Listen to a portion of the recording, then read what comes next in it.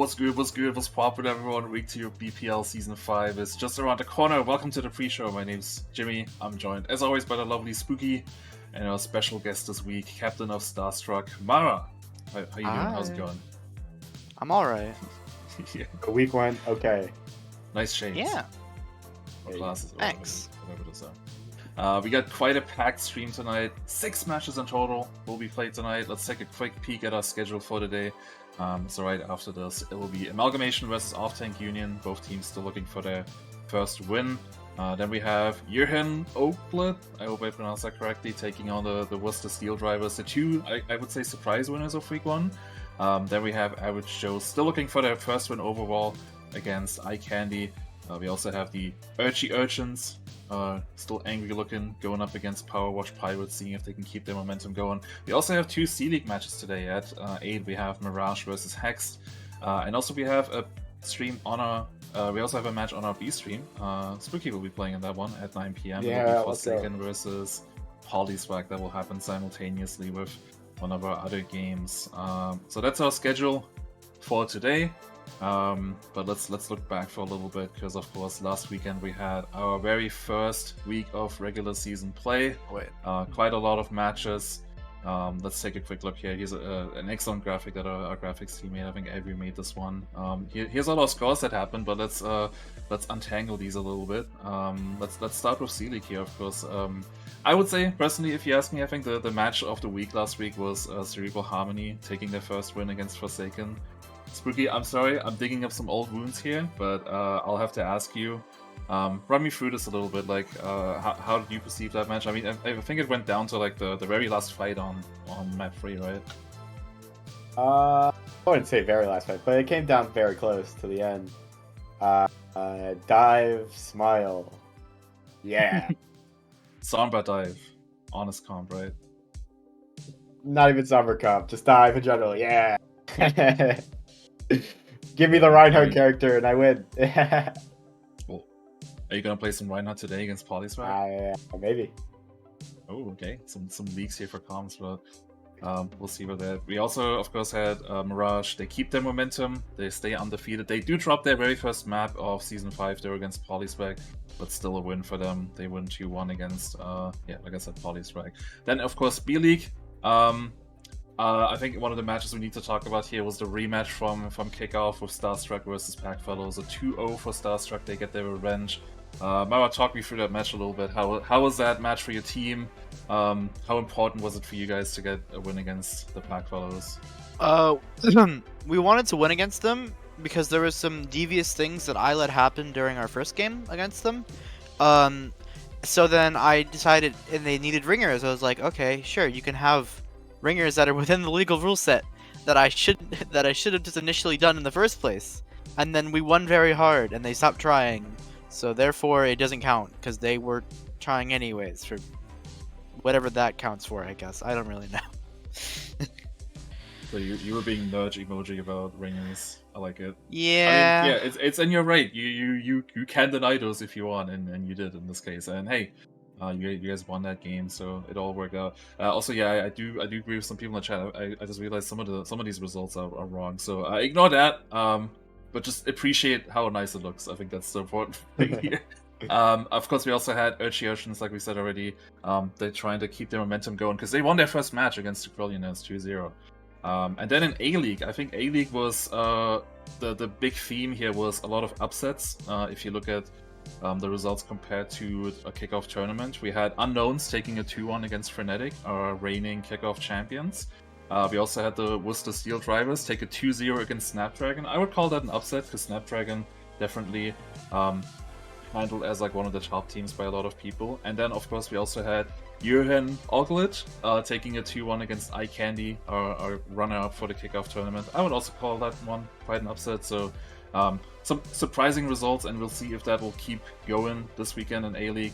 But yeah, these are our results. Is there any other matches you two want to maybe highlight that happened? Yeah, just the biggest highlight is 5 out of the 6 teams lost and made the finals. The only team to make the finals was Mirage, and they won. That's true, yeah. But they almost lost because of a C9, but they won because of a C9. So there you go. Yeah. quite an interesting. I play. think maybe Jinx versus Tuatha I think is how it's pronounced. Donan? I don't know how it's pronounced. The It was actually kind of an interesting matchup because I think a lot of people were very high on my dog is barking, I'm really sorry. Tuatha in the preseason, and then to lose, I'd argue that she is riled up right now. Show I'm it sorry. to the camera. I mean I could. She's being politely very loud. I got her. Hi, Aw, little Singing goblin again. child. Goblin child. I'm sorry. Oh.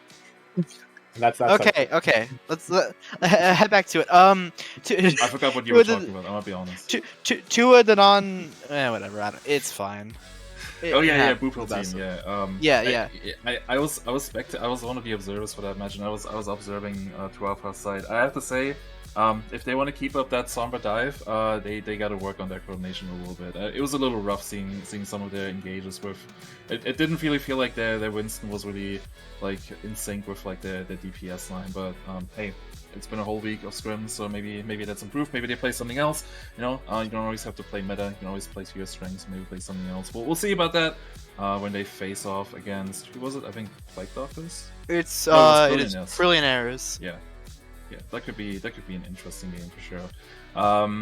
So yeah, that's a recap segment. Now let's get back into our Twitter question of the week. Once again, we asked you guys on Twitter a question, and this time it was honestly this was the best one we could come up with. We were thinking about, hey, let's keep the tribalism going a little further here. Which league do you guys think will? Well, basically, the question is, which league's the best league? You know, honestly, which league will contain the closest competition? We have A, B, and C this time around, and we got some good answers. Maybe we can show some of them on the screen. Yeah, here you go. Ignore that one on the bottom left. That was a paid message, obviously. But yeah, a lot of C League Union advocates here. We also got some interesting responses here from a Siren who said that A League for sure, B League, C League pools a little bit too wide talent wise. I think Drayton also kind of talked about that a little bit. Some fraud teams being called out here, and C League because of some interesting draft choices. Now we have some C League super teams. I don't know which one he's referring to. Maybe his own team with Cerebral Harmony. I would imagine he's talking about Mirage personally, but that's just me. Probably, yeah. Mirage I think also is... Wheel going to C League is also crazy. Wheel going to C League is obscene because that guy is crazy. That guy is so good. We can talk about that later. That's true. Yeah, All right. But yeah, thank you very much for everyone who engaged with our Twitter question this week. We'll do this again next week. I already have an idea for a cool one, but I'm not going to disclose it until we talk about it later. But yeah, that's our Twitter question. Let's get into some preds here, because we do have some matches coming up soon. I asked everyone here to pick a match for a certain league, and surprise, we actually, I think a lot of us picked matches that were happening today. So quite a stacked schedule of matches for BPL tonight. Let's start with C League. Of course, Spooky, it's your choice again. Which no match bias. do you go with? No bias. Yeah. I picked my own match. And why is that? Why do you think this one's gonna be? Why should people tune into this one? The shithouse game that we did last week. It's out the window. It hasn't happened. It's the bounce back week. We need to win this week. Okay. Well, let's see what we predded. I forgot. I think I went with Forsaken, but let's see. Caesar, yeah, I think all three of us went with Forsaken. We all went with Forsaken. Yeah, they lost their first match, but they had a pretty good run in kickoff tournament, and yeah, I think if they sort out some of these issues they may have against Cerebral Harmony, then this should be an easy win for them, and at least in my opinion. But I think you two probably agree with me. You surely never count out Swirlhawk, is what I'll say. Surely I agree with myself. Surely I agree with myself later in another segment. Surely I don't contradict myself. Alright, let's go. Well, let's move on to B League. This next match, Mara, you chose this one. Which one did you go? I did not choose this one. You're lying. You chose wait, this. that's me. Yeah, you're right. I went with the Urchins just because.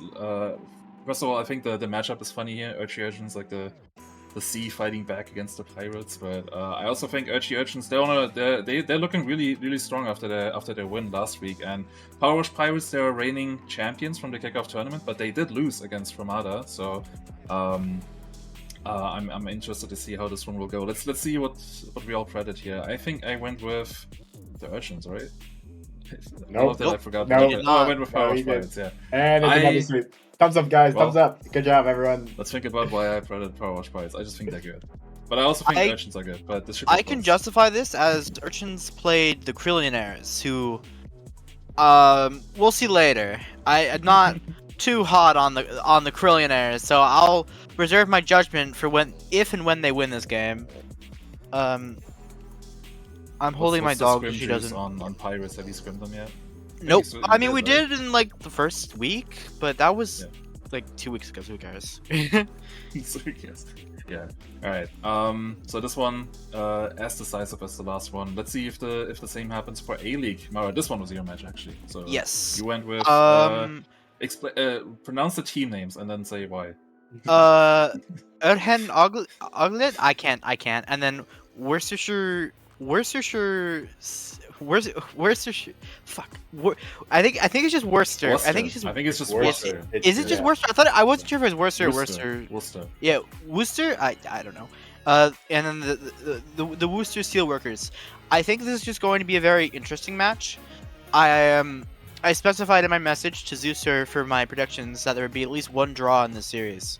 Because I think there probably will be at some point. Yeah. Just for some reason, like these teams are.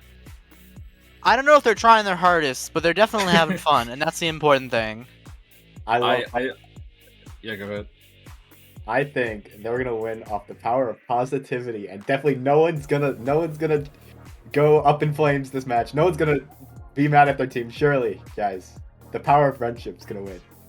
Yeah, I agree. I think these are two teams that have such like positive whimsy, and they're just playing their own thing. You know, they're just having fun. They're playing their own metas. We might see some Roadhog. We might see some Junkrat again. Because actually worth mentioning, these two teams met already in the kickoff tournament, and I think it was the Steel Drivers who won that match. The Steel Drivers they have played 4 games this season. This is their 4th game this season.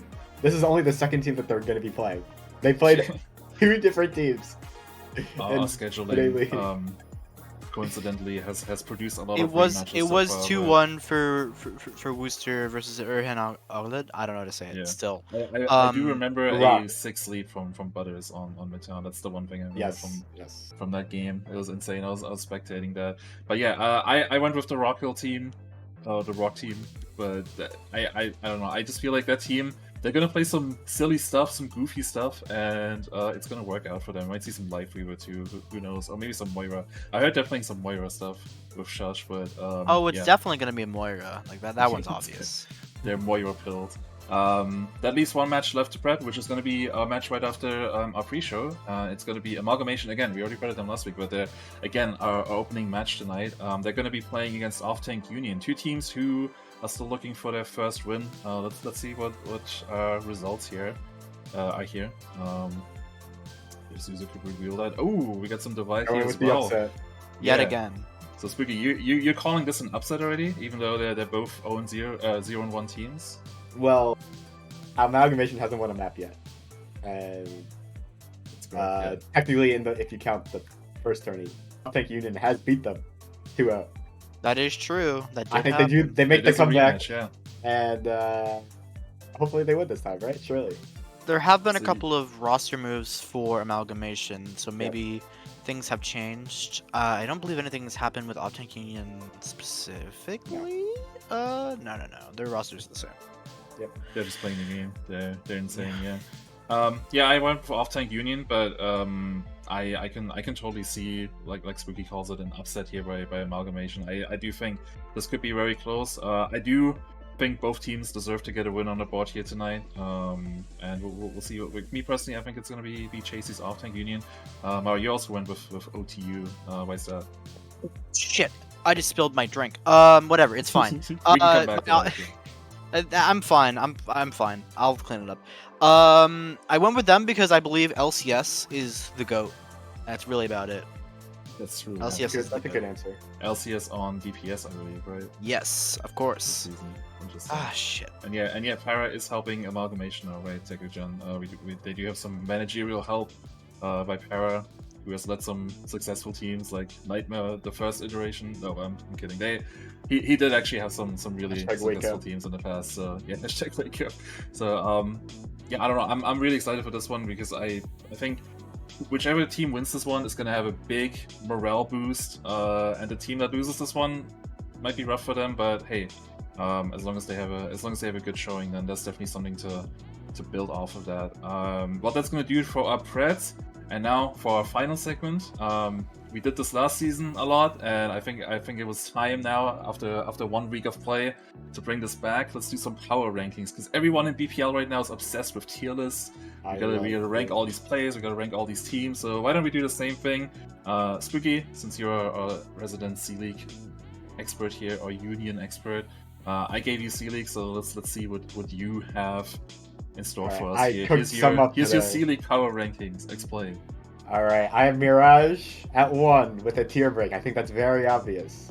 Winston Wengira. This is the Wheel talk that I'm going to go into. I think Wheel can carry this team with the ball count. And that's why I have another break. And then you have the rest of the pack. You have no idea where they are. They can be anywhere any other day. You can win. Like 8 can beat 3, 3 can beat 8. It can be anything. I think there's so many teams that can face someone else. And C League is just the mess of who plays good that game. And that's it. Okay, fair enough. All right, so this is C League. Let's move on to B League. Mara, since you're our resident B League person on this show, I gave you B League, and yeah, I think this one's gonna maybe rile up some people, but I'll give you the stage to explain why you went with this order. I'm not biased at all. I just think my team's really good and we're awesome and we're poggers. Number 2 being Fermata. Fermata is probably the best team in the other group. Number 3, Interstellar and Doko Demo Drivers. I think both those teams could potentially go up. I put Interstellar above Doko Demo Drivers because they won their game, which is I think that's pretty simple. Powerwash Pirates at 5 and Urchins at 6. I think they're like mid at the moment. I'd say it's really could be a toss up, and then like 7 to 12 are a fucking throw up. Actually, 7 to 11. I think Crillionaires are like they're having fun, but I don't think they're a very good team. Maybe they are. Maybe they'll bring it up. You have Gummy Who Ship knows? below Plague Doctors, even though they won. Oh, I have some words for this one. Gummy Ship Gummy Ship.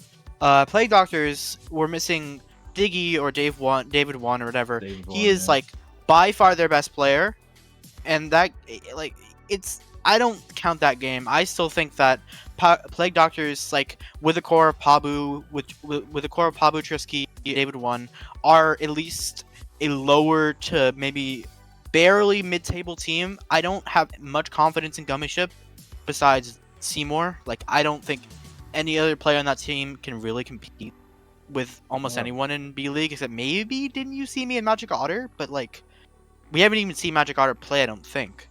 I don't know if that guy's played yet. I couldn't tell you.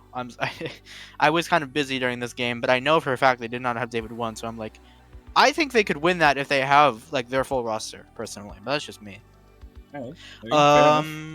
Yeah, and then like Jinx and Tuatha the Danon. Again, Jinx just won that game, but I'm not too confident in those teams just yet. I believe I did Pred. No, I didn't. The Preds didn't even matter. Neither of these teams are playing today. Never mind. But yeah, and then Packfellow's 9. I don't know where to put that team because like they haven't played with 5 players that are on the team yet. I don't have much confidence in that team. This is me being genuinely objective. This is besides like my actual opinions on. I don't think that many players in that team are particularly good besides Creamer, who's been surprisingly very, very good on the Ramatra. And Timorin, who's been very consistent in BPL for the past however long he's been in the community. He's always been consistently an above average player, I'd say. and he's been very good in recently in tournaments like Kitsune League. He was very good on his teams, like in his role, despite his team being kind of bad. So I'm Okay, like, so you think Pack Fellows I believe. below average? Yeah. All right. I just think they've fair got enough. some potential highlight players, you know. Yeah, I can see that. Definitely, whenever Cream is in, I think the chances of winning drastically go up. But yeah, that's Mara's B League rankings. That leaves one league remaining, and that leaves my power rankings for A League. These are the factual power rankings. And hey, I'll quickly go over this. I have Frenetic over Unknowns, even though they lost to them last week, and that's because I think Frenetic they learned a lot from that loss, and I think this has made them ultimately better. You know, even when a team is dominant, there has to be a time when they fall on their face and they lose. And I think this came at the right moment. I think they've learned some lessons from this, and I still think they're the best team. But Unknowns and Crusaders, I feel like those two are definitely right on their heels and have the chance to maybe take that #1 spot depending on how their matches go this week. Average shows, even though they haven't won a single match yet in BPL in Season 5, I still think they're one of the top teams. They didn't have their tank player last week, so I still think there's a lot for them to show off. And I think they do have almost full roster this time around, so I'm very, very excited to see. And I think this weekend will be the litmus test for that team. If they do well, then I think they deserve to be up there. If they lose this weekend as well, then put them down. Put all the Scrimbox in the toilet. What's up? All I'm saying is I think you're underrating Aquila still. I think that team. I did not know where to put them. Honestly, Yeah, I don't blame you. The important part for me was the top 4 here, and then everything in the midfield for me is like everyone can go everywhere. You know, like Snapdragon could be at 5, they could be at 9, Aquila could be at 5. Like these 5 teams here from 5 to 9, I feel like those 5 teams can just like go up against each other, and there could be varying results here. So I didn't really know how to order this. It's kind of random, I'll be honest. What wasn't random though was these bottom 3 for me here. DIY, Off-Tank Union, Amalgamation. I mean, DIY, they won against Off-Tank Union, that's why they're higher. And Off-Tank Union, Amalgamation, I will say whoever wins the match tonight will take that 11th spot, at least, depending on how well they play. So yeah, we'll see about that. It's always hard to do power rankings after just 1 week of regular season, but we will come back to this in future weeks. Maybe not every week, but maybe further down the line we'll update our rankings and see how well we predicted these teams. But yeah, that is gonna do it for our pre-show. These teams are rating, so we shouldn't yap for too long here. I want to say thank you very much, Spooky, as always. Also, thank you, Mara, for being our guest this week. Hope you enjoyed it. I had fun. Yeah, I had also fun deliberating everything. You know. And also huge thanks for Zuzer for being our producer this week, since Nox on vacation, I believe, right now. So yeah, we're gonna go to a quick break, and then we're gonna throw it to our casters for our first match of the night, which is gonna be Amalgamation versus Off-Tank Union. You don't want to miss this one. Be right back. Goodbye, everyone. Bye. See ya.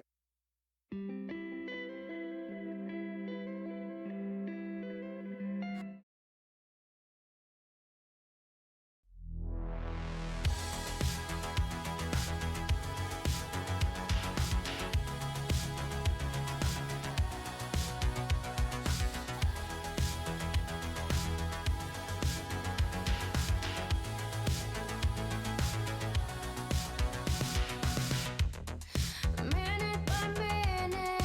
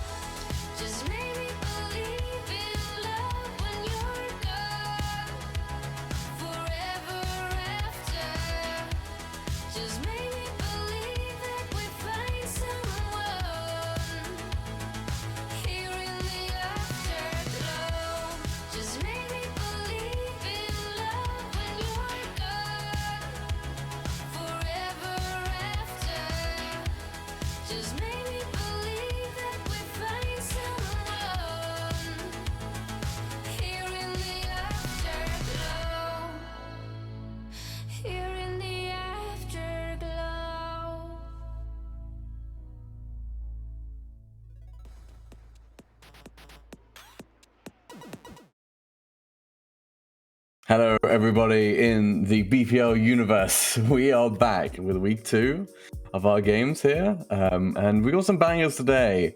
But we're starting off here with Amalgamation versus Off-Tank Union. I'm Ippy, joined by Jace on the P by P. We got there in the end. All the P's and B's are available today. Talk us through some of this match, because it's a bit of an interesting one, I think. Yeah, so this one, I think if you looked at it initially and you looked at both of these teams and you paid attention to any of the tier lists or whatever, not that you should, for the sake of your own sanity, mental health, and chance of getting into the pearly white gates of heaven, it's not exactly going to set the stars alight on paper, but I think this game will still be good, and I think both of these teams are actually a lot better than what people give them credit for. We're going to have a quick look at the standings, Santi Solomon and co. Both of them, took an 0-2 loss last week. Particularly Amalgamation have had some really unfortunate roster issues. If you're aware, then you're aware, and you can just, throw the aware emote in Twitch chat and be funny. But if not, then they've had roster issues, of course, having the EP. And Off-Tank Union, I think their roster just needs a bit more time to bond together. So really, like for both these teams, both at the bottom of Group 1 here, really the only way is up. And speaking of up, let's also see who is up today in the games we got later coming on, because we got some big ones. I'm getting you to change through all the scenes. We got this team versus Worcester Seal Divers. The pronunciation guide, Urchin Ogledd. Is that close enough? I think close so. enough. Mirage versus Hexed. Hexed. Hexed, yep. Just Hexed. Yeah. Hexed is a hex editor. That's no. Average Joes versus Eyecandy and Urchins versus Powerwash Pirates. I think some cool ones. Some cool ones today. Mix of different leagues on the A stream, which I think is always fun. It's always good to see, like, you got this and this. But if you really want to go to some C League action, you want to head over to BPL 2. We got Forsaken versus Polyswag in 3 hours or so. That game should be a banger. When I look at the rosters, I love rosters. Union are certainly one of the rosters of all time. Chasey, I do believe, is the solo tank. LCS was on, 3rd place Nox last season in A-League. Poseus has come all the way up from my team last season in C-League. Pez was too good for C-League last season, though. For sure, him and Thomas were deadlifting us 2v5 at times. So I do rate Pez. I think he's potentially going to struggle if they have to play him on Sojourn, but if he can play the flex DPS like the Echo, like the Genji, like the Pharah, he'll be good. Marnie back on support after the slight disaster that, shall we say, Kitsune Blossom was. And from Amalgamation, they got a bunch of players. Obviously Interflux, their captain, played in Season 3, right, Ippy? But apart from that, Gavin is back from Slasher Films and formerly Cowabunga, but everyone else, Tragedy, Pingu, Luma, Strudel and Melon, it's their first times.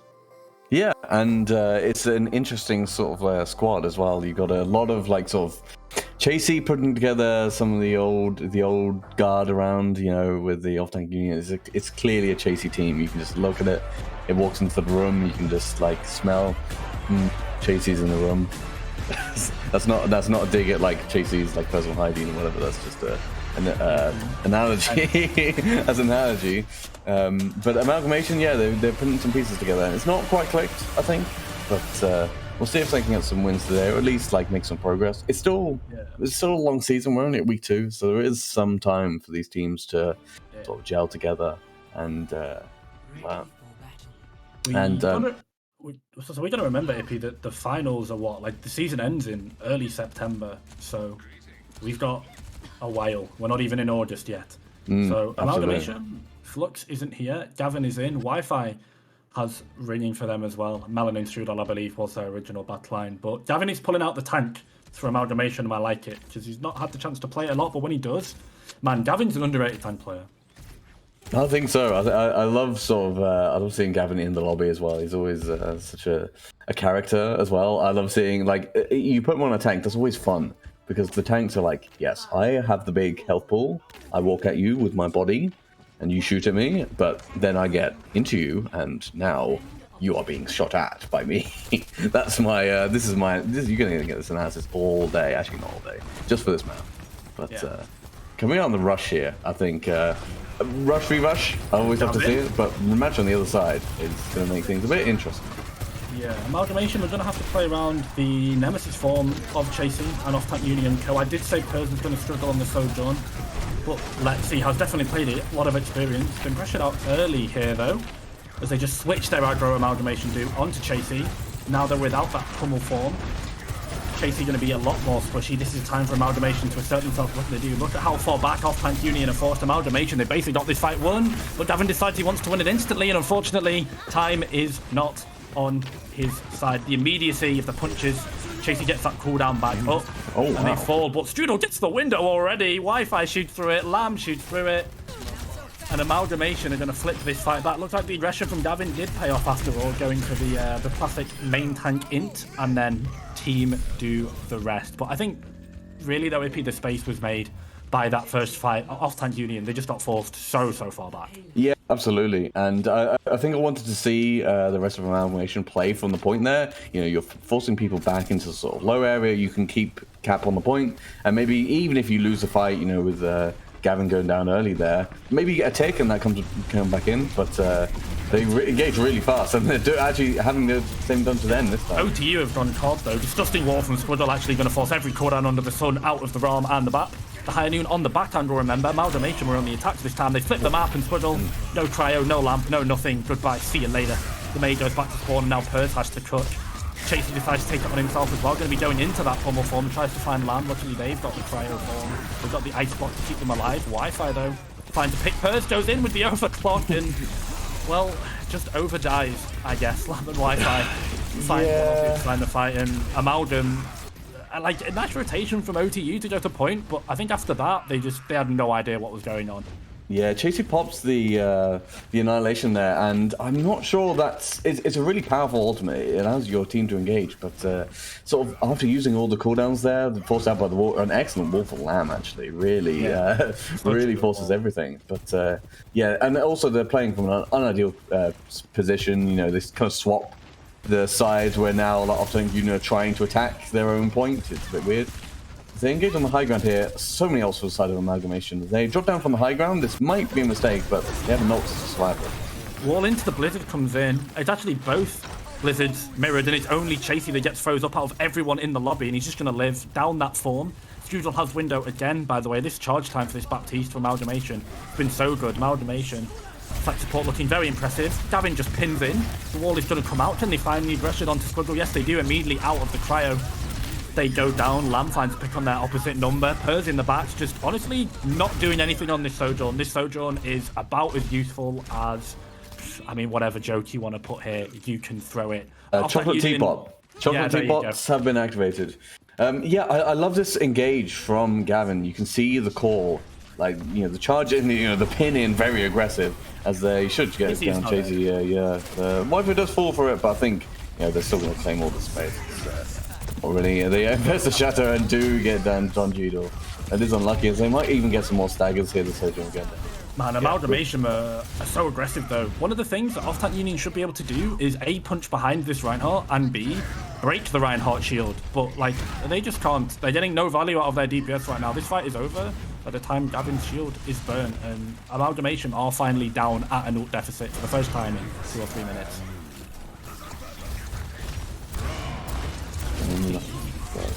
Getting anything from it. So I love how they're pushed this far up. Look how far up they're pushed. Ooh. Okay. Don Cheadle has tried to save it. The Don Cheadle word of the day is hope for off-tank Union. They're going to try and stabilize. Looks like they do. Okay, a little bit of an overlay stuffed fight. I thought Amalgamation was going to go Inippy. They did not. Off-tank Union, finally they get the hold.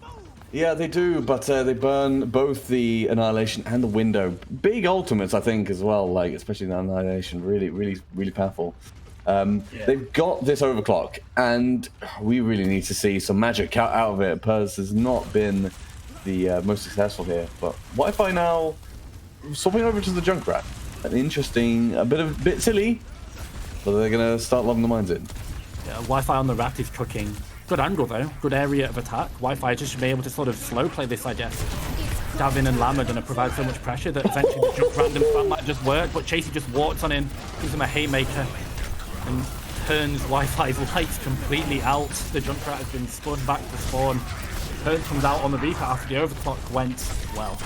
up short, didn't find anything. Squirrel though, got those Storm Arrows, gonna find Gavin, and I think that's the big pick over for the side of off-tank Union. They've got the Reaper, they've got the Rom, they've got this Amplification Matrix coming up late in the fight. Amalgamation down Reinhardt should just run for the hills, and they back out.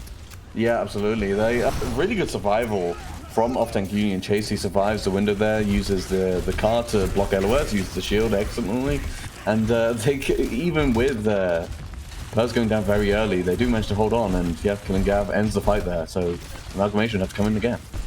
Deep fight for Amalgamation here though. Slam, Earth Shatter, Lamb has got his ultimate, and Wi-Fi is coming up on theirs as well. Both DPS Urchins just basically win a fight on their own. One of them is going to force Lamp, the other one should just force off-tank Union to hit the floor. Here we go, Wi-Fi around the corner, but Chasey, massive value with that Nemesis form into the Annihilation, but they just blow him up. Wi-Fi gets the tire onto Pers, and they rotate into the Junkrat because if they have to, they're on a timer. And unfortunately, the sand runs dry at the end of the stopwatch. Davin finds a pair. Wi-Fi in again too, but Amalgamation, they just kind of ran off-tank Union out of the building here. There was nothing OTU could do, and Amalgamation are going to be taking a pretty healthy time bank on their first attack. Absolutely. The tire as well getting Perseus. A quite surprised kill. Obviously, the Reaper has the Wraith form, but I guess just didn't see the tire coming around the corner. No Lamb to save him. So it does fall down to that, which is a shame. As I think as well, for the side of off-tank Union, they did sort of hold sort of okay. You know, it was a very fast A, obviously, a pretty fast B. They did have a couple of fight wins on C, which does whittle the time bang down just a little bit. Yeah, 141 on Eyecandy, that's a good time, and that's going to be pretty tough to even match. I think if Amalgamation are going to continue playing this main cast rush style.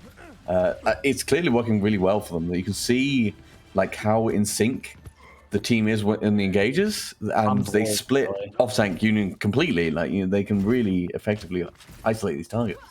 Yeah, Lamb's walls, by the way, have been so good. Just quickly, am I insane or are off-tank Union insane for running back the same composition? I guess they've made the Hanzo adjustment instead, but I'll be honest, I really don't like the Sojourn into this comp. I think it's not like it's Pers's OTP, and I don't know, like it's just I don't think it's a good fit this map either. Like there are definitely some like Sojourn maps that you can play. Maybe it's a sort of alternate pick on something like Circuit Royale.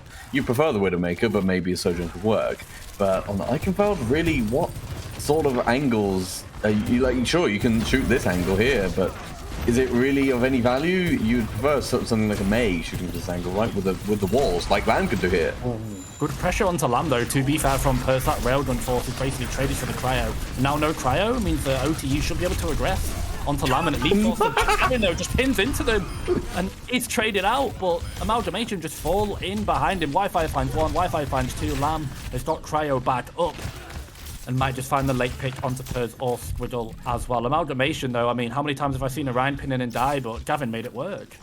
Absolutely. I think it's honestly a little bit shocking.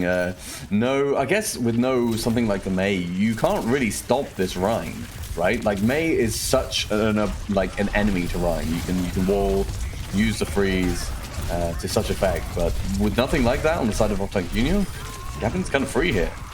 The lack of CC as well, really, as such is the case of Overwatch 2. Chasey just gets completely obliterated there, and now off-tank Union have to go back to the drawing board. 2.5 minutes left, and considering Amalgamation's time bank, it's not looking good for OTU on Eyecandy first here.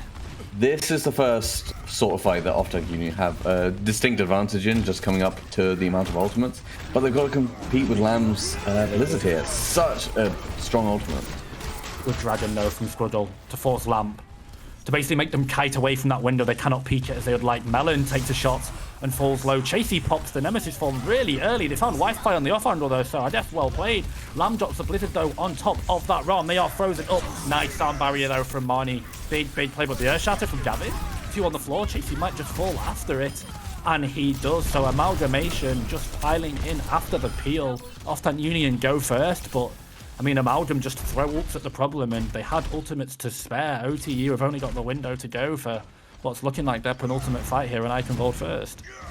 Absolutely, and a really good rotation of those ultimates as well. You saw the Blizzard lie down for the Annihilation, and then, you know, the health bar's going up, so you use the Shatter as well. But, Oh my God, Gavin. oh, come on. No way, Gavin. He can't keep getting away with it. Wi-Fi in after it as well. And they have to do something about this, man. Like, they can't just let Gavin shift into them on cooldown. You need a Mei. You really need a Mei, and I think maybe it's a bit of a weakness from the hero pools, perhaps, for Off-Tank Union. I think maybe, did they scrim this? Is this, you know, are they sticking to what they scrimmed? I think we need to see this mid-map adaptation from Off-Tank Union, otherwise this might be just a done series right here. Here we go. Here's the window. Now they finally have the damage to kill Gavin. Otherwise they didn't. This is unironically an optimal play from Gavin to just shift in. But that time he gets caught with both DPS behind the amplification matrix from Don Cheadle. And finally, the hope is brought via the Baptiste for OTU, and they get the flip onto the point. OTU, though, luckily still keeping hold of both DPS ultimates for what's going to be a very tricky gate hold. Absolutely, and looks like, yeah, Gav is guarding doors close. They want a close hold here, and actually they jet out right away. His speed boost activated. What do they do? They actually isolate Don Cheadle already. Yeah, great hit. The Baptiste falls, the slam comes in just for good measure. They've got their eyes on the Mei behind. 5-strike 1 hit, 5-strike 2 hits. But Sustain comes in on top. Chasey falls. And Amalgamation now just need to regroup and get out. This fight has been won for them. Squiggle, though, great exit pick onto Lamb. That makes Amalgam's first hold. Their second full hold here. A little bit more difficult. Absolutely. Melon is going in for the Lucio 1v1 and does actually win it. But yeah, I think it is. I think they're going to have to back off here. Yeah, they do. It's card comes through. It's an interesting fight win, but again, besides the ultimates for Amalgamation, and also just the time bank, they're not worried at all with this loss. You know, it's a bit annoying that you didn't get the hold, and you want that spawn hold to waste the time back even more, but Amalgamation have the position they want. They can engage right this and use the Blizzard all the window right away. Gavin charges into the back line. Is he drunk driving or is he cooking? And it looks like they were just a distraction. They were a Mirage, they were a mirror filled with smoke behind them. Perseus falls and they get the Sojourn. No overclock. Wi-Fi gets another one. And Amalgamation, it just feels like they're just walking in. Speaking of drunk driving, absolutely, Gavin. Fortunately, buddy, you griefed there. You entered. Off-Tank Union have been allowed a way back into this fight. Let's see if they can capitalize. Yes, they can. No shield. Squiggle has been cooking on this Hanzo when given the opportunity, and that is a golden one at it. And I think it's just going to be staggers on the cart for Amalgamation. AP, they did the easy part, they did the good part, and then Gavin just decided to press shift. They did. And Melon also used beat really early that fight. They used both support elements pretty much instantly. The window I can understand, you want that damage, but you really want that beat for losing, you know, Gav early and sustaining in the fight. As they end up brawling on the high ground here, I do think they sort of retreat. But how are they going to engage from this high ground? I guess Amalgamation are just trying to force resources and as many ultimates as possible out from OTU to decrease the likelihood of them capping second. Blizzard is dropped in on top immediately from Lamb. Percy slow on the overclock. No one looking at him. He finds one. He finds two. The window as well from Don Cheadle, but he drops down and just gets crushed by Melon and Gavin's hammer. That main tank, though, that Reinhardt from Amalgamation falling very low. Had to hold off the car. Off-Tank Union, they're going to have to fall back and recollect themselves here. I think the call there was kill Don Cheadle. Don Cheadle must die. As you see, literally everyone from the side of Amalgamation in the small corridor there. It does end up with a win, but this touch is going to have to come from Chasey on the ball. Not an ideal hero to contest against such the presence that Amalgamation can have with the heroes they got. And Chasey's going to have to be in and out. The freeze on the Mei as well, he's not going to be good. Strudel just takes care of them, so now the tank has to go to court. Strudel jumps forward with that Dragon Strike, but it's not going to be enough. Amalgamation, they managed to end that fight 1 or 2 ago, but they were just able to, I think, draw so much time off the clock, force OTU into so many fights, and when the spawn hold got favourable for the side of Amalgamation, Off-Tank Union didn't really have a chance. Amalgamation go 1-0 up and they were cooking a little bit, but I'm down to taste the final meal, at least, down to taste the main course, because they are one map away from a 2-0 and getting back on track. It's Gavin is kind of getting away with murder a bit. You pinning from about 20 meters down range, running into your Baptiste and killing. Or not even that. Even in the neutral, these charges are coming in and getting picks. Even not even like charging in and like displacing the team and then end up inside the enemy team and then get a kill, as you might expect. Just being like getting the flex support or the main support or something like that, taking down so much of that healing, and then, you know, from the surrounding chaos, the rest of Amalgamation move up behind Gav on the Rhine and able to sort of pick up everyone else that's there. Yeah. This won't happen with a different composition. Sure, you can use the window, you can burn down the Rhine as he charges in. That makes sense. But you're not going to have window every fight. You are going to have Maywall every fight. You are going to have cast Mag Grenade every fight. These are the kind of options that I would expect. It's actually that. There was no... Honestly, like, it looks like grief from Gavin, but I kind of have to give him credit. This happened in my C-League game last week. Like, Girdler was ringing on tank, and there was nothing we could do. Like, when he spotted the Sombra out, so we just shifted into our team and managed to find our support, like, on a couple of fights. There's nothing on the side of OTU that can really punish Gavin from just shifting into their backline. That's exactly what he did, just repeatedly. He knows that if the long fight goes down, his shield will get broken. So why take the long fight, Ippy? Just charge in there. It's like classic. I say classic. It is so... I don't know what the word, but it's just a perfect example of how Overwatch 2 is played now. Just that level of hyper-aggression. You looked at it in Overwatch 1 and you're like, this guy's inting, kill him. But then you try and kill him and you can't because Lamp comes in. You get double healed. Your DPS follow you and afterwards, and it works. Off-tank Union, they were left stunned. They were playing Sojo and Hanzo into a charging Reinhardt in their backline. Like, what are they supposed to do? They can't kill him. Absolutely. And as we look forward to our next map here, which is going to be Antarctic Peninsula, this is such a low ground favored map. The Rush is a very popular pick on this map. Yep. And, you know, are we going to see what we just saw again? Are we just going to have like a repeat of Eyecandy, but it's colder now? Or are we going to see some adaptation from the side of Off-Tank Union? Maybe a chance to sort of rotate these different players in, maybe expand on the sort of hero pool that we see. I would like to see it because I just don't think their composition really was effective against what Amalgamation was bringing. And ultimately, Off-Tank Union were trying to... Their composition can play to kill the Reinhardt and burn down that Reinhardt shield, but they just couldn't do it. OTU, not going to make any adjustments. Pairs on the Sojourn, to be honest, still don't like it, but of course there's always potential to swap. Squiggle, though, was a bright spot for them on the Hanzo, and if there's any map to be able to cook, this is the one. Wiper, though, on the Bastion. Ippy, quickly, what do you think of this Omnic? This is cooking to the maximum degree. I think... I don't have an idea of what the Bastion is, other than there's a lot of damage coming at you, and it forces this kind of like, I mean, look how they have to use the cover here to even play. Amalgamation can walk anywhere they want on the map, and Off-Tank Union have to respect this, because at any point, the Bastion can transform into a 300 DPS machine and burn down anyone they choose, like the isolated Chaser here. Chasey's just split. Chasey, I'm not quite sure why you're there when your team are taking point. I guess you don't want to be low ground against the Bastion because they'll just peak high. Good cap though from OTU. I was begging for them to take the point because that is what Amalgamation give up when they go to the high ground. Gavin though, a little bit split from his Lucio, but looking to aggress nonetheless. Chasey getting burnt up here on the high ground. And Gavin is just shielding, I guess, nothing right now, but OTU have coughed up the point for free, but now they've got high ground, so Amalgamation might just wrap. This might be just they take high ground, we take the point. Yeah. We take the point, they take high ground. Just rotate forever the video game. I love this game. So actually we do finally see a fight on the point, but Chasey's so low already. And Strudel's window is once again up in record time. Amalgamation still has control of the point. Nice rotation from them.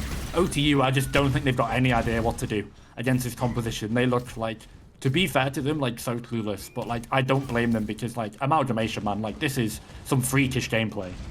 It is really interesting. The Bastion as well, like doing work, I think.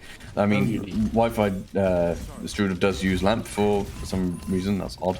I don't know if Off-Tank Union are going to notice that cooldown is is gone now, but it is definitely, you know, an opening for them. They can now sort of attack the point, knowing that Don Cheadle's in the backline here with a window. Is this what we're going to see? This is very odd. Casey's been isolated though. Lamp doesn't even connect actually from Don Cheadle. It misses, and now the cooldown is forced. Pers though finds it onto Wi-Fi. That's the power of the Sojourn against the Bastion. You're able to build up so much charge, and you're never going to miss that railgun. Pers gets another 1-2. Finally, the Sojourn is being able to pop off Squidwell as well. Has found Strudel. No Baptiste is just all sustained on. And Amalgamation, they've got a 70% and counting on the points. But now they're going to have to rotate into OTU, and OTU should find it a little bit easier in the next coming fight also. OTU do have the DPS ultimates online, but I'm struggling to think how you would use them very effectively. The Dragon Strike is okay, but you know, with Lucius speed boost, you can easily move yourself out of that. And with the massive Reinhardt shield, what are you really going to hit with Overclock? You know, maybe if we see a flank from Perseus, then we might see it, but we haven't really seen that gameplay. Pers connected onto Lamp there. I believe Shatter was actually blocked by Chasey's shield. Unfortunately, Perseus takes one to the head with Overclock. Wi-Fi doesn't care, just going to do it in the neutral. Here's a charge. Amalgamation will force the point. Squidwell though, 1v1, doesn't just manage to find that kill onto Strudel. That arrow barely skids by the head. Wi-Fi though is not missing with these railguns. 2 out of 2, 1 onto Pers, 1 onto Don Cheadle. And OTU are sent back to the spawn. 90% now on the board. Pers has gone over to the soldier in a desperate attempt to touch. Squidwell falls into the 1v1 and Melon. OTU are scrambling here. Amalgamation has got full control of the tempo. Nice beats. Chasey knows he has to touch. 98, he just about gets there. Power blocks and dies. And it really is a disaster. And off-tank Union, they just haven't been able to get going here in this series so far. Amalgamation have forced them onto the back foot. OTU are really struggling, and as I've said before many a time, like when you force the enemy to adapt to what you're doing, it just feels like it keeps working and they can never recover. OTU cannot find the answers in these picks to be able to punish the level of aggression that Amalgamation are playing at. Yeah, absolutely. They're kind of like putty in Amalgamation's hand, really. They're kind of playing exactly into their game, and like, you know, they're playing this incredibly hyper aggressive composition. They're running at you. You aren't disengaging effectively when a disengage does happen. You know, you're getting your tank split off. You're splitting off other members. Some of your support's going on sort of weird flanks, weird times, and you know, occasionally, you know, Wi-Fi just hits the shots, right? Like it really is such it's not really a contest. I think here is the first time we've seen a different comp out of Off-Tank Union, and it's, you know, potentially at their match point. As we've really got to see them, you know, use this mate and make it work. They got a good angle though, but Don Cheadle just dies to the fire strike. No lamp committed, and all the cooldowns and HP for OTU is so low. Gavin though has overextended. Definitely has overcharged there. Chasey though disconnected from his team, looking to go to the objective now. That Squidwell without cryo, half HP. Lamb is just going to clean them up. And unfortunately, Chasey's left his team on an island, or vice versa. Off-Tank Union, their rotation is just split. I'm going to have to call it how it is. They weren't on the same page there. And Amalgamation, even losing Gavin, still find the punish and the first fight. It was, I mean, it was down as soon as Don Cheadle was hit by the fire strike to go down. You lose your flex support there. You know, Gavin moves forward, does die for it, but makes so much space that it's easy for the DPS to wrap around to alone Chasey on the point and very quickly burn him. As, now with this high ground position, Gav can sort of rotate, look for the enemy team. You can see, like, how well Amalgamation are sticking together here as Off-Tank Union look for an entry in this kind of neutral fight. Wi-Fi's fire from the back. Is it spotted out? It is. Only a couple seconds left on this. Should expire in any moment. Surely not. No, Don Cheadle, the lamp is not out in time. Wi-Fi finds a pair. Pers as well. Man, such an illegal tire. I'm pretty sure lamp was available. Just came up. As it gets taken down. Man, Off-Tank Union, these mistakes are so simple. Amalgamation, though, to be fair, are playing at a very aggressive tempo. And playing very well, but Ippy, man, like, I just can't give Amalgamation too much credit with what I'm seeing from OTU right now. Yeah, absolutely. I mean, Off-Tank Union are coming out to a lot of ultimates here. They've got the Annihilation, but I mean, if they got... No! Oh my god, Gavin. Gavin has made Chasey look silly there. That's Cowabunga on Cowabunga Prime. The cow on the surfboard is now off the surfboard, and that cow was drowned. It's just, 4 feet under the sea, alongside a submarine with a bunch of wealthy billionaires on the Titanic. Too soon? Maybe. But Amalgamation... Chasey has this Annihilation, and what I've seen from Annihilations from Chasey so far is they last for about a second. So he's not really able to get into the positions to use them effectively. Dragon Strike comes out to try and split people on the high ground. This is an excellent split. Can they catch it? No, he gets charged off. Again. Oh, there's no way. Blizzard on top as well. Somehow Perseus gets frozen up. Nice window from Don Cheadle, but Gavin once again has found an illegal amount of value with that Reinhardt shift. And I've never seen it be this useful. Truly, you are in the age of Overwatch 2, ladies and gentlemen. An Amalgamation, a 200, in a 100% to 0. Just completely speedrun OTU. And this has been a very negative cast from me personally, but like I'm just looking at this game and I'm just like, what is going on, man? But to be fair to Amalgamation, they had such a good understanding. I am always an enjoyer of the Ryan May composition. Giga Chad when it's been played, and it's been picked up in AL by the London Spitfire to various success. Have people forgotten how to deal with Reinhardt May? And I think the answer, Ippy, is yes. EU heads rise. Amalgamation are going to earn their first win of the season. Off-Tank Union dropped to 0-2 and 0-4 in maps. Absolutely, and I mean, excellent sort of use of the composition. They played it really well. They know exactly what the win conditions is, and I love that last fight where the Dragon Strike comes through. They isolate a member of Amalgamation, but the team's ready for that. They sort of take that in. Chasey gets charged, and even that one advantage they had, they still played around it really excellently. Amalgamation, like Gavin was basically inting the entire map. It's just a case of whether they were actually able to kill him. And even when Gavin died after Off-Tank Union were able to find the opening pick, he's forced them so far back that now they have to rotate into Amalgamation. You've got angles, you've got poke, you've got damage, and they've got resources as well. And quietly, like the best player in the lobby, I think, was Strudel. Strudel was able to build up these windows so fast. So, yeah, I don't know, that was a game of Overwatch, to be honest. I always feel bad because it was essentially like soft flaming the entire time. But man, Ippy, like Off-Tank Union, they just didn't know how to deal with it, to be fair. And I've been there. That's going to be a heartbreaking loss for them. That's going to be a tilter for sure. I would have liked to see, just even if you didn't, like maybe the team doesn't play May that well. Okay, fine. I'd like to see some adaptations into other heroes. Like maybe we play an off-tank in this Off-Tank Union. I don't know. Like maybe we go for like a Diva dive or something. It's very weird and might not work, but it's an idea that you can apply to a game and like try something, right? Like I think sort of sticking to the sort of game plan that they came in sort of doomed them, because they're just kind of running their head into a brick wall every time. Occasionally they win with, just ultimates based on the ult bank at the time. They have 3, the enemy have 2, or you just get a pick, right? But they weren't doing that effectively enough to make that game plan work, right? Like if you that's your kind of like idea, you need proper in your team getting Sojourn rails from across the map every fight. And yes. I don't think Proper's in A-League. I don't think he was in the auction. So you need something else. You need something else. In true BPL fashion, Proper is on a jail team right now, but unfortunately it's not competing in Bad Pachimari League. How would Shock do in A-League, do you think? They'll win? I mean, the white boy battleline is kind of spicy with it. I've heard certain things, but Renko at times looks like he would be a solid 150k player in A-League.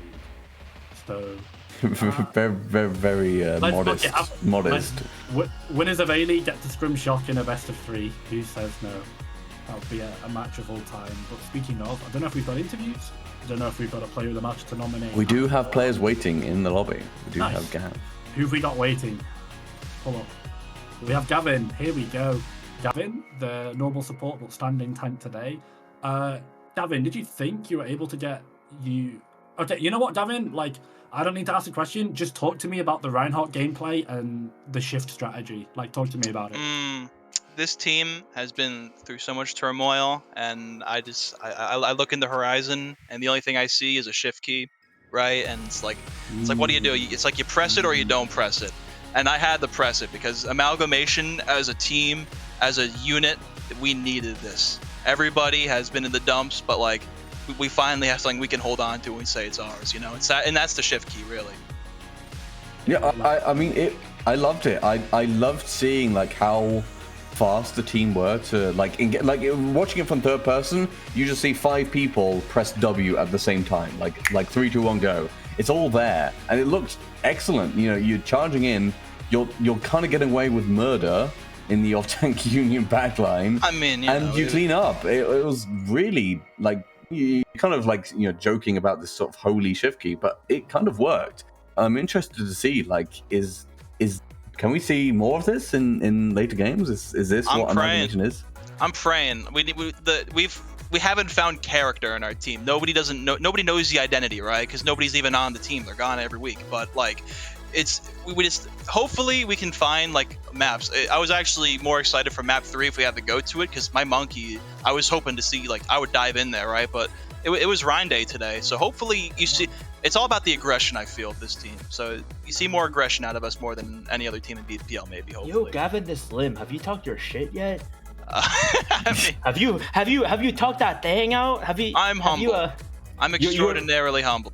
Yeah, Why is Para here? Why is Para Are you here? Power in here? Wait, are you? I'm the. He became a manager of Amalgamation for like 2 days. For like 18 hours. 18 For hours. like 18 hours ago, I was officially instated as the new manager of Amalgamation. So. Okay. Besides that, I just want to say thank you for Innoflux, the captain. They couldn't be here today, but like this win is for them. They've been through so much shit with this team, and this win is for them. That's based. Yeah, fair play, Gavin. I respect that. That's all I really gotta say. Any more questions before I hop out of here? The thing is about it, and I don't really want to talk to Para right now. Yeah. What the hell, bro? Does anybody really though? That's really messed up. My feelings are hurt. Right, You'll guys. be fine. Okay. I'm sure. You'll be right. All right, guys. I love you. Take care. See you later. Bye, Gavin. Yes, thank you Gavin very Gaming, much. ladies and gentlemen. Gavin the Slim. He's looking quite wise. Oh my god, my stupid fucking Discord avatar. Ah, good. Look at me. I like this. I forgot that it updates it. I thought I would just be normal. But no. Well, there we go. That was a speed run of a BPL match. We have 20 minutes until the scheduled time for the next one. We're going to try and get the next one started as soon as we can. But of course, people will be in warm-ups and stuff, so we're not going to push them too hard. But we can have a look at what we have got coming up. Plenty of action on the way. Up next is another A-League match. It's currently the top 2 in the standings. Worcester Steel Drivers and Ogledd, who are both won their matches last week. Of course, it's only week 2, so we have a little bit of data, and we did the whole thing last week where we compared it to the kickoff tournament, and like half of them just like did the opposite of what they did in the tournament anyway, so it doesn't really matter. Then up at match 3, we've got a C-League game that's coming onto mainstream because of scheduling. So Mirage versus Hexed. Have a look at their standings. They are both winners. They both won their match last week, so that's another one who's going to take a 2-0 start. Average Joes versus Eyecandy will be match 4, who very similarly both lost 2-1 last week, which was kind of against what people were predicting. A lot of people made money off the games last week in Twitch chat. And then the final match of the day will be Urchy Urchins versus Powerwash Pirates. Good old B-League. Powerwash Pirates, of course, the winners of the B-League kickoff tournament, but lost their match last week. So we'll see what happens there. And also a quick shout out to BPL 2, who'll be taking 1 game. It was going to be 2, but it's now only 1. Forsaken versus Poly Swag will be at 9 o'clock with Pluto and Para, whoever gave them the keys to that. Should really be put on trial, because don't tune into that stream. It's going to be awful. It's not, it's going to be great. You should tune into that. And the C-League Union will have my ass if I say it's bad. Exactly. The C-League Union are on the way. Yeah, no, it's going to be interesting. That's it for now. Actually, I want to highlight tomorrow. I'm missing a game on the schedule. It's supposed to be 7 o'clock. I don't know what it is. Oh, it's a C-League game, that's why. One of the 7, 8, and 9 slots tomorrow have the same maps scheduled for all 4 of them. All 4 of their matches, because we do the scheduling each week to work out who's going to play each other, and then we have the map scheduling, which we do on top to then make sure everyone is playing new maps so that no one plays the same map twice in a row. They're not scheduled to more in a row. So Saturday 7, Saturday 8, and Saturday 9 all play Numbani, Antarctic, Rialto, Colosea. That's the 4 preset maps. So get excited for that. If you like those 3 maps in particular, you're going to get plenty of that tomorrow. It's going to be great. Numbani. No one likes Numbani. No, so they're going to be playing Numbani, then Antarctic all weekend. And then we get more next weekend. It's going to be great. Shout out to Toxic, who's no longer dead. He's arisen from the ashes. We missed him. And shout out to everyone who got this week sorted out. Knocks away. So I have to actually do things in BPL. Isn't that like crazy? Solomon when he has to do his job. I have to do my own job. It's awful. Well, we have a little bit of a break. Next match is going to be Earhead Ogledd. I haven't seen anyone pronounce it properly. It's probably good enough. Versus the Worcester Steel Drivers. Worcester. Worcester Steel Drivers. Worcester. It's Worcester. Yeah. What? Worcester. Worcester. Yeah, it's going to be great. We'll be back in a few minutes after we get that match set up with Jace and In the Fletch. Thanks very much, Ippy, for coming on. You kept it all together. It's been great. Nothing's gone wrong. Yet. No, not yet. Cool. All right, we'll see you in a little bit. In a bit. Bye.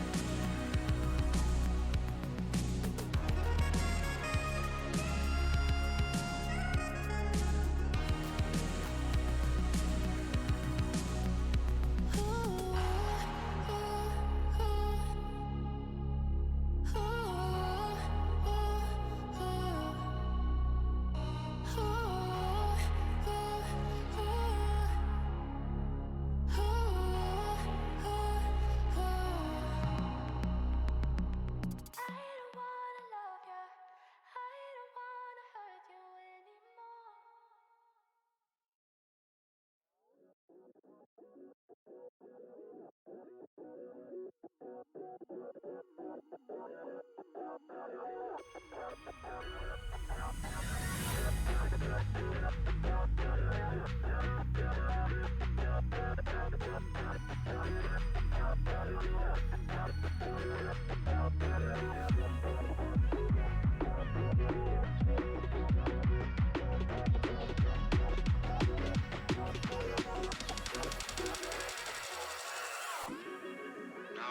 want to get down to the simplest possible nitty-gritty.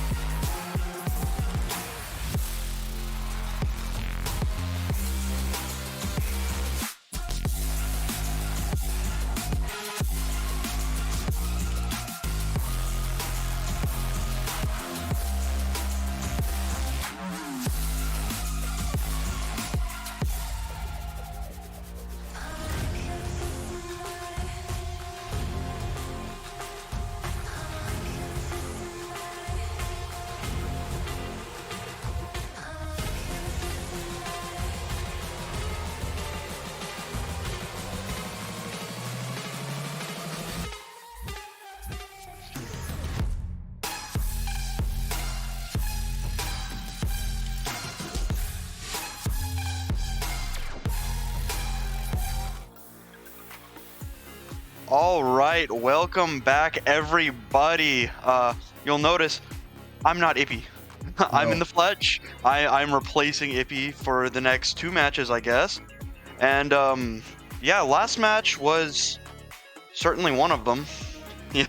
And hopefully, you know, not to be negative toward, you know, Off Tank Union last match. Hopefully, this match is a little bit better. We've got 2 teams that did win their matches last week in Urchin Ogledd. Hopefully I'm saying that right. I'll never know. And the Worcester Steel Divers. Yeah, two sort of more British-based names for an American caster. Not very too familiar with both of them, but we're gonna give it a go. Urchin Ogledd are like one of the teams of all time.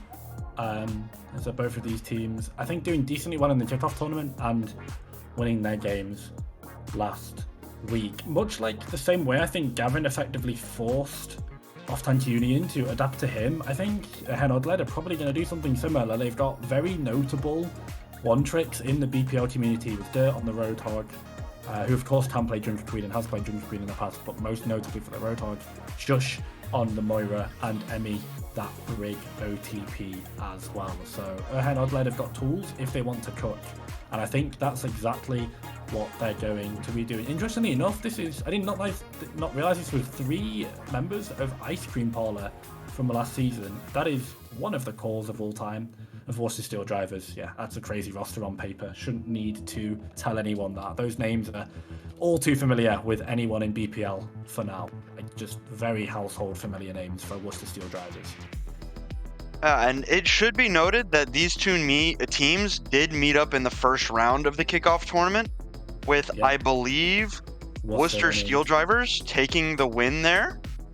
Yep. And so Urchin Ogledd is looking to get their revenge for that early exit from the tournament.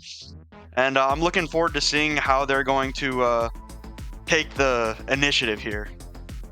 And both of these teams definitely going to be scaling as the season goes on, I think. Worcester Steel Drivers, though, they have Butters, Osiren, Otters, Kernmaster. Pretty good support line. I think Kern and Butters is probably one of the better support lines you can get in a BPL draft league, to be honest. Both of them very, very experienced. I was lucky enough to play with Kern in like even a Blitz event, but Kern's comms are so good, bring such a sense of composure to a lobby that sometimes you just need, because something that, I mean, we've kind of seen demonstrated last game is sometimes you just need someone on your team, Fletch, to stop you and the rest of your team, the rest of you, from making incredibly brain-dead decisions, to tell you to stop inting and to just do the right play. And Kern is one of those people. I trust him, you know, with my entire savings in a casino. Very secure hands. But for Urchin Ogledd, they're going to look to try and cause some of that chaos and inting behavior. I'm sure they'll have a funny strategy for some of these maps as we get into the map set. Solomon, do you have a map graphic for us for the presets today? If so, there we go. Fletch, what do you think? Rushy, you know? If they want to run that. Yeah, Eyecandy, especially on the first point, pretty rushy. Third point, pretty rushy. Second point, not so much. Lijiang Tower, very rushy. So, Dorado is traditionally, you know, obviously a dive map. So if we get there, I would like to see some adaptations, obviously. But the first 2 maps, I'm looking at, you know, Rush or Brawl. You know, pretty simple there. Yeah, Eyecandy, I think, is always interesting because Rush first point good, Rush third point great. Second point, to be fair, you can play it, you just have to kind of go on a difficult rotation, and then it's like who pushes cart, and, you know, are you playing a 4-man rush, or are you just trying to rush and then push cart in the fight after? And if you lose the fight immediately after, then you can be behind in tempo and ultimates, etc. But I much prefer dive on second point Eyecandy anyway. But nonetheless, I wonder if Dirt will play Hog. I've heard rumours of the Hog Moira brig, to be honest, Fletch coming out from Urchin, but I just wonder if they'll play it. That's creative, to say the least. It would be. I wouldn't be opposed to it. I'm not a Roadhog enjoyer myself, but some off-meta shenanigans are always a little bit fun, you know? But I think we're gonna get into the map here pretty soon, potentially. I think everybody's in the lobby.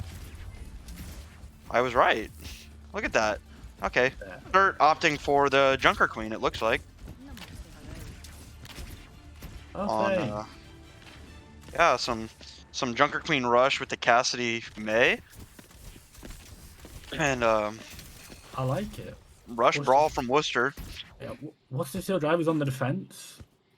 These sim turrets obviously being nerfed on this patch, but the slowing effect actually quite good. They're going to be able to help kite dirt. One of the ways that Worcester are going to be able to get advantages is in the backfight, with Bochi getting a lot of energy on this Symmetra, building up that tier 3 beam and just being able to poke down dirt. Now, difficult to do it, but the ram punches are going to hurt. Freeze from Otters going to be good as well.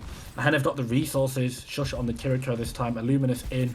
Xu Zhaofeng, aka Distortion, on as well. So Ogledd not cooking yet, but on a simple rush stomp. Wow. Illuminous actually getting the first pick onto Otters, but Dirt is going to be traded out here. Shush and Luau so low, just going to have to back out here. I noticed right off the rip, I believe it was probably Otters that hit some insane headshots onto Dirt, who instantly switches off to the Roadhog. So we're getting the piggy action that we wanted here.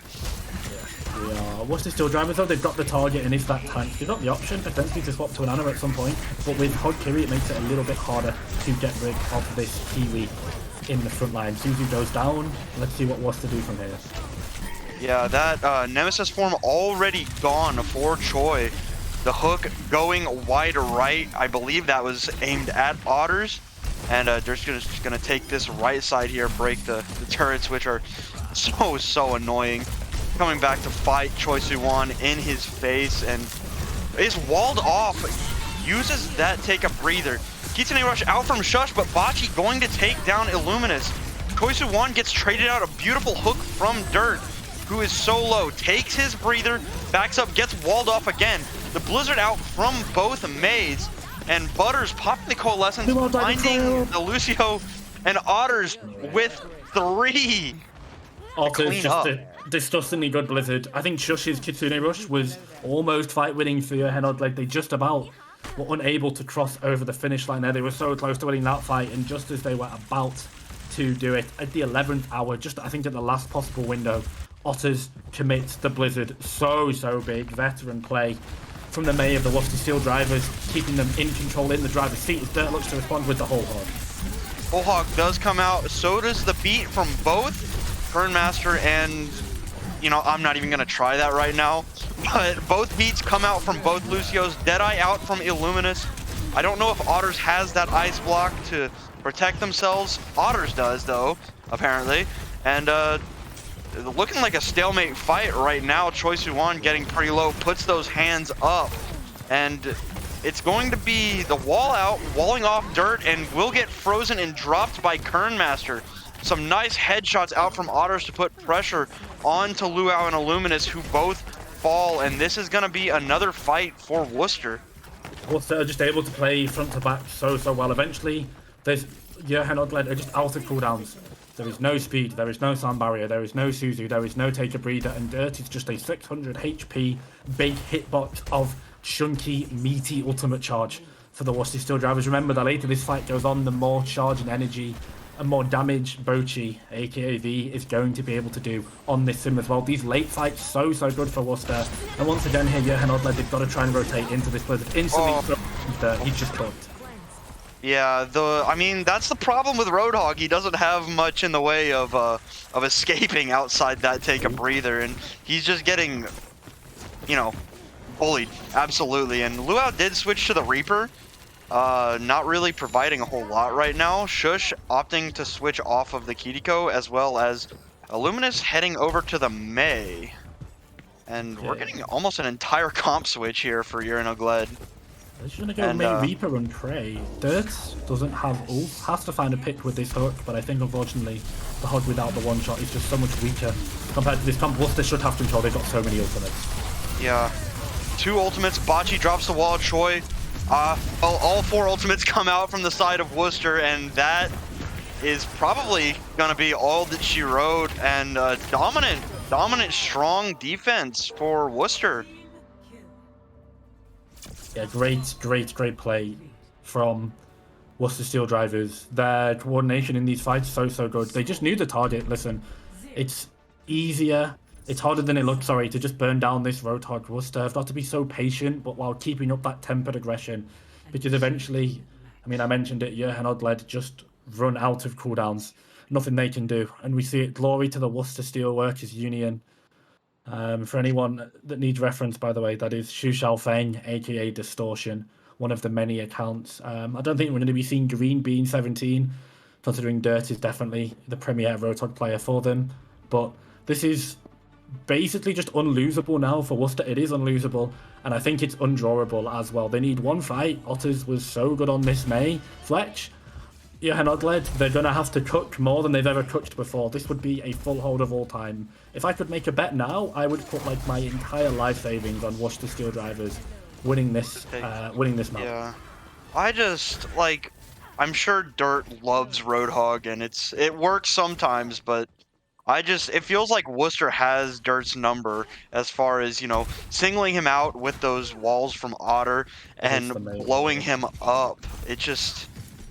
I just don't like the Roadhog. I would prefer the Junker Queen, if I'm being honest, if it's going to be one or the other. Yeah.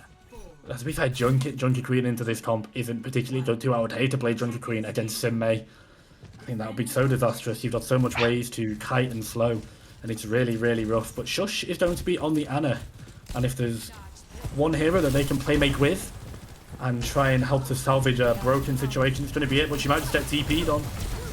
Okay, Bocce Ante, 95 HP, and will fall. Illuminous sliding up to the high ground. Shush gets pummeled down, and Zhuzhou is in a lot of trouble, but it's going to be Luau that falls. Illuminous with another great pick, though. Just putting in that consistent damage, and Dirt going to clean up Otters, and they're going to hold here. Okay, nice TP from Worcester Steel Drivers, but greater response from Johan. They took the angles, and they punished the rush onto their Ana. They traded their singular support for 2 or 3 of Johan, and importantly, it was getting Choisu 1. Once that tank falls, nothing that Worcester Steel Drivers can do. They just don't have the resources, the manpower, the damage, the pressure to win that late fight. Bochi here now on the Widow. I said I'd bet my life savings, but potentially it looks like a silly one as Worcester Steel Drivers making adjustments, I think, to weaker characters, just trying to go for picks. Some nice shots onto Dirt, but that is a wall of a man who can take those shots. The hook goes wide, and Shush under some pressure from, I believe, Kernmaster, who will take them down. And it's going to be a trade for trade, but it's looking like it's Butters with 2 on the Moira. Kernmaster in a lot of trouble, but I mean, another pretty decent, holding the line here for Ear In. Yeah, you kind of got so many threats. Xu Xiaofeng did a great job of basically zoning out Bochi on the Widow here. 2 minutes left. Ultimates are coming up for Worcester Steel Drivers, and I think they should just be calm and collected and go with a 4 ultimate fight. But they've got to be wary. This Hog does need to die in this mid fight, otherwise he's going to get so much value with those hooks. Dirt's hook goes wide there, though. So low. It's over, yeah. Otters finding Dirt that take a breather out so early. Annihilation, Coalescence popped, and that's going to be all that she wrote. Worcester Steel Drivers taking Eichenwald to go up 1-0 in the series. Yeah. Fletch, the room for error with this Johan Ogledd comp with Dirt on the Hog is absolutely 0. Worcester found the angle, they found the engage, and once the Hog goes, you lose your tank. Tanks are supposed to be unkillable, they're supposed to not be this squishy, and Dirt just gets completely folded like a piece of paper. And I mean, just, roasted like a pig does on Thanksgiving and on Christmas. Completely torched. And with Dirt down, you lose your pick potential, you lose your dueling potential late in the fight when it's split into a 3v3, into a 2v1, into a 3v2, those split fights, where it is effectively a bunch of 1v1s and little 2v2s across the map. You really lose a lot of power once Dirt goes down on the Hog there. That's one of the strengths of that character. And once he falls, Worcester Steel Drivers, it's just the confidence as well. They know that once the Hog is dead, they can just sort of walk onto point, and Johan, they can't do anything. It's literally unable for them to do anything. It's so unplayable. And to the end of the picking off Dirt on the Roadhog, I mean, Dirt found some good value in those first 2 fights to knock off 2 minutes on their defense. but it felt like Worcester was just willing to be patient. They were like, we'll take those fight losses, right? And once they realized, oh crap, he's got no cooldowns, his take a breather's gone, that's his only survivability.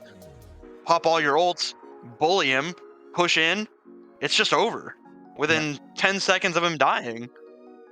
And listen, the definition of insanity is trying something again and expecting different results. And teams clearly have compositions and ideas that they want to stick to. And I commend them for not just instantly swapping off after the first time it doesn't work. But there's going to have to be a point where you give up the ghost. And maybe it's later down the line. Maybe it is. Maybe it's just about a learning experience and what you can play in and what you can't. But when your compositions are very telegraphed and people know that you naturally will default to stuff like the Hog, like the Brig, like the Moira, for example, and you can figure out ways to beat it. Once it gets beaten once on Streamfletch, the other teams are just going to take note of that and try and run it themselves. Now, can they execute it in the same way? Potentially not, but they've got the idea, and that alone puts a hen on the back foot.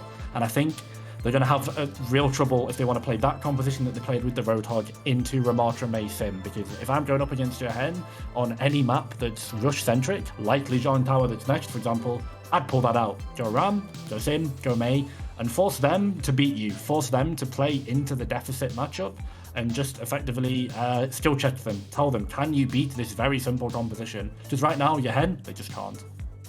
I mean, I'm pretty sure we saw the same kind of story play out last match, where, you know, they were forced to play their own, you'll have to excuse me, I can't even remember who was playing last match, but the losing team was forced to play the winning team's, you know, game, and they got bullied because of it. Yeah, OT versus Amalgam. Yeah, absolutely. Amalgam. Yeah, if Iran Ogledd can't come up with some kind of answer for the Worcester rush, I mean, it's lights out. It's over. Yeah. To be fair, obviously it's only week 2, and it's like BPL regular season. Playoffs are where every team is going to spike anyway. Cough, average Joes, their availability will be remarkable. Punctual, it will be flawless in playoffs, I assume. But for the regular season, they're definitely going to be going through some struggles and teething issues, as will every team. And it is just about when it really matters, do teams step up? So, of course, this is not Overwatch League finals. We don't have Overwatch League players in the lobby. But still, I didn't mean their season was over. No, absolutely no. No, the season's not over. It's so early in the season. Teams learn and adapt and come up with ways to keep their hopes alive. And I'm sure even if Irhen goes down in this match, you know, they're gonna have many chances to come back and, you know, scrape together a semblance of a good season. You know, this isn't the end of the world for anyone. But I think we are getting ready to go into Lijiang here soon. We are. And this gives options, I think, for your hen, because this is going to be a very commonly scrimmed map, very commonly picked map as well. A lot of experience for them for sure. So they'll have strategies for this second map. I don't think Emmy and co are going to take this one lying down. They'll have something prepared for sure. What? I actually don't know, but any substitutions for your hen? No, they're just going to stick. Any substitution for Worcester? No. So we've got same 5 versus same 5, and they say imitation is the most unsafe form of flattery, Fletch, and it looks like your hen are very fond of the Worcester Steel Drivers composition. Don't hate it, especially potentially against Worcester's Reinhardt. Those pummels through the shield are pretty good. Yeah. I mean, and with Choice One on the Reinhardt, Illuminous is gonna get so much more value, right? Like, that healing is so strong with that primary fire onto the shields. Wall out from Otters, singles out Dirt, who is able to back around, get away, get healed up by his supports, and they have, Worcester has control of the control room here, and that's not the point. TP out to the other side on the high ground there, and now the whole script has been flipped as Worcester Steel Drivers has full control of the point. Illuminous so low, has to go back and grab that Mega. TP out, sending those turrets through. And Dirt is going to be the one that finds the first pick, but Dirt is gonna fall. Zhuzhao is so low, but it's gonna be Illuminous. That will be the second pick here. Coalescence already from Shush. Wait, Shush is cooking. Shush finds Bachi. Shush is cooking. Still going, but Zhuzhao able to boop Choi Suwon away, but Otters taking down his counterpart in Luau. Shush is cooking. Shush kills Otters. Shatter out. Hits Shush and Illuminous. Illuminus falls. Blizzard already? Out from Otters. And Dirt falls again. There's no way. Okay. You know, I mean, we wanted retaliation from Iran Ogledd, and we saw it. They're looking better already. Yeah, your hand looks so good there. Shush does so much work, built up the Coalescence, finds a 3k, but in the end, Choi Suwon with the Earth Shatter, with the Blizzard as well. Not bad for Yerhen, to be fair, because Luau's got his Blizzard ready to go in response.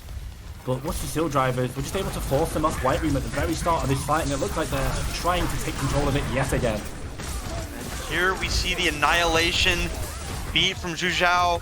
Luau drops the Blizzard, and Illuminous drops the wall. Zhuzhao, Luau finding the first picks, and it was expensive, but that's a fight win, I guess. Yeah, I mean, hey, sometimes it's costly, but now that you have to force them to rotate in, it's not going to be too bad. Bocce can just play the Widowmaker here, but they probably swap, so you're going to give ultimate charge in that anyway. And I mean, having the Rhine rotate into you is good because you get to just burn his charge. You have to walk through the sim turrets. They've got to be dealt with. You can TP in, TP out.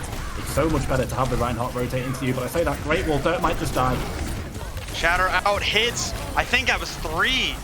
Coalescence popped by Shush to keep their team alive.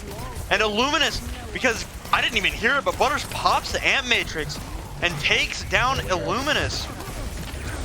Now, the Dirt so low will maybe fall. Backs around the corner to get healed up by Zhuzhao, but will fall here. Shush taking down Baji, but that's a sacrifice Worcester is willing to make to take this point. Yeah. Worcester losing a little bit of damage there with the Widowmaker. Obviously, in the mid-fight, you lose that sustained damage. You trade it for pick potential and just burst damage, and you hope your Hen can't sustain it up in time. But Bocce's now on the Junkrat instead. Great window from Butters. Shush's Coalescence was on and off angle, unfortunately, meant they could not find the beam onto Illuminous to keep their DPS up.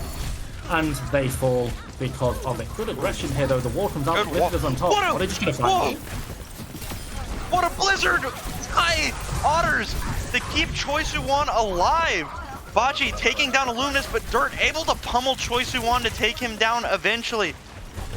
In his own little room there, Dirt able to break through the wall, take down Otters, and that's going to be a point flip for Earhead. Great Blizzard from Otters, actually. Unfortunately, Fletch, now you've committed the Mail in a lost fight. Once again, you have to rotate into your head, and they've got May and Junkrat with control of this White Room. It's not going to be good. Worcester Steel Drivers, their only option, I think, here is to go point. That's exactly what they should be doing.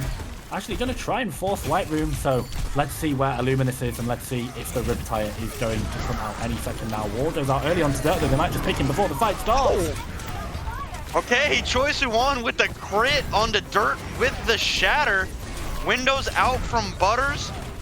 Bachi able to take down Luo, but Butters gets traded out by the skill orb. And now it's just Zhuzhao who's trying to keep control as long as they can.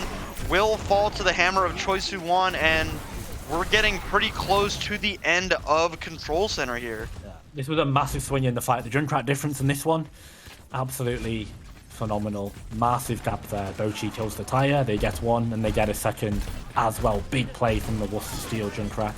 Gives their team a lifeline in this fight. Final fight. Can Bochi do it again? 2 fights in a row. They clutch it out. Sand barrier goes in. Beat from Zhuzhao and not able. Wait. Burnmaster taking down Illuminous off the side of the map. And Luau so low doesn't have the ice block just yet. Will not get it, and that is going to be the point for Worcester Steel Drivers. Worcester kind of just ran in and forced it out from them. We got most of that fight perspective from Bochi's Riptire. We saw the Blizzard come down from Luau, didn't really find anything. We saw both beats overlaid. Dirt forced so low and into power block. and they were into power block. Worcester Steel Drivers did a great job to force them out, but Dirt is 1 HP, and even if that cooldown would have carried on, they just burst him through it anyway. Worcester Steel Drivers put themselves in a great position to wrap up this 2-0. And let's see what they've got. And what they've got in their back pocket, by the looks of it, is Pharmacy. It's Buster's some going to awesome be on the Ana. stuff.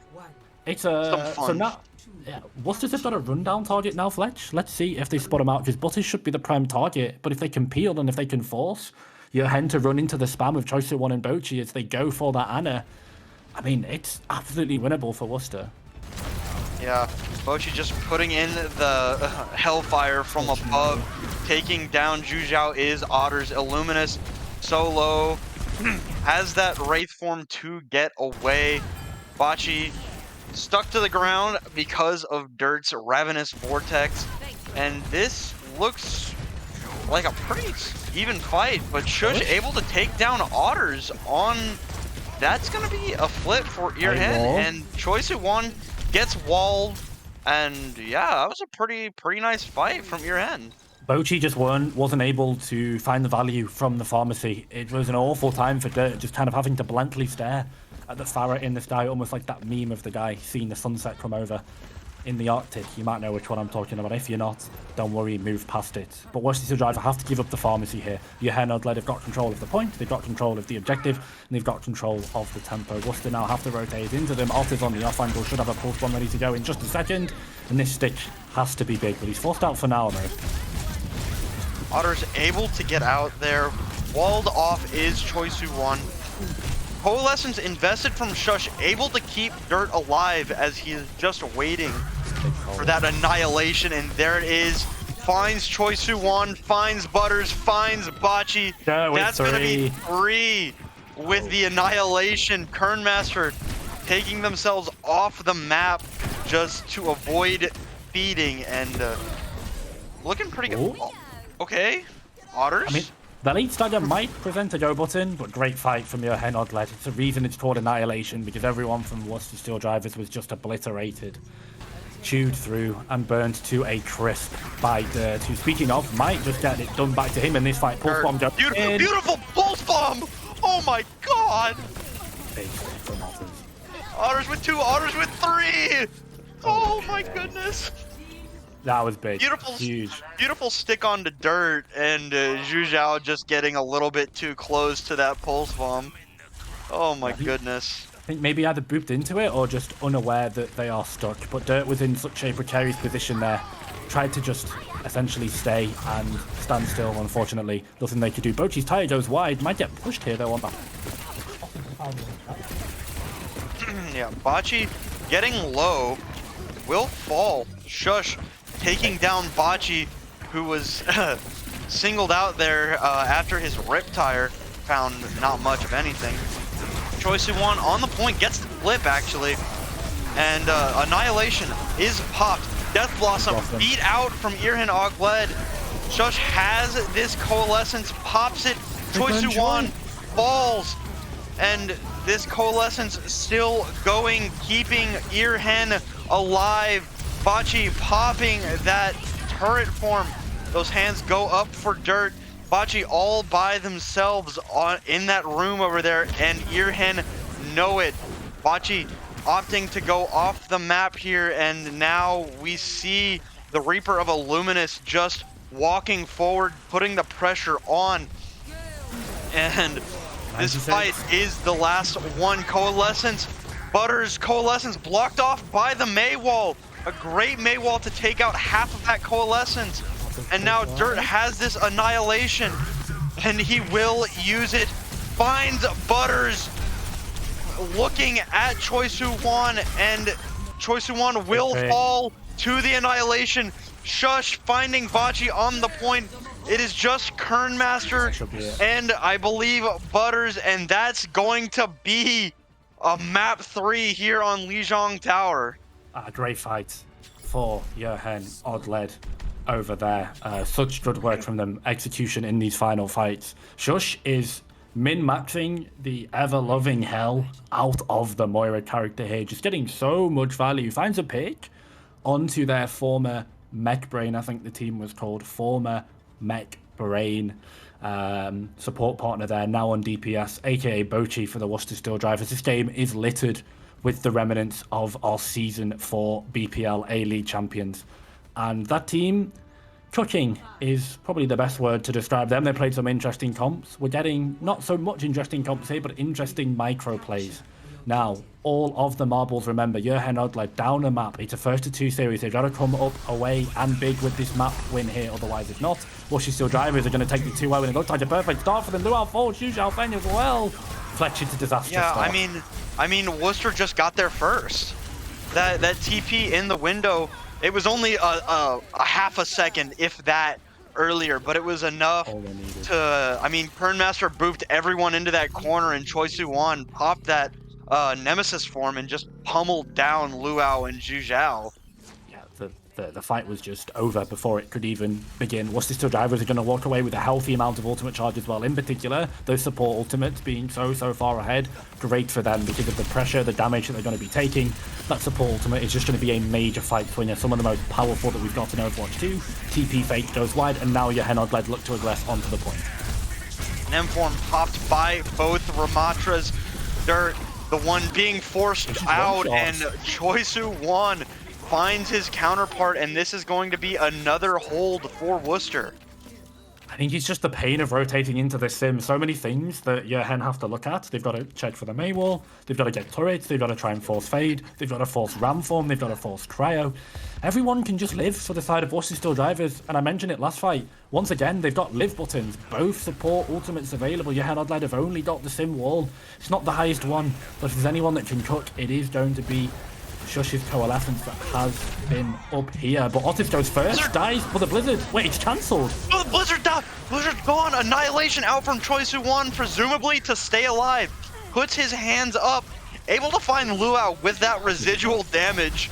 But we're going to see the Blizzard invested by Illuminous as well. Choi Su-won falls, and we're going to get a flip, finally, for Urchin Ogledd.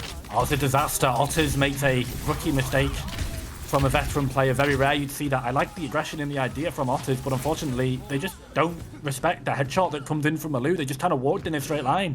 And Illuminous, very cool and composed to just take their head off and deny that Blizzard. Ping, I think, being a little bit of a factor there. 40, 60, and less, whatever. It gets cancelled and big punish. Yeah. Zhu Xiaofeng, Kernmaster had his beat when Zhu Zhao was only 44% to his. And now Zhu Zhao has caught up. Annihilation out from Dirt, beat out from both Lucios. Bachi popping that wall early in the fight. Zhu Zhao able to find a boop onto Butters. I don't know if it was off the map, but Butters falls first. Both supports are gone, and that is going to be a hold for Urchin. They're going to keep going as well. This is really important they get the picks wide because 81% on the board for Worcester Steel Drivers. They got to be careful though. Fletch, they can't overextend, they can't die, they can't dare lose anyone, because if they do, Worcester are going to respawn only 5-10 meters away from them. But this looks like it's going to be a split fight with the Nemesis form coming back in. Choi Su-won should just get pummeled to death here. No sand barrier to save him. Butters elects to keep the cold. So tragic. Great fight from Urchin though. This, look, they get a 35% on the board for it. Now they build up their own ultimate charge as well. Worcester had the go buttons to come back in this next fight, Fletch. But Urchin now level themselves up. Illuminous almost got Blizzard. Shush almost got cold. Great fight from Urchin, not only because of the picks, you get point percentage and you build up ultimate charge. Otter drops the Blizzard there, finds two, freezes. Dirt gonna fall. Otters and Choi Su-won finding Illuminous and Dirt. Now Butters, Choi Su-won used Annihilation, I guess. Yeah, the Blizzard though from Otters. Second bite of the cherry, Fletch. He gets it, sticks it, finds Dirt and finds Alu. Both of them frozen without their respective cooldowns. Illuminous, no cryo. And it might just be it. Final fight territory looking like it's coming up here. It's do or die for Urchin. Illuminous drops the Blizzard. Annihilation out from Dirt, able to find Kernmaster. Looking at Shush, Choi Su-won drops Luau, but Bachi and Kernmaster fall to Dirt's Annihilation. Otter, I don't know if they have the ice block. They do. Pop it. Now, looking at Butters, taking down the Moira. Otters finds a Zhu Xiaofeng. Now it is just... Dirt falls, Otters taking them down. It's just Luau who has the Blossom booped away. Beautiful headshot, and that is going to be glory to the Worcester Steelworkers Union as they take the series 2-0. Margaret Thatcher rolling in her grave right now as the Workers' Union strikes big, and it strikes large. Really great control in this fight from Worcester Steel drivers. They're just understanding the win conditions, and in particular, a very underutilized and underappreciated, there we go, value in Overwatch team fighting is just the ability to stabilize, to keep everyone healthy, to understand, okay, this is how we win, this is how we lose. Worcester, great, like superb understanding of how they lose that fight. And it was by Dirt just going on a rampage with that Nemesis form. They kited it, they kited the Annihilation as well for good measure. They did not rush. They had the respawns coming in with that Sim TP. Great boop to deny the Death Blossom that Luau felt like they clearly just had to commit. It looked a bit forced. Once that Reaper is in that form, they can't race, they're just gonna get killed almost instantly through it once that damage is able to be mitigated and sustained away. Worcester Steel drivers, very, very impressive final couple of fights there. And Otters did beef that Blizzard to give Jochen a way back into that fight, but the next one, superb. And the fight after that with their Wolves, once again, so good. Otters controlling this game on the May, pulling the strings that ultimately played the tune of success for the Worcester Steel drivers. Glory to the Union. Yeah, I mean, and Worcester's obviously playing an excellent game, but I do want to give credit to Irhen Ogledd for that second map. They had adapted and they looked significantly stronger than they did on Eichenwald. They opted to not play the Roadhog, which is usually a pretty good option in most scenarios.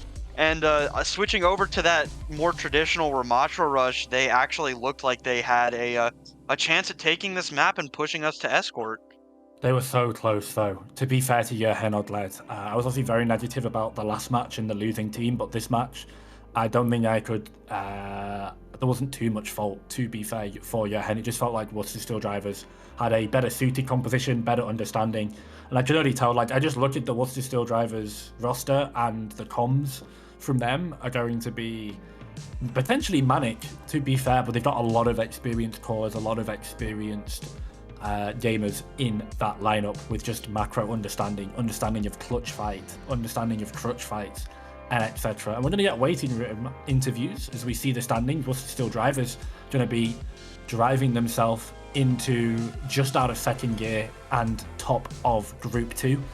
Week 2, they're in cruise control right now. We've got Butters, Choisu, Wan, Otters, and someone who's called Good Morning. That's going to be Kern Master coming up for the interview. Don't know if we're going to grab all four, Fletch, but before we get them over, who do you think is your standout player for Worcester Steel drivers, and what can you take away from this match for them moving forward? Is it a statement game to the rest of the league, for example? I mean, Otters, I felt like Otters just controlled so much space with such consistently great May walls. I mean, yeah. I remember in Eichenwald, I'm acting like that was a year ago, but on Eichenwald, he was just consistently singling Dirt out, getting that breather out and blowing Dirt up, and it just felt like they had control of every single avenue of attack or defense that Irhen Ogledd could have used. And I mean, for me, I feel like Otters was just dominant on the May. Yeah, absolutely. I think so. And hopefully we're going to get the interviews now dragged in a second.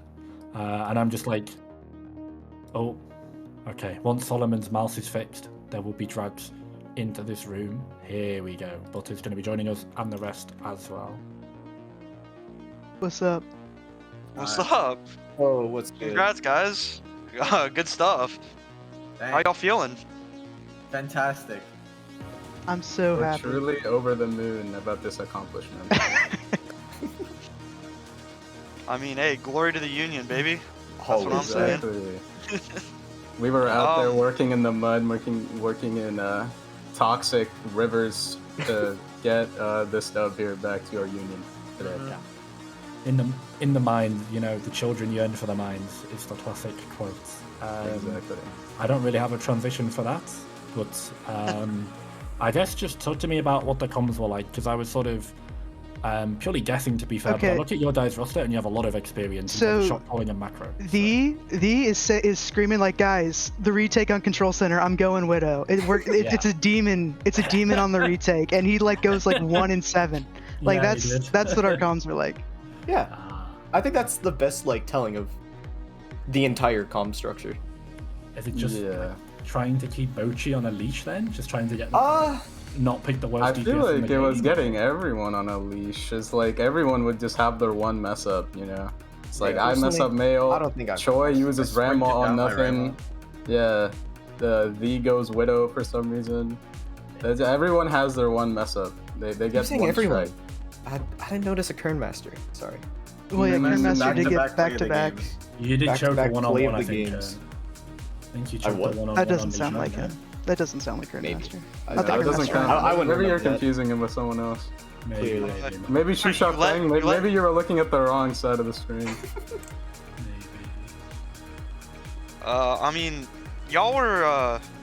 I want to know what was the difference between map 1 and map 2, specifically for y'all anyway. Map 1 we were trying. Map 2 we were not trying. I mean, I would say there was. we were I'd say trying. I'd say there was a big difference between map 1 and map 2, usually having to do with a big Australian man not being on the field. I would say. Yeah.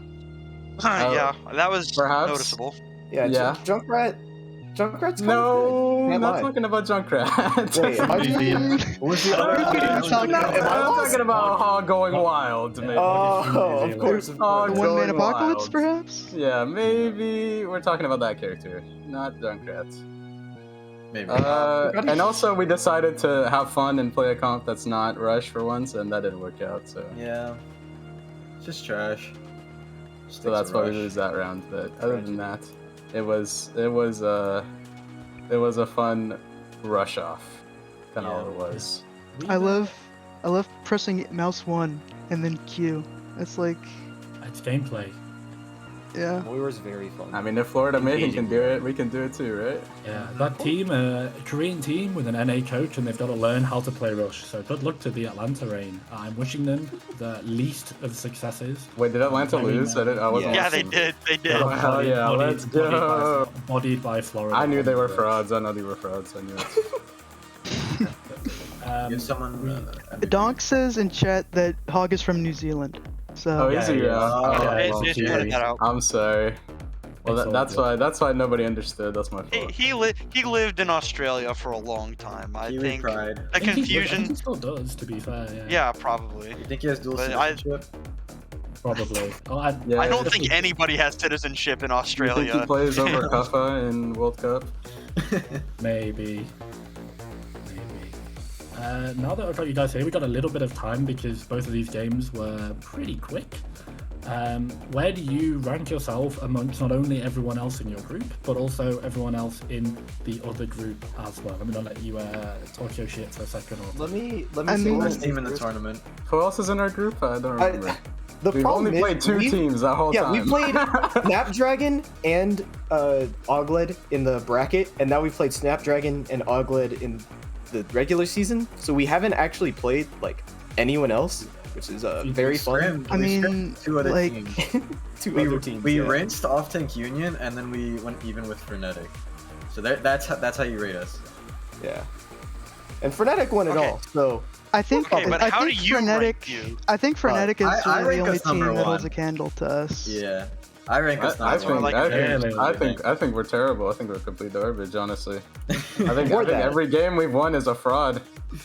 Actually, Say what you what? want. Every Y'all single are on the top of one the is standings right now. I And think nobody we're else terrible. is. And and we'll say Hooray! that we might be bad, but everyone's worse. So Yeah, That- exactly.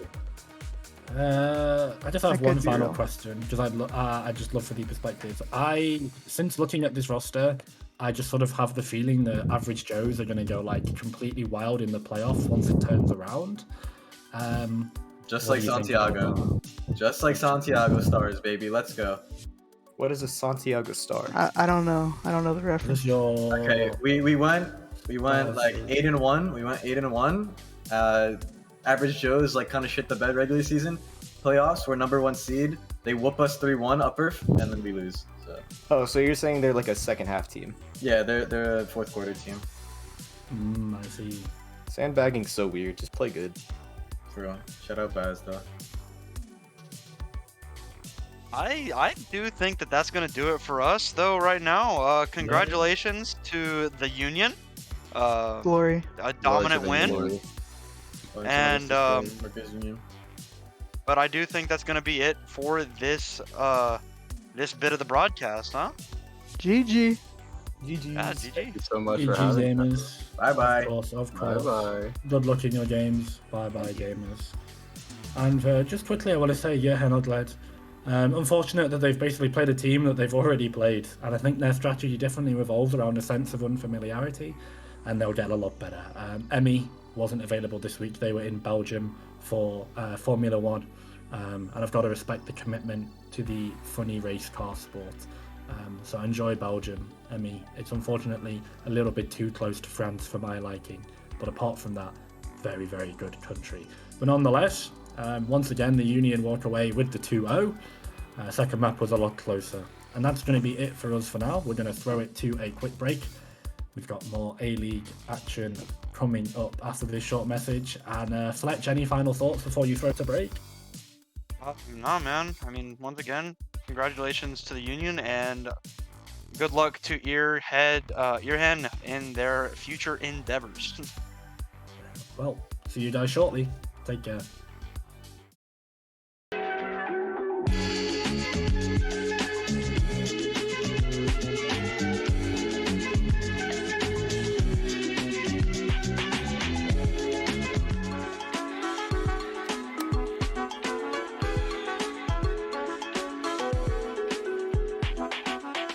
As probably really does want that shattered. Oh my goodness! What a boot by Wi-Fi, and Diggy is gonna be the first to fall!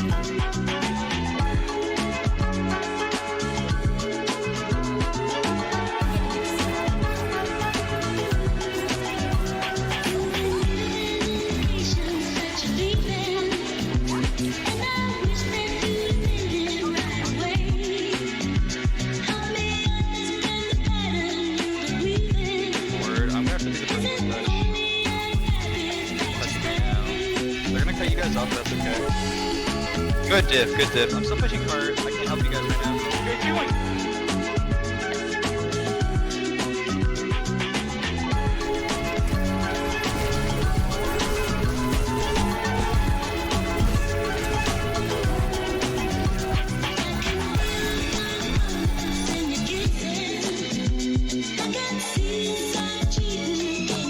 Over to the Kiriko, and that's a really nice pick onto Lore.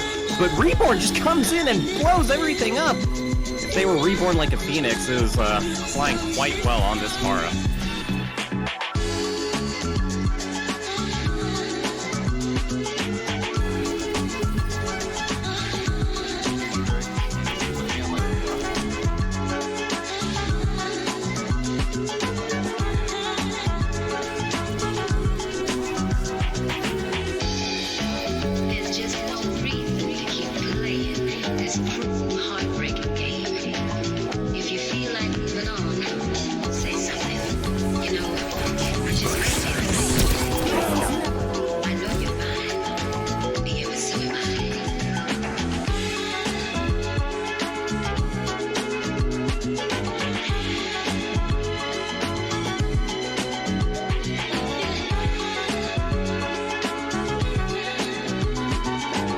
Range from this Winston is really gonna be helpful, but the stick's gonna come in from Reborn! They're 4K!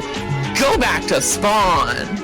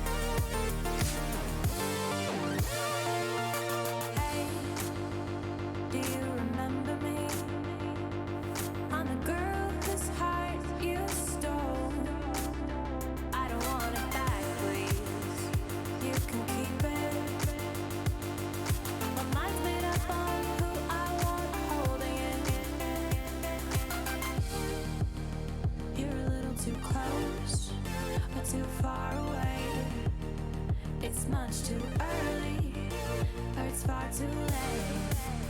Maybe I'm too old now, or just afraid that you'll walk away.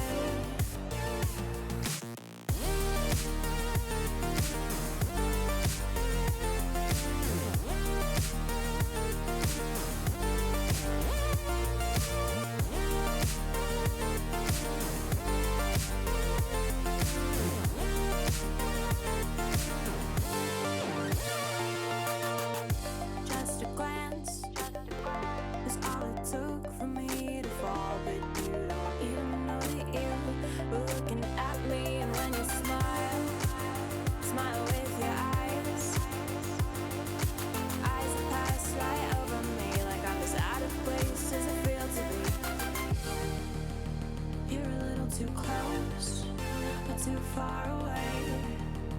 It's much too early, or it's far too late. Maybe I'm too old now, or just afraid that you'll walk away. You're across the room from me, but it's an ocean wide, and the current's pulling us, dragging me aside. Or you're a constellation, and I'm just a star, blinking in the universe, but you'll never notice me at all.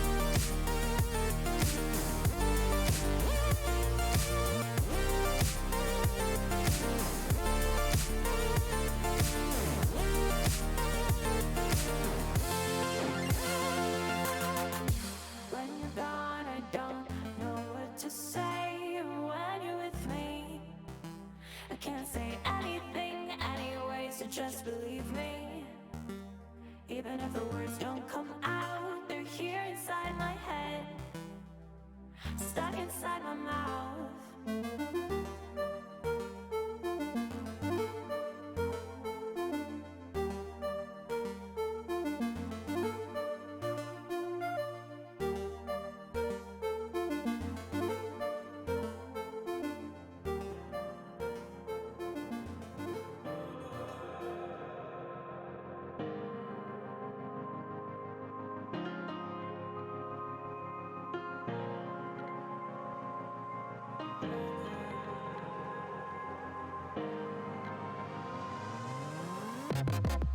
Building a fortress, and we thought it was stronger, keeping your distance. I thought we were better. We can try to just hide from the pain by building our castle. We can build them again and again, and we can feel nothing. And I know that you're feeling alone, and we can do better. So help me to break through the stone. Help me to break through.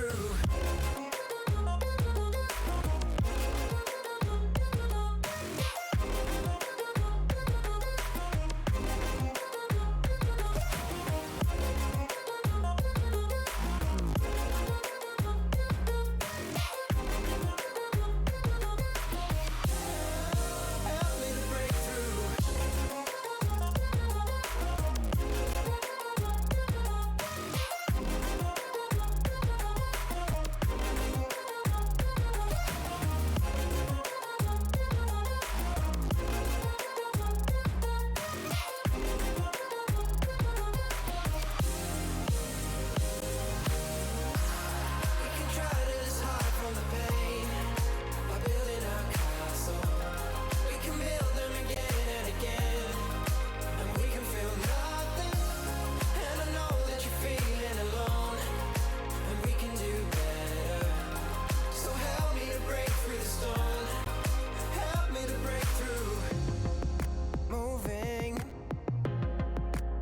temperatures.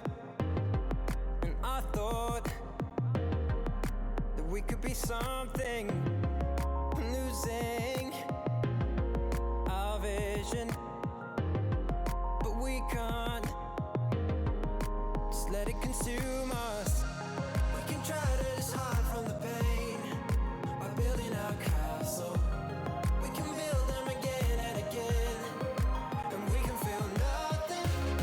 And I know that you're feeling alone, and we can do better. So help me to break through the stone. Help me to break through.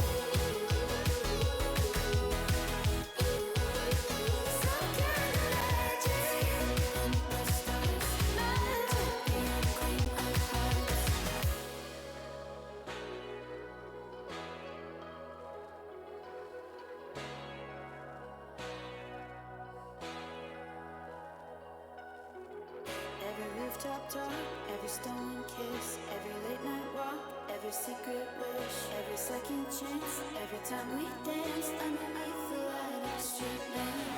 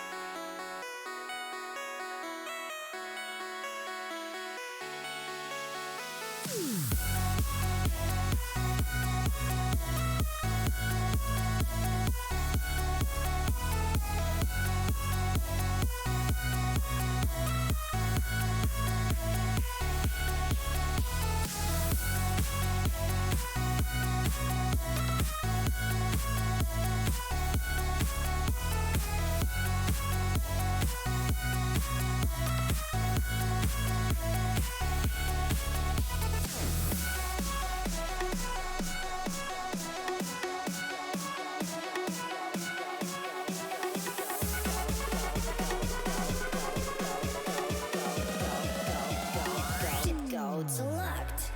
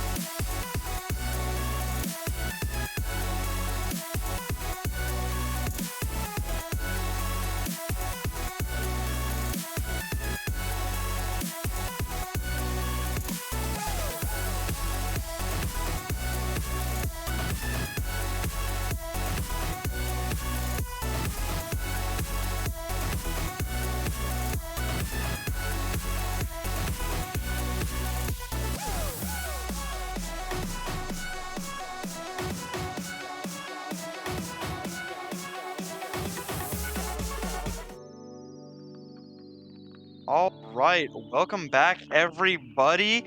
We've got some more BPL action, but this time we're headed to I believe the C League here for Mirage versus Hexed, and I am joined by Biscuit, who is going to be casting with me for this match. How you doing tonight, Biscuit?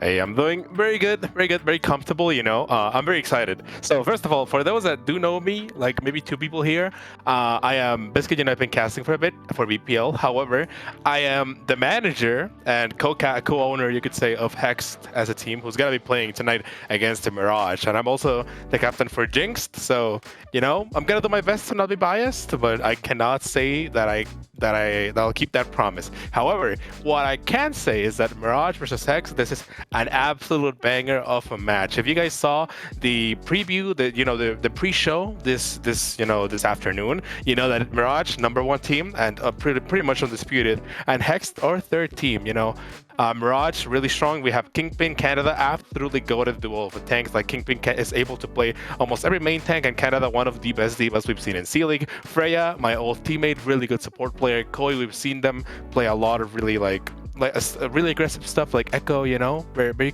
cool. And then on Hexed, my children, we have Banana Shake, you know, the best tracer specialist in the world. Caro, really good DPS hit scan. Mustard, he's not here sadly, but we'll see him next week, I promise. Swanky Pants and Dolphin, who are gonna be playing tank, and today we're gonna be having Baka on the tank role, however, because Swanky not able to play, so you'll see him on the tank for today. You know, some B League representation. So we're headed into what I would say a very even matchup. I have a question. Who's playing support for Hex tonight? Oh, it's gonna be Dolphin. Okay. Oh yeah. Oh, okay. So Hexed has basically the three ringers. It's gonna be Baka, who's the ringing for tank, and then we have Dolphin and Beam Garden. You know them as an observator for BPL stuff. Mm-hmm. All right, cool. I guess I'm looking forward to it. You're obviously pretty excited about this. I mean, it's not every day you get to, cast for your own team. So I'm sure it's pretty exciting. Not gonna lie. Yeah, it's pretty cool, you know. I hope that this is like an actual, like a really even matchup. I think these two teams, and not only because I'm like the captain for Hex, it's just really I do think that these players have are going to have a really, really good match. However, as we head into this week, we're in our regular season first two, and our first map, if I'm not mistaken, is going to be Numbani. So, I'm just gonna say Fletch. It's gonna be a lot of monkey, a lot of diving, a lot of Thiva. So these teams are gonna have their coordination tested. We're gonna see if they are able to set the record straight on who the best team on dive is. Yeah, I mean, like you said, Numbani is, especially on the first and second point, very, very dive heavy. I mean, so much high ground, and if you control that high ground, you control the tempo and pace of the game. And like you said, it's just going to be a battle to determine who is going to be able to have control of the map and dominate, right? So I'm looking forward, and if you're saying that this is going to be a good match, I'm excited, and we're getting into the map here, and it's going to be Winston. Who could have guessed that? A little bit different on the DPS from both teams, but it's going to be Winston Bregaana from both teams, going with the Tracer Echo for Mirage, and then the Sombra Ash for Hexed here. Right, and all these comps, Hexed probably going in with the mindset, Tim Week, he's not. I don't think he was on the roster showcase, but he's also our DPS player for the night. They are here to shut down the Echo, Fletch. Echo is the absolute must pick for this map. However, when teams choose the Ash, they are playing for the Dynamite confirms. Dynamite anti plus Winston jump. There's nothing that can stop that. So Ace, Eighth, and Gag, they need to get their shields, and they need to just block those antis, because if not, it's going to be all over within a flash. And you can already see it taking over this corner, setting up these dives, and Baga already looking for them, scouting the backline. Yeah, and we're gonna see Kingpin engage so fast already on to Tim Week, but it's going to be Koi that takes down Dolphin early here, and now Hex just playing in this little tunnel on the high ground. Kingpin re-engages, immediately drops down as Baka jumps in, gets slept, will fall. Banana also falling, Freya with 2, and that's going to be first point to Mirage. Yeah, and that is a quick cap flash. Whenever Diana dies, that is basically the fight over. Like, you saw Team Week gets a little split from the team, and then they try to punish Freya, but Freya is just able to get out without any sort of punishment, and that is going to be a 5-minute 30 on the time bank. That's a lot of time, and the ultimates are looking very well on the side of Mirage, and Hex pushed onto the backline, and look, already taking over these high ground. Whoever takes the control of this street is going to end up winning the match, so they have to regroup, push the tank out of here. Kingpin, they cannot be here if they want to win.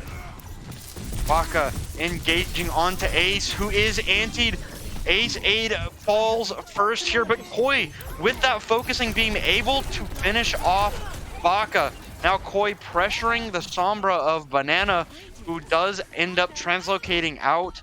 And it's just going to be a trade there, and it looks like Mirage is just going to keep getting this payload. But Banana Shake finding Koi, cleaning up on the shots from Tim Wee. Right, but that is not the best of outlooks, because even if you have a pick right now, ultimates are looking on the... But what a headshot!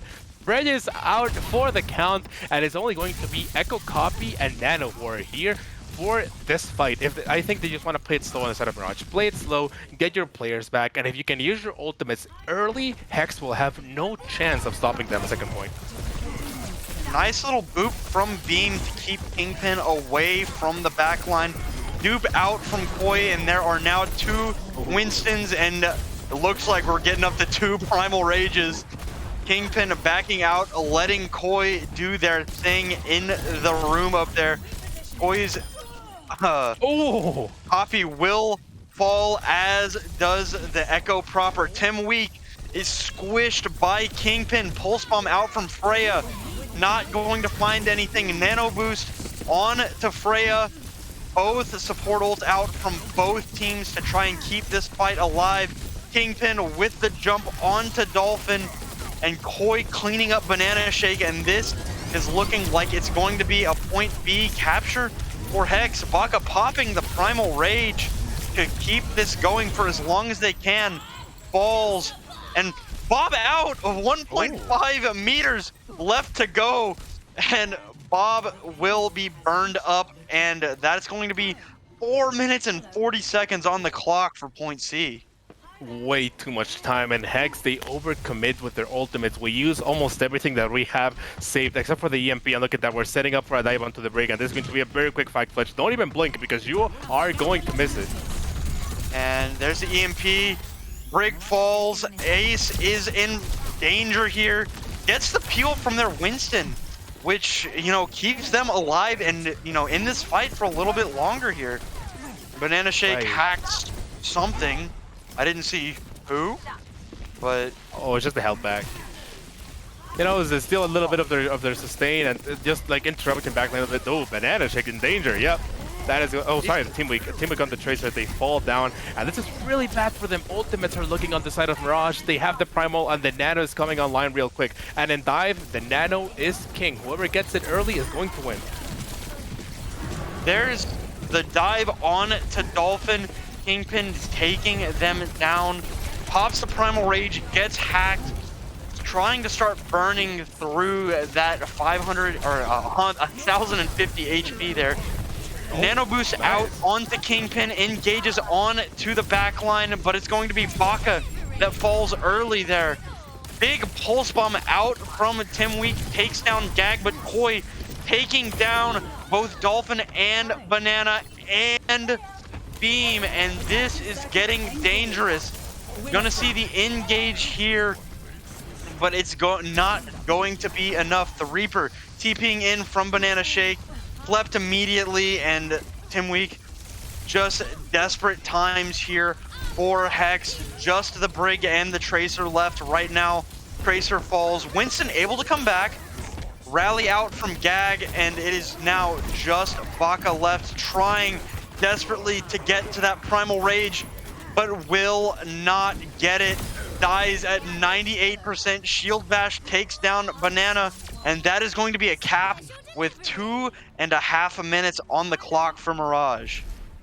Yeah, that's an awful lot of time, and I don't even want to think about it, because look at the way that they overcommit on second point Fletch. That is the main problem. Like, we use ultimates here on the side of Monkey, right? We pop a Primal thinking that we can stagger, and then probably a miscommunication in between the team on the side of Hex. For example, Team Week may be thinking that we can save the point using Bob, but it's not possible. Then you pop Rally, then you pop Nano, and what do you have? You have nothing else in the tank. You're running out of fuel, and the only thing that you have is an EMP on the side of Banana Shake, which, even though it does manage to find one of the supports and stops one push is like not even a lot. They had 4.5 minutes, and it does get turned into 2.5 minutes, which, you know, not the worst time back that you could have been going against, not the 5 minutes or the 4 minutes, but this is still very dominant on the side of Mirage. They look like they know what they want to do on the Monkey. They are executing everything perfectly. And Hex looking like they want to play a little bit more aggressive here on the offense. Banana on Genji, I don't know them as a Genji player. However, it could be possible. Probably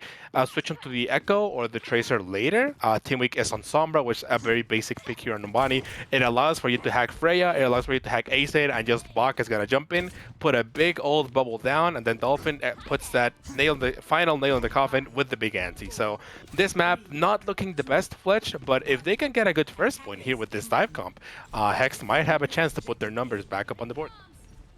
Something big. They don't have the Echo, so Freya, a lot of that pressure from the Ashe kind of, you know, out the window there.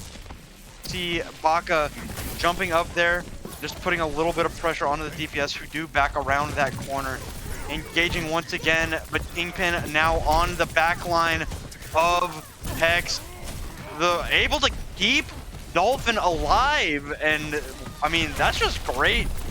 Beam keeping his partner alive and taking down 2. That's excellent. They got 3 for Beam. The Brig popping off right now, and I mean, we wanted a great start here for Hexed, and that's about as good as it could have been.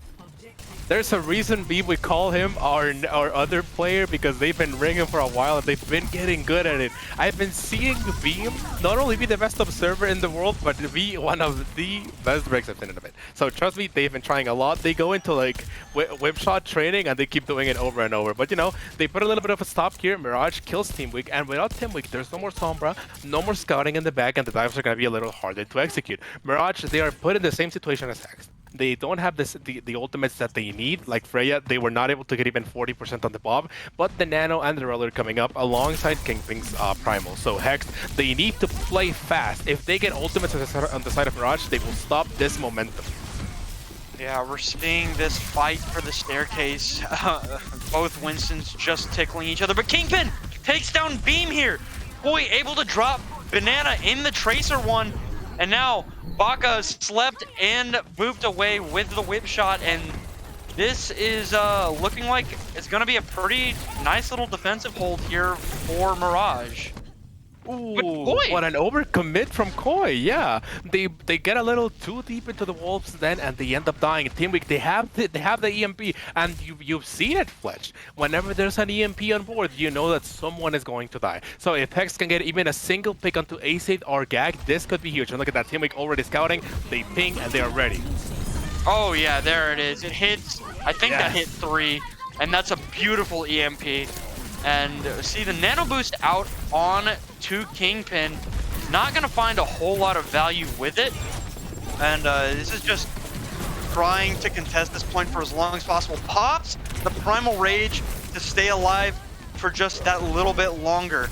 But Koi finding the Pulse Bomb onto Dolphin takes down that Ana, and that is so much of the healing gone for Hex. Tim Weeks translocates out Banana, recalls, and both, I mean, we're gonna see Baka jump in with the Primal Rage too to try and put a lot of pressure onto the backline once again. Gets slept, Ace8 able to walk away here alive, and hacked up is Kingpin. Koi so low. Nano Boost out on to Baka, and Gag was antied, able to stay alive, but it's going to be Banana who takes down Koi in the Tracer duel. And the engage is going to be desperate here from the side of Mirage. EMP out, hits 3! Beam, Baka, and Banana all hit by the EMP. Baka able to live. Baka able to kill Gag. Tim Weak finding Freya in the Sombra 1v1, and it's a 3v2 now.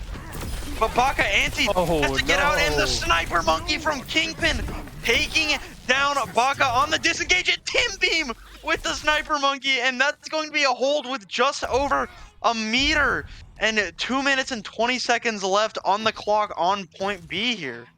I didn't know they turned the taser into a sniper, but hey, Kingpin is showing me wrong. And look at that. They invested almost every ultimate, it seems, but both teams, they almost have them all back. Ace8 about to have, they have the Nano, and Kingpin is going to enjoy that a lot. Dolphin and Beam in a little bit of a tight situation here by themselves. If they die, the push is going to die. That was beautiful by Freya, but Banana able to trade out the Anas, and that's the healing, the big healing gone from both teams. Now, Rally popped, EMP popped, Tim Weak falls, but it's going to be Banana who's able to clean up on the EMP. Primal Rage popped by Kingpin to keep himself alive, and it does that job just well enough. Baka now on the cart fighting Kingpin, who's backing up a little bit, not wanting to overcommit and get bullied, but it's going to be Baka who dives onto the backline, slept, hacked, and Kingpin nanoed here. Baka is so close to this Primal Rage, has that emergency pillow, will pop it here. Tim Weak taking down Kingpin on the cart, and that's going to be a point B capture, and we're already on even terms in terms of time here for both teams. Right, and that is a masterclass on how to play Monkey. The Monkey doesn't need to be getting kills in order to be getting their effect, right? The Baka is able to interrupt Ace8's healing and Gag's presence onto the point, and they are able to set up for a good capture. And right now, Hex is heading into their final 2 minutes. If they don't make it past this corner, they are never making it. And this is going to be a Nano, a Pulse Bomb, and Team Weak CMP coming up real soon. Look at that, they're putting pressure onto the Monkey. If the Monkey cannot dive, this is going to be a real easy win. And look at that, the Nano going in. beautiful whip shot from Gag to keep Baka off of the backline. Is now anti, but Banana Shake able to find that finisher on Freya and Baka. A beautiful sleep from Dolphin to finish off Koi, and they do get around the corner. Aceid antied, Rally Up has that overshield now. We're gonna see Beam hacked up and blown up, EMP out. It's not gonna be enough, the rally, too much for the EMP. And Kingpin cleaning up Dolphin. It's just Baka and Banana left, and Banana is no longer shaking. They are gone, and that is going to be a hold for Mirage.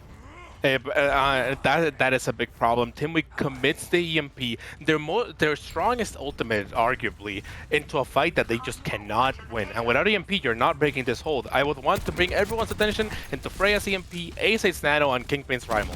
This is not good news because Hex has no ultimates, and the only thing they have coming up is probably Beam's Rally and, you know, the Primal, which, although it could be huge, definitely isn't as much as a Nano. So this could be our second to last fight, and if they are able to get some ultimates from Mirage, they could win it. Yeah, that's a beautiful combination there. EMP, Nano out, and both supports are dead. And it looks like Baka's gonna be able to get away here. And that's gonna be so much healing towards Dolphin's Nano boost. Yep. And one of the good things there is that Mirage overcommits. Freya uses EMP, Aceid uses Nano on a fight that they were going to win either way. So that means that Hex has a chance here. If they can get their Nano soon and Beam's Rally out-sustains for long enough, Baka is going to able to get that Nano, then kill the backline. And if Timwick can get some damage in, this is a dangerous push. So 15 seconds, last push. We see the jump in from Baka already antied, and Solo pops the Primal Rage to stay alive. Timwick, by the way, with the Helix Rocket on to the Sombra, takes them down. Kingpin, Solo pops the Primal. Baka with the juggle onto Aceid. Rally comes out from Beam, and it's going to be Gag that's so low. The Death Blossom out from Koi, who gets Baka so low and cleaned up by Freya. Kingpin taking down Dolphin, but Timwick trading out the Winston pops the Tactical Visor. They're going to get so close here. We're going to see the Wraith out there from Koi stays alive just long enough. Kingpin switching over to the Junker Queen. Rally out from Gag, and that's Timwick doesn't touch the point. That's so unlucky. Not a C9er, not a Charlie 9er. This is giving me Mirage versus Holy Swag vibes, you know? Like, we forget to touch point. I mean, that's just, I mean, they were probably going to lose the fight at the end of the day anyway. It was just Timwick, and the Doomfist was almost back there. I mean, they tried to make it close, you know? They looked pretty okay there on that, in the first 2 points of that map.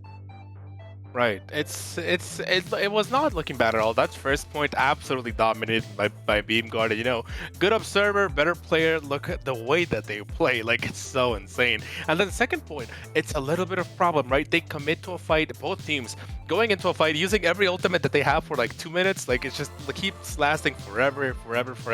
And like, if the fights take longer, that is going to favor the team that has the advantage over you. Like, Mirage caps with 2 minutes and a half, and there's not a lot that you can do. Not the best of news. And then on last point, we see that EMP, it doesn't get anything out of Mirage. There's no kills that happen because of it.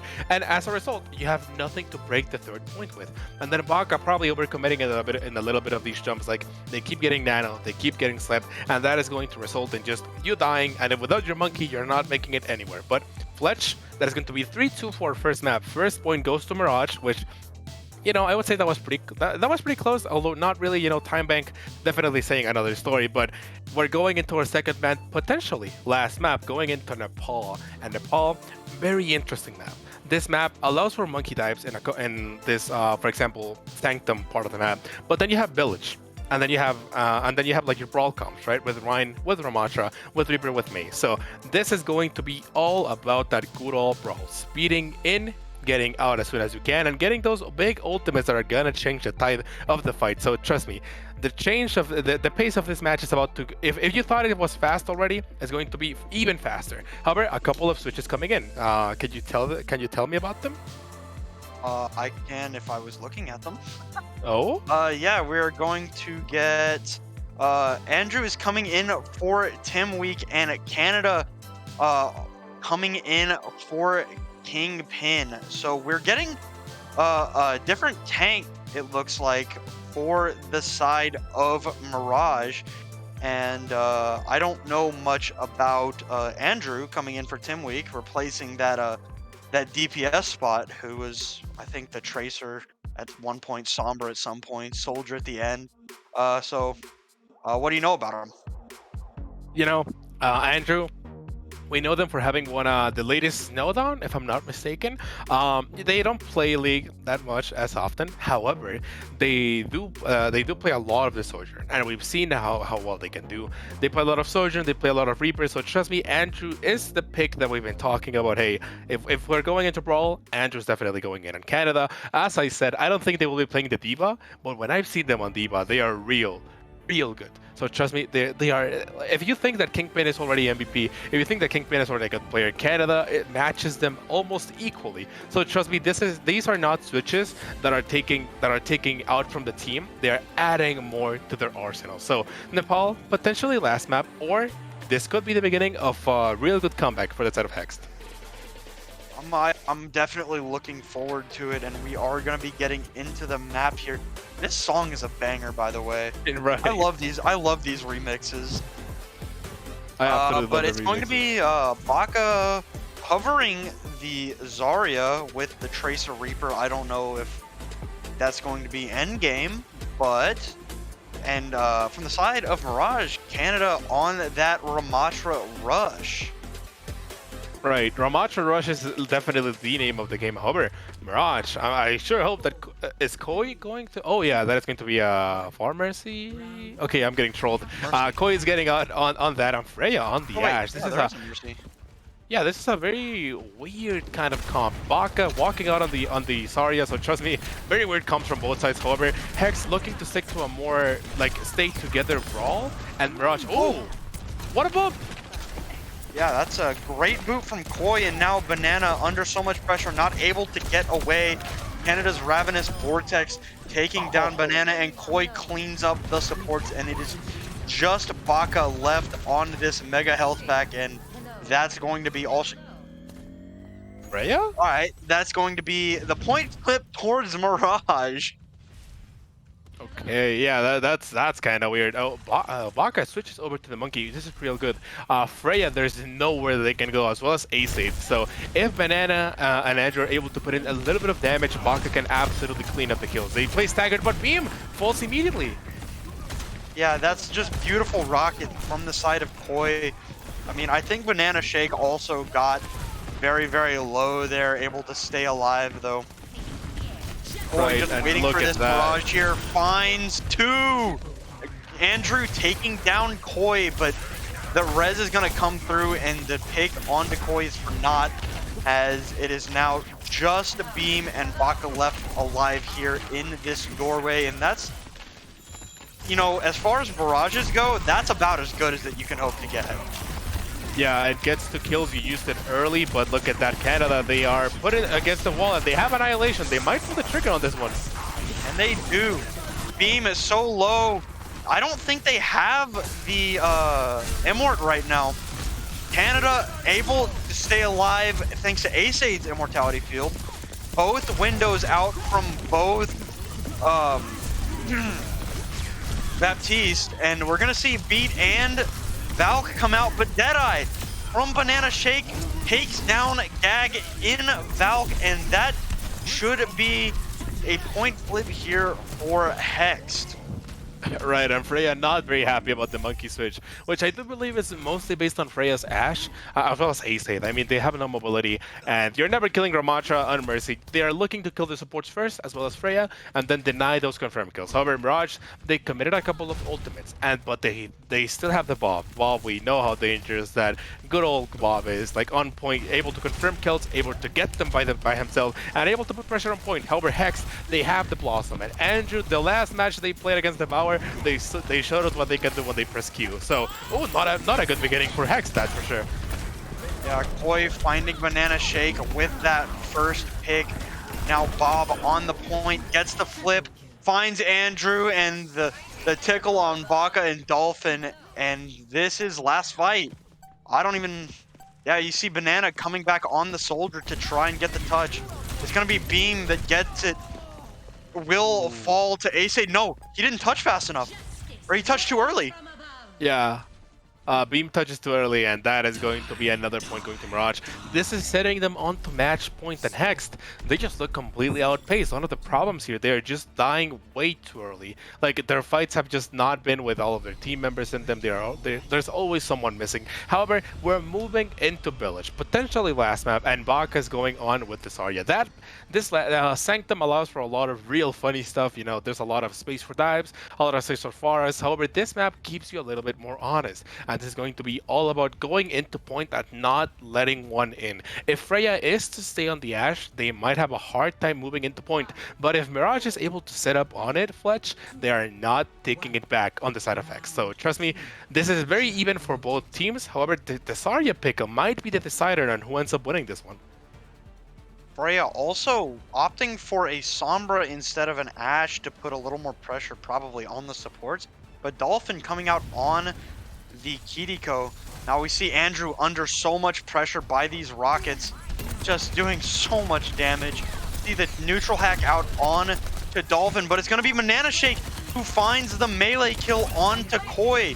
Gag able to get over the top of the rooftop there, and I mean, I believe, no, Koi doesn't get rezzed here, but now they're fighting after the Hex has captured this point now.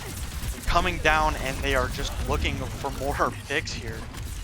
Yep, and they need to defend against the Pharah. The Pharah is going to make or break a couple of these fights. And even though Banana got the first one, this might be dangerous if they don't manage to kill her quickly enough. Her Baka getting up with that energy. This energy is also going to be a major factor, but if able to keep Canada up for a little bit longer, this might save them on the side of Mirage. Well, yeah, Freya taking down Dolphin as the first pick here is like so much sustain gone from Hex. Andrew hacked up, but able to take down Freya. Koi falls. Both DPS fall to Andrew, and this is just going to be Canada trying to get the rest of their ultimate here, and they have, and won't stay alive, and that is going to be 50% to 0 here for Hex so far. Alright, Hexed absolutely looking real good here because they also have the Gravity and Beam. What a stagger onto Ace. That's another 10% that Mirage is not going to be able to contest. But look at their ultimates. They also switch onto the Hanzo and onto the Mei. When they have the Mei, basically Blizzard is going to win your fight by itself. And then if Freya can get a random pick, this might be super winnable. So Baka, this Graviton has to be huge. Get it. Grav out.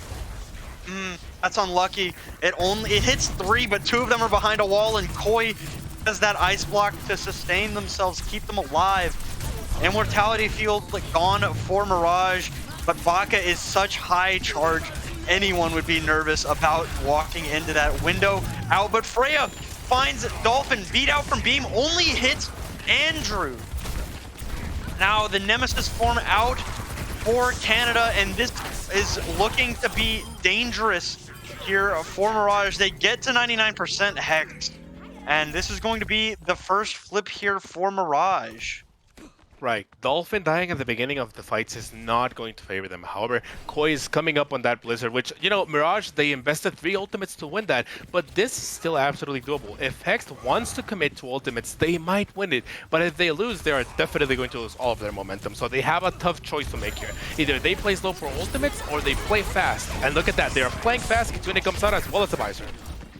Freya kills Baka, though, which is such a tragedy. Saw Banana putting a lot of pressure onto the point, so they were down a little bit of that mid-fight damage from the Tracer.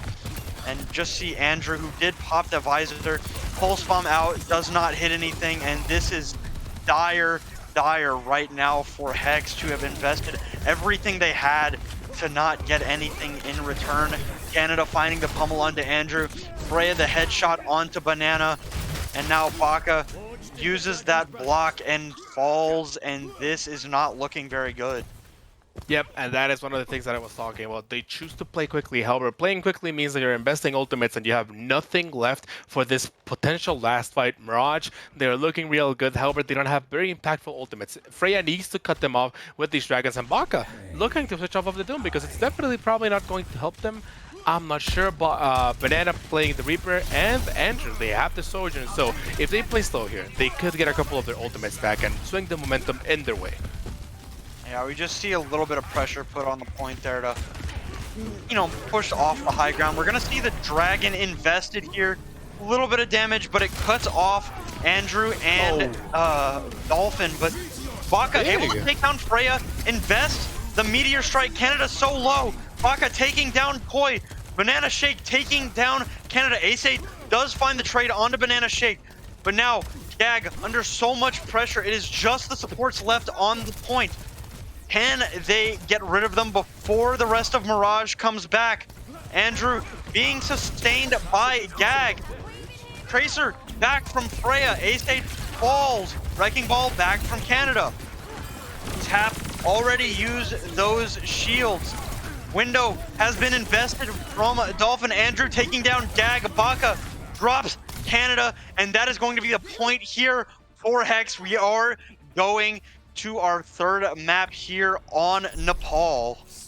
Right, and you know, a couple of I never see the Doomfist, and I guess it works sometimes. If it works, it works. Like if Baka, he's my fellow support player, very good main support. But when they switch to Doom, you know that they are serious. They want to get those kills. However, they switch back onto the Zarya, and it was working, Fletch. However, once you lose that charge, you're definitely not making it anywhere. And look at that, we know that Mirage is able to play this comp absolutely perfectly. They know how to play the Tracer with the Pharah, and that is what they've been playing. Really good angle here. Thank you, production.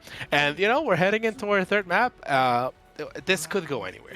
If they are able to set up on point on the side of Hexed, they can just anchor down, have those Symmetra turrets set up. However, we're not having the Symmetra. We're seeing Andrew and Baka. Their job is to hold down this point, and they need to have some plan, save for Koi's Pharah, because their Pharah is something else. Yeah, so much damage already being done by Koi. Taking down Beam first again.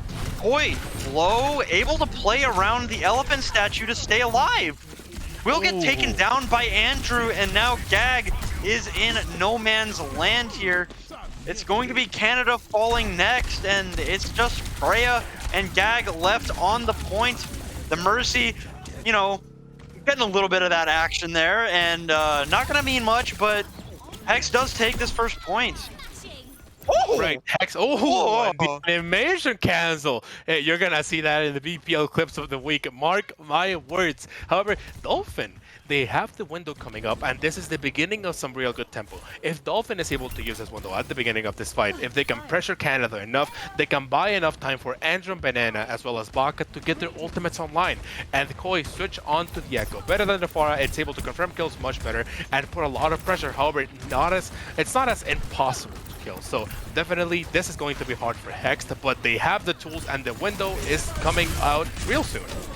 Window out from a Dolphin, just like you said. Canada solo, keeping those fists up, and it's going to be Daddy Dolphin with the first pick on to Koi.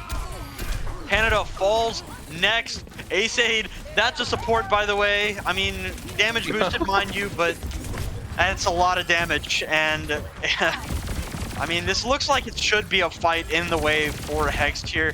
Freya maybe wanting this pulse bomb, but it's going to be Banana who takes down Ace in with a late pick there. Right, late pick from Banana, and that means that Ace is out of the fight. However, they have almost every ultimate on the side of Mirage, and if both teams go on a full-on commit, which is what I'm predicting, and Hex ends up winning, that is going to be it for the game. However, if Mirage ends up winning and it's a full commit, Hex is back on the neutral ground, so this situation favors Hex very heavily, and the Graviton needs to come out real quick if we want to stop them.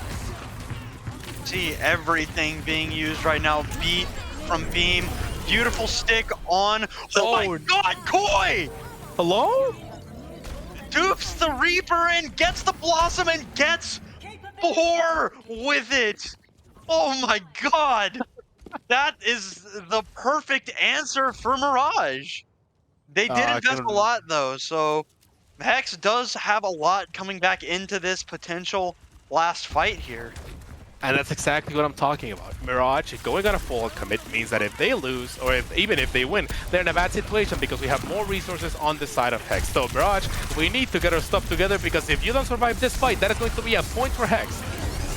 Annihilation out for Canada, grab out from Baka, but it doesn't look like the grab is going to have any value. Canada finding Andrew with the Annihilation, and this is, you know, looking better for Mirage, but Hex still with that ult economy.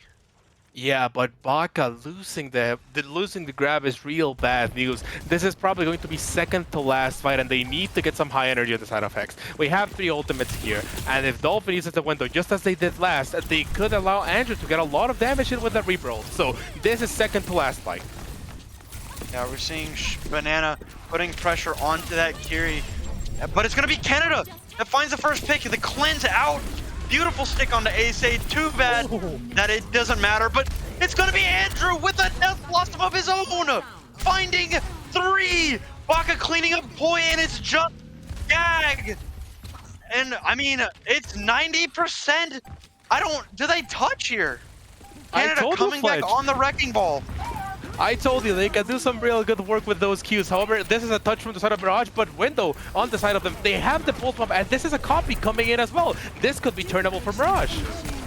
We're gonna see Poi duplicating the Reaper once again here. Beat out from Beam.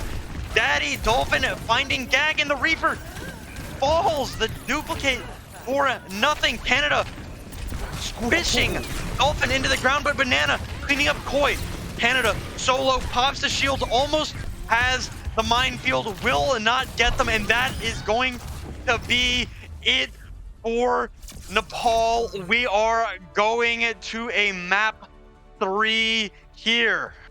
Map 3 for Hexed, and that was so scary, Fletch. Dolphin getting that kill with Window on the side of Gag was absolutely clutch. Without your damage, without your rests, there's no way you're winning. And even though Mirage was setting up real good tempo on this first point, ultimately Hex are able to come back with better ult economy and showing that the Zarya, not the meta pick, but it's definitely doing its work. And that is a real good showing on what Hex can do for here. And Fletch, third map. We're moving into hybrid, and you don't see third maps that often. Mirage has a lot. However, we are going to be moving into last.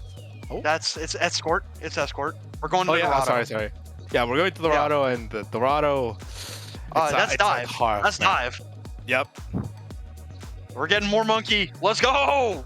We're gonna see a lot of that monkey action, and I'm just saying, if we are to see Canada in still, that we're going to be in for one of the best in C League. So do be excited for that. However, Dorado, this is a tough map, and we know it, Fletch. Like in my bronze games, in my copper games, you know, you never make it to the end, and it's such a hard map to play sometimes. This is a lot of Ash that you're going to see, for example, at the beginning of the first point and at the beginning of second point as well, right? So a lot of monkey here on the side of Baka, who's gonna have to work a lot with Dolphin in order to get those antis, as well for Gag, for example, which, you know, the supports are gonna be in for a real bad time.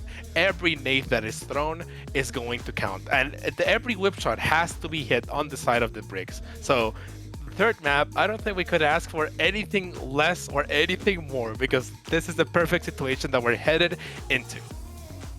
Yeah, I mean, I'm excited. We're getting some more Winston gameplay. We saw an absolute slugfest on Numbani, and I would argue that this map is even more well known for that brawl, or not brawl, sorry, but dive. So, I mean, this is definitely, if what you're saying is true, and I trust you, I mean, we couldn't have asked for a better third map here, a better decider, and I'm excited to see what these teams are gonna do. Hey, trust me, I've seen my kids scrim. I've seen them play Dorado so much, and I'm sure that Mirage has played it as well. You know, with the amount of scrim teams that have been set up, like Mirage Academy and 3 PM Bottle of Water, everyone has gotten more than enough practice on these maps. So both teams going into maps that they definitely know more than enough. However, Fletch, a little bit of a switch here on the side of Mirage. We're seeing Kingpin instead of Canada. You know, Kingpin, we saw how good their monkey is in Umbani, like absolutely rolling the backline, just jumping in and doing monkey stuff. And they are back in to do it for the last time here on the side of Mirage. So this could swing anyway, and I think that we are set up for a real good third game. That's all I have to say. Yeah, like you said, I mean, Kingpin's Winston was incredible on Numbani, and it looked like he had near perfect synergy with his DPS, with his Ana and Brig.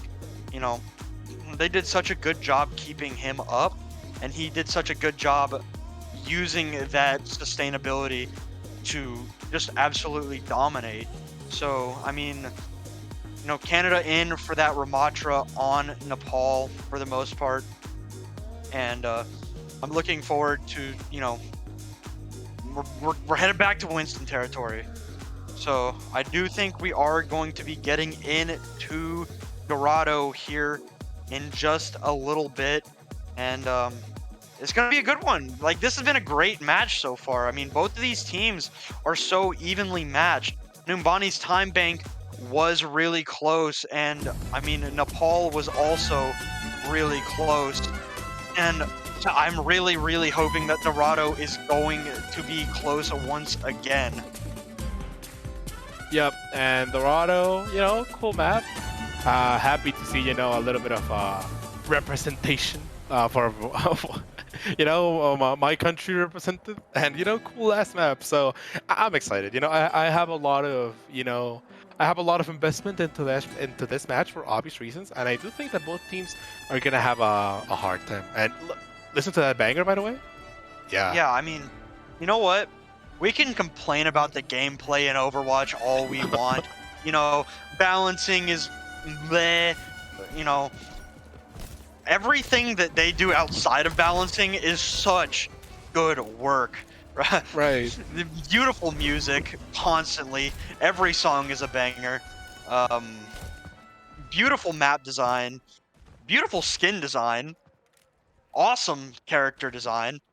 Yeah, I mean, the Overwatch team knows what they're doing on most fronts. Yeah. And thanks, you know, to production for letting us hear it and getting some cool angles on the piñatas. However, let's talk about the actual game. Baka setting up real aggressive, and this is what Baka wants to do. They want to find Acid and Gag as immediately as they can, but look at that, a cheeky TP setting their backline real back. And Andrew and Banana, their task is to not let anyone into their perimeter. Andrew, we know what they can do into Sojourn, and Banana, a real good shot with those dynamites. And again, we talked about it. Dynamite, anti-jump, that's a kill combo. And Acid looking like they're a little bit ahead on the Nano War, and this is going to be a real tough first point. Ooh, Acid and Gag above Anti, but Andrew going to find that first pick onto Freya with the railgun, and that is probably about as a good first pick as you can get if it's not a support.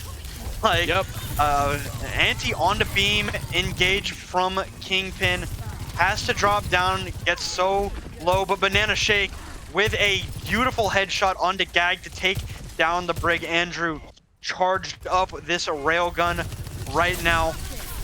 Good whip shot. Andrew, antied and low, able to slide away. Stays alive here. And this dive from Kingpin has been kind of just nullified thus far by Beam. And we're going to see it once again.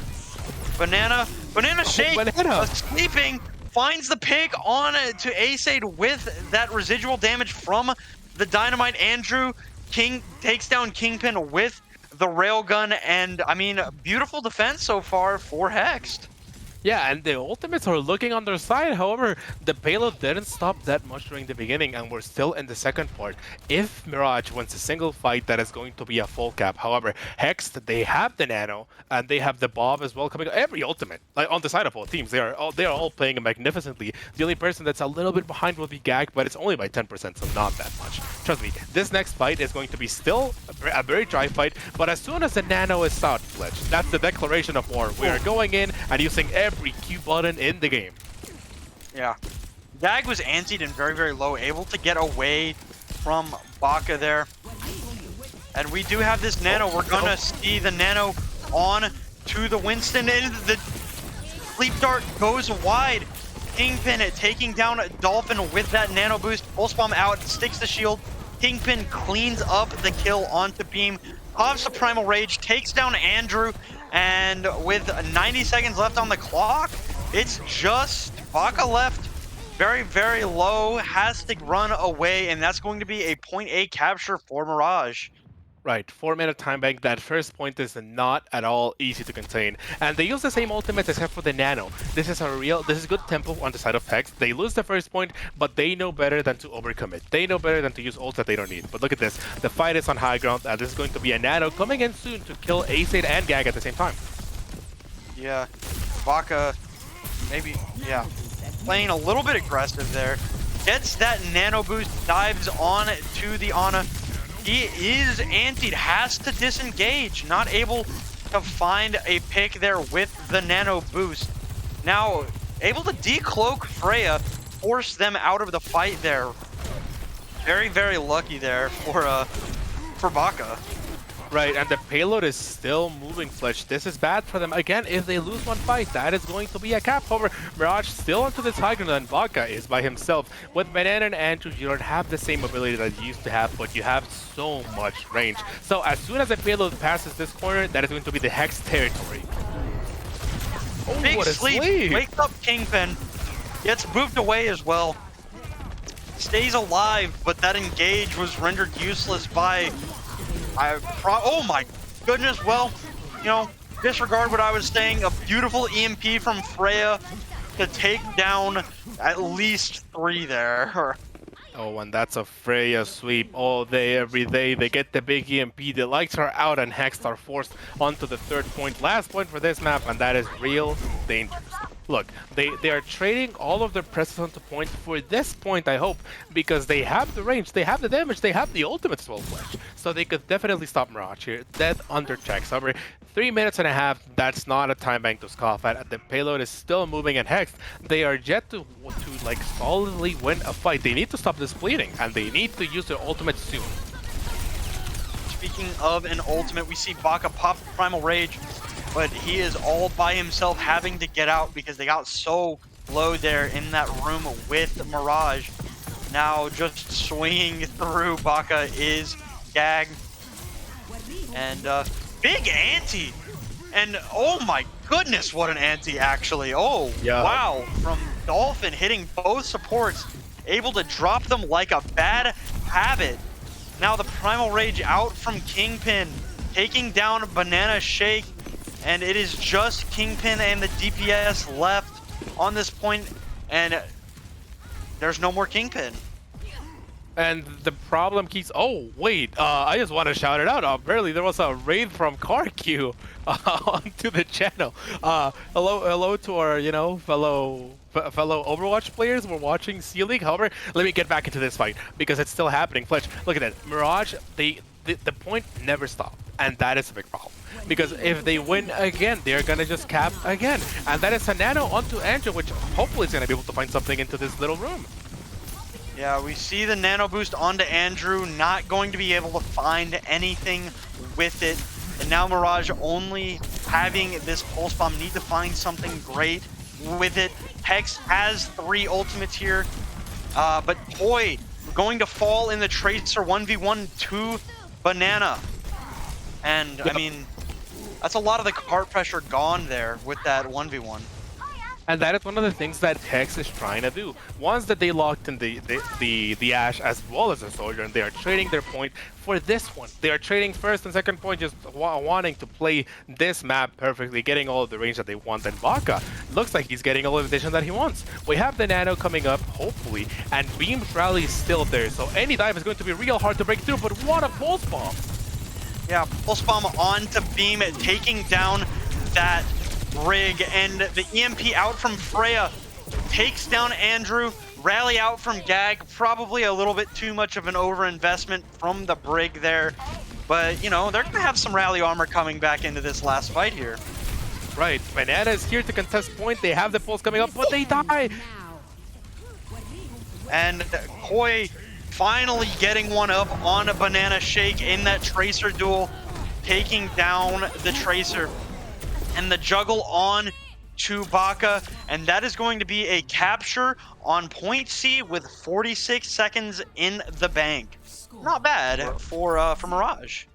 Right, you know, not the time back that we saw in Numbani with the point that it was, you know, 4 minutes and a half. That's a lot of time. But this time it's only 40 seconds, and you know, definitely not a time to scoff at. Again, Dorado, not the easiest of maps. That second point went by really quickly, and it's just it was just insane. And you know, you put in the pressure onto our players, you know, card curated, you have to be on your best behavior. So, you know, we're going into possibly the last round of the game, and Hexed, I just want to say that the pick onto the Ashe and the Sojourn, it works very well during your first point. It works very well during the end, but if you're not stopping card fletch, there's no way that you're winning. There's no way that you're able to stop pushes, and if you ever lose one fight, the punishment is absolutely insane, and it just makes it so that you're out-tempoed completely. But Baka onto the Monkey, you know, more silly activities. Freya and Tracer onto the Sombra, and Freya and Koi with the Tracer Sombra backline, would dive onto the backline, which, you know, enables so much damage. And Andrew looking with the Reaper, probably just playing to kill Kingpin. If Kingpin is not able to live, if Kingpin just gets absolutely melted by shotguns and anti, this is going to be a real tough push to break. But Hexed headed into their possible last 4 minutes of the game, and Ramatra, looks like we're sticking to the Monkey. We got baited. I got baited twice. I was really questioning the Beam Baptiste there. I don't really like the Ana Bap comp, but didn't get it. Now, we see Kingpin zapping down with that Sniper Monkey from the top. The Sleep Dart from Ace Aid able to keep Baka away, and we see Andrew on the Reaper TPing up to the high ground. Immediately dropping down is Kingpin under a lot of pressure, and just playing insanely safe around Andrew. Knows that Reaper can blow him up. Now, Ace Aid falling, the dive from Baka and Banana, too strong, and Gag all alone now in that backline. Kingpin getting out, and Baka cleaning up Gag, like I was saying, all alone back there, and that's going to be a pretty good first fight for Hexed here. Yep, and that is going to be a real big problem for the side of Mirage. You have Andrew on with the Reaper, and right now, if Kingpin is ever to contest, they're going to be absolutely melted. And look at that, they're putting the damage, and here, Banana, they need to get some real big picks here. Yeah, we see Andrew putting in all of those pellets from the Hellfire, but Koi taking it down. Andrew, that is so much of the damage gone from Hex. The pressure onto Baka. Pulse Bomb out, not finding anything, and Baka able to take down the Tracer. Pops the Primal Rage. Gag falls, as does Koi. Ace Aid cleaned up with the juggle, and it is just Kingpin on this point. And this should be a point A capture here for Hexed. And Baka jumps up to the skies. They try to get the kill here onto Kingpin, and they've managed to find it. This is going to be a real tough point to decide who's going to win. Kingpin did not commit the Primal Rage, and the Nano is online for the side of Mirage. Hex over-committing, I would say, a little bit, but they managed to get the point. However, Mirage, 4 ultimates online Fletch, and that is a big problem. Any team fight that happens from here on out is going to be on Mirage's favor, because, like, how do you break the rally? However, they take over the high ground, and Banana is on payload duty. Koi able to take down Baka. Banana also invested the Pulse Bomb, not finding anything with it. And now Kingpin getting aggressive, as I say that, jumping out. Putting some pressure on the cart is Andrew. Kingpin dropping down to keep that cart from moving any further. Has this Primal Rage, does not want to waste it, but also isn't scared of Andrew's damage just yet.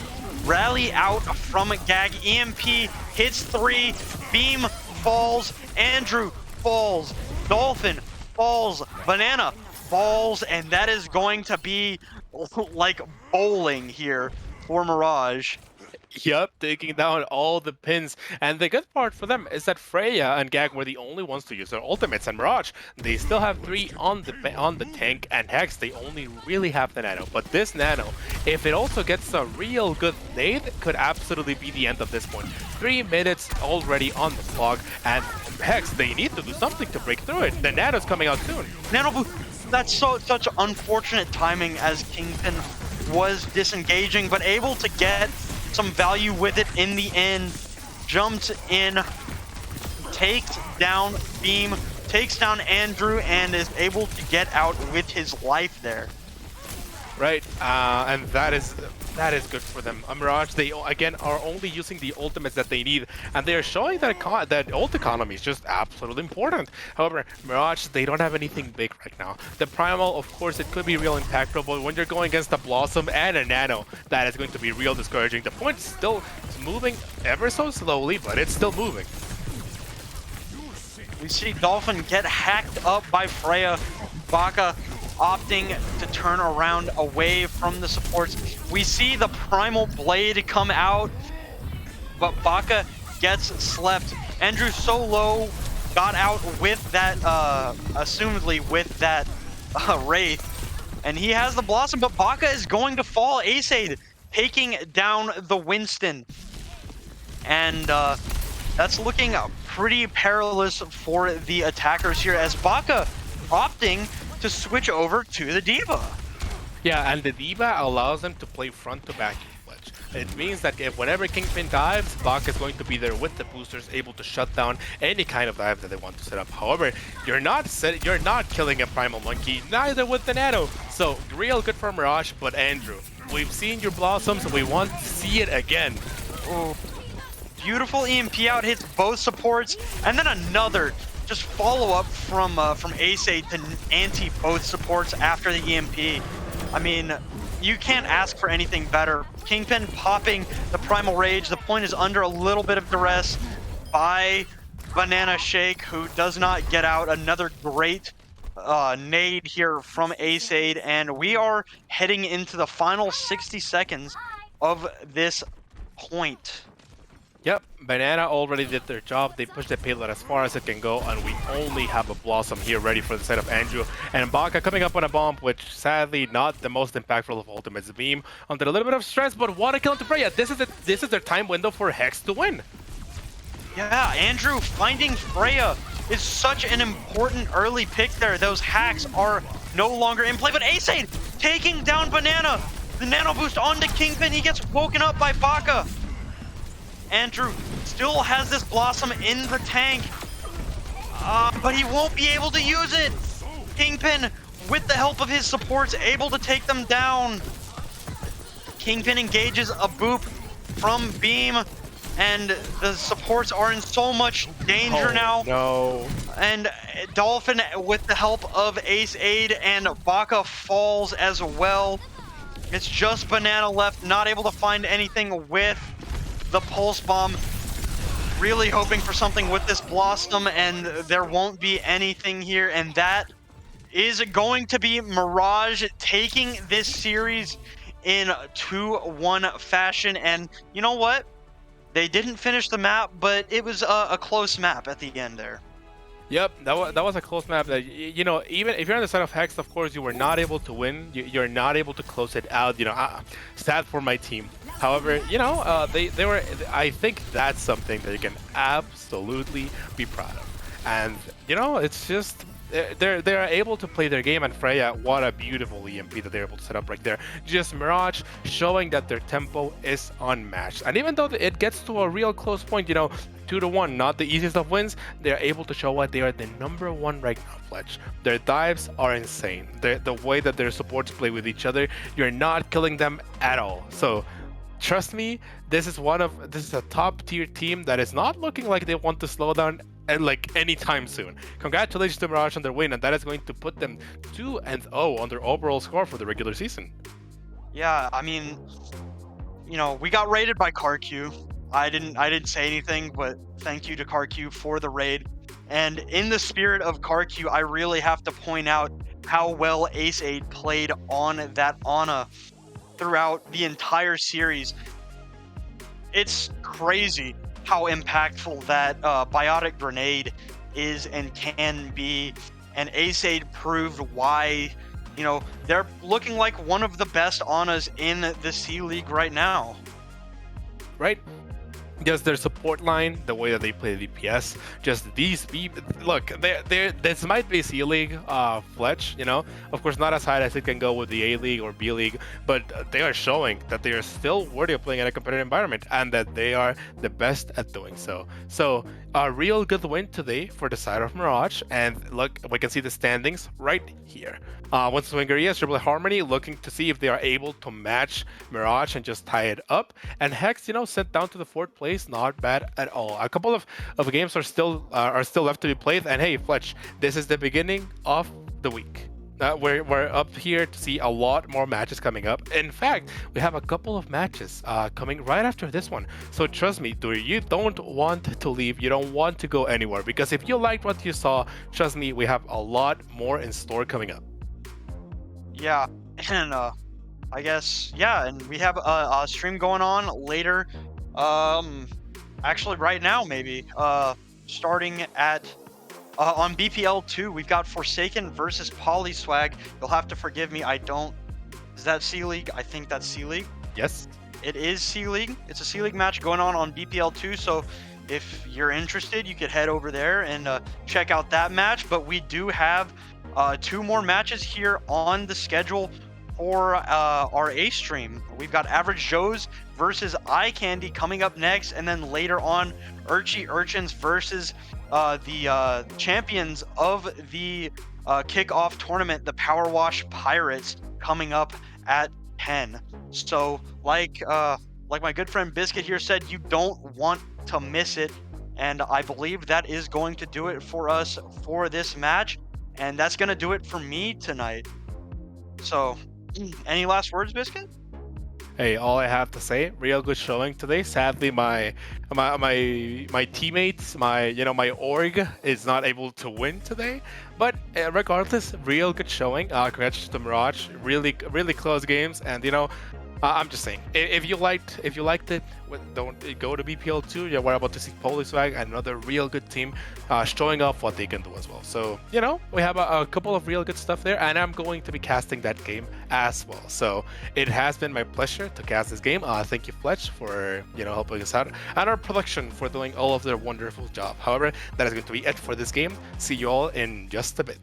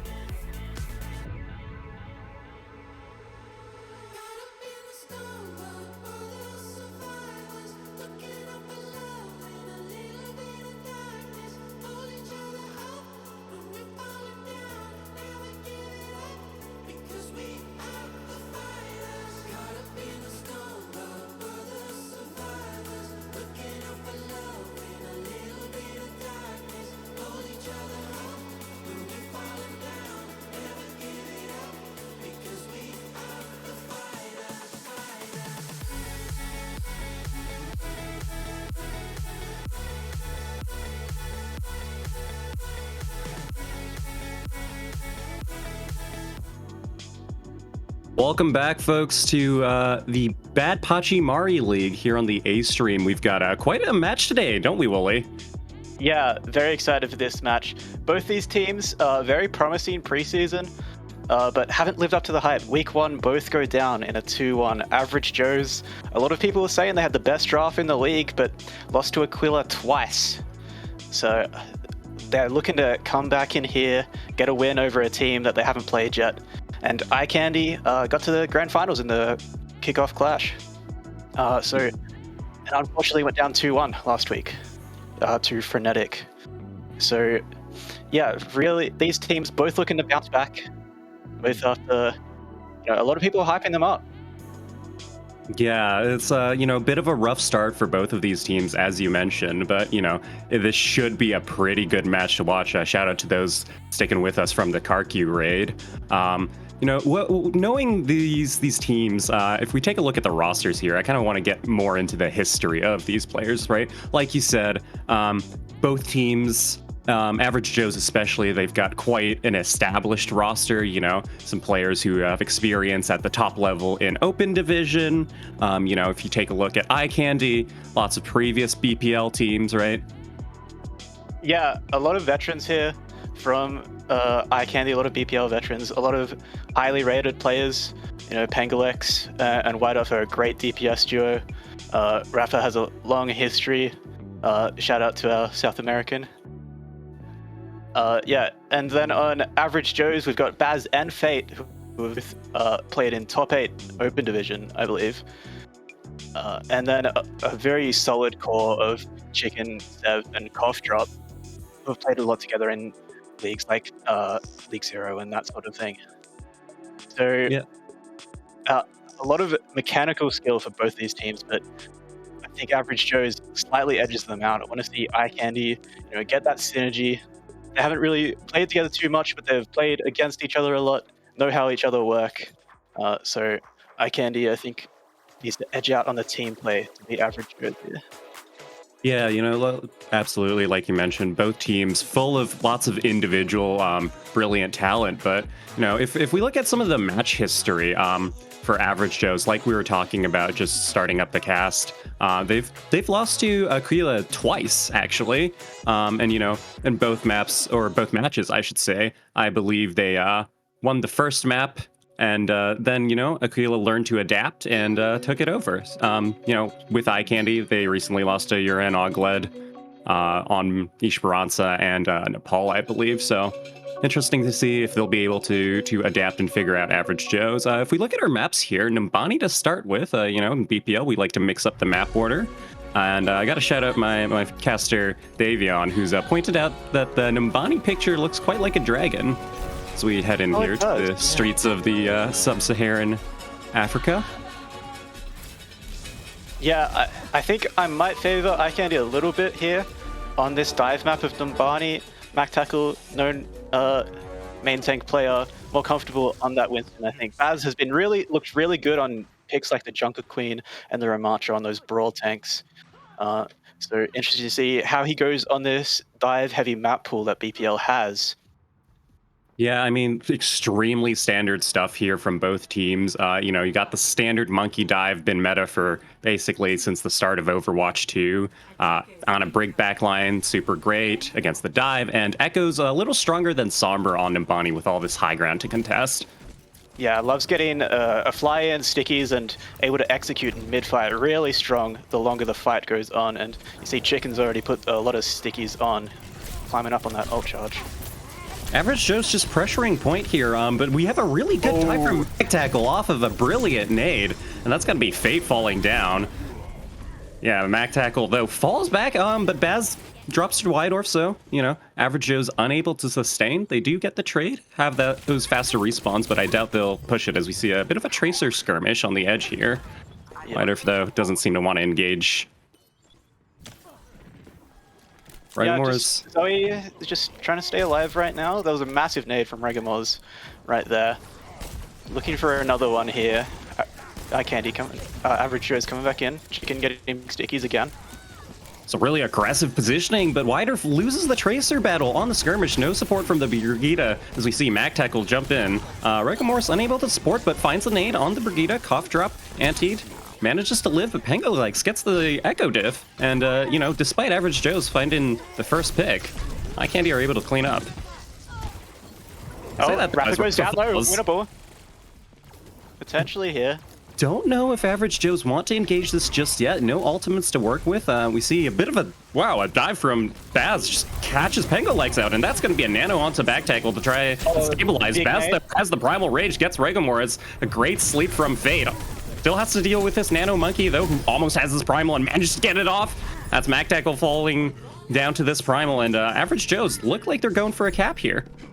Yeah, Baz showing why he's an early MVP candidate. Primal Rage picks up 3 kills there. Regamors is doing great with these cooldowns, but unfortunately wasn't able to capitalize on that nade on the backline there.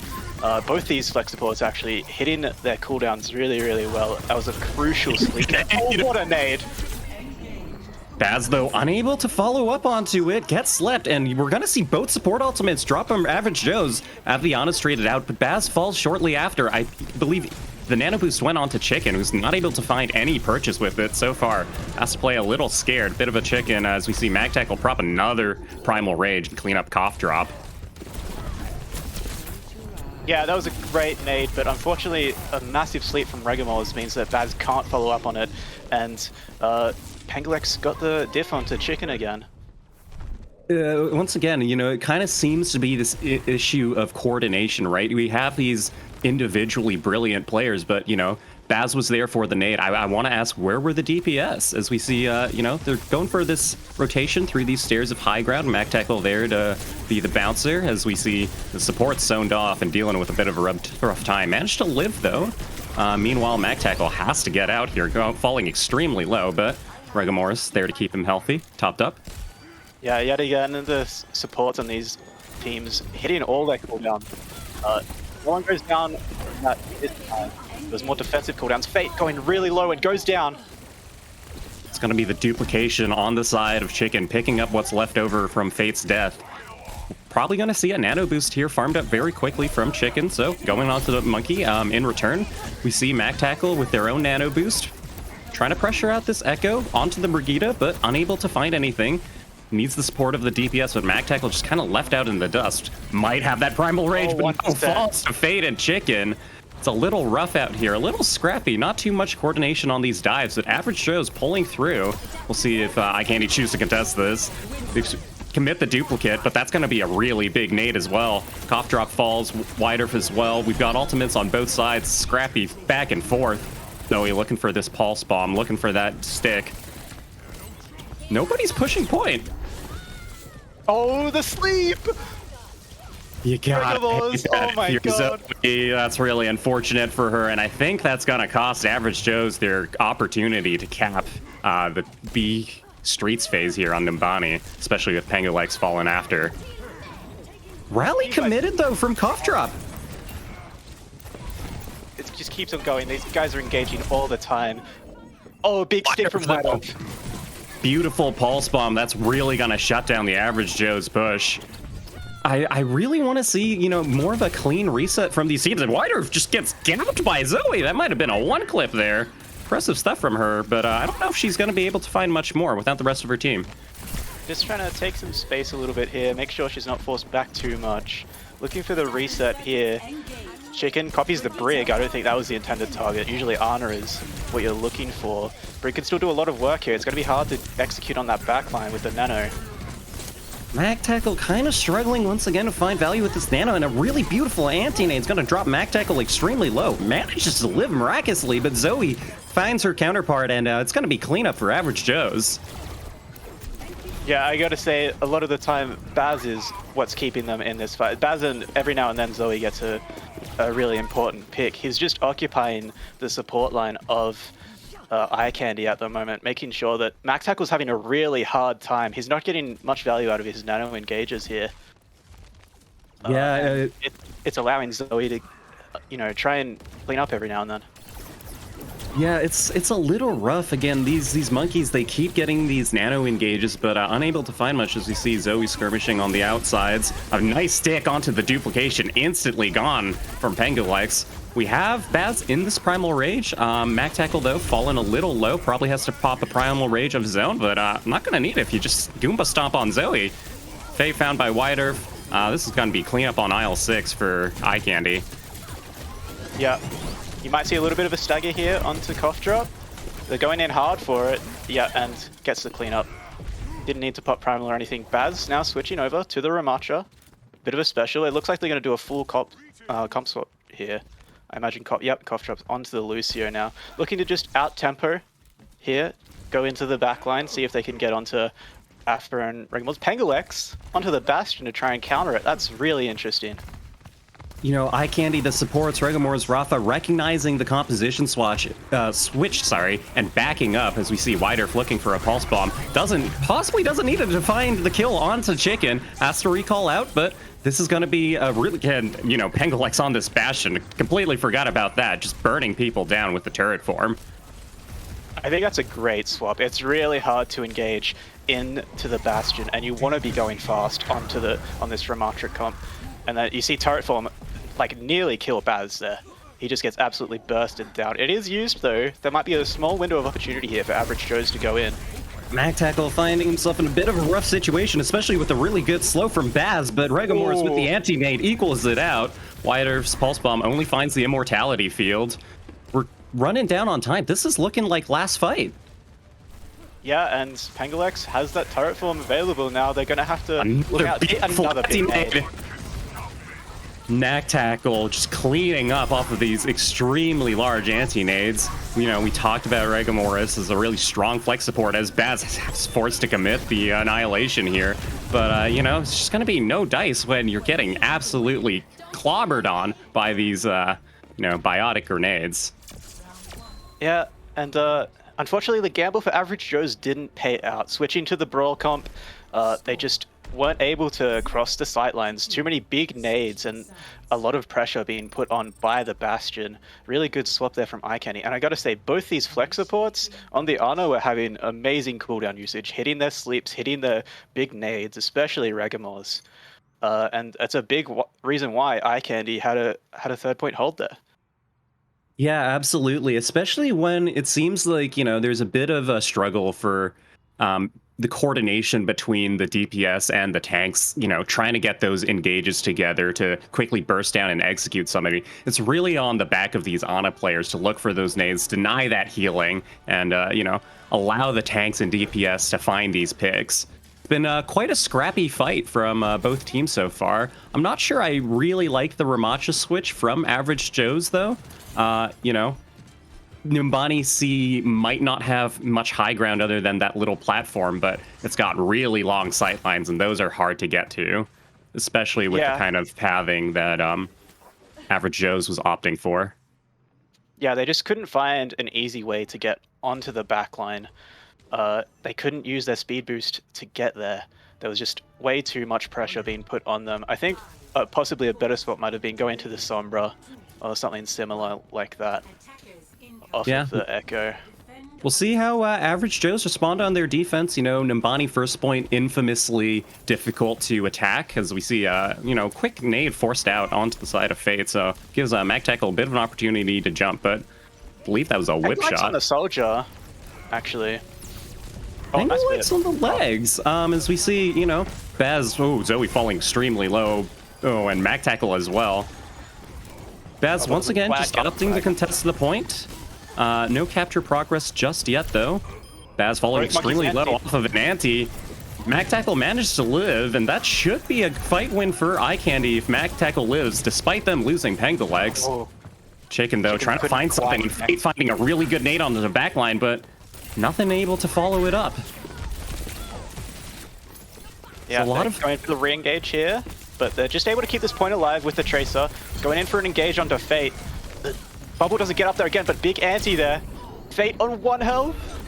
Big sleep. Wow, Fate somehow living that. That's incredible. Fate doing a lot of work on this Ana. Once again, we always see these DPS players and these tank players in the kill feed, but especially on these dive heavy maps, you really got to pay attention to the Anas and their cooldowns. The sleeps and nades, some of the best abilities in the game, as we see Eyecandy opting to go for a different rotation this time through the high ground.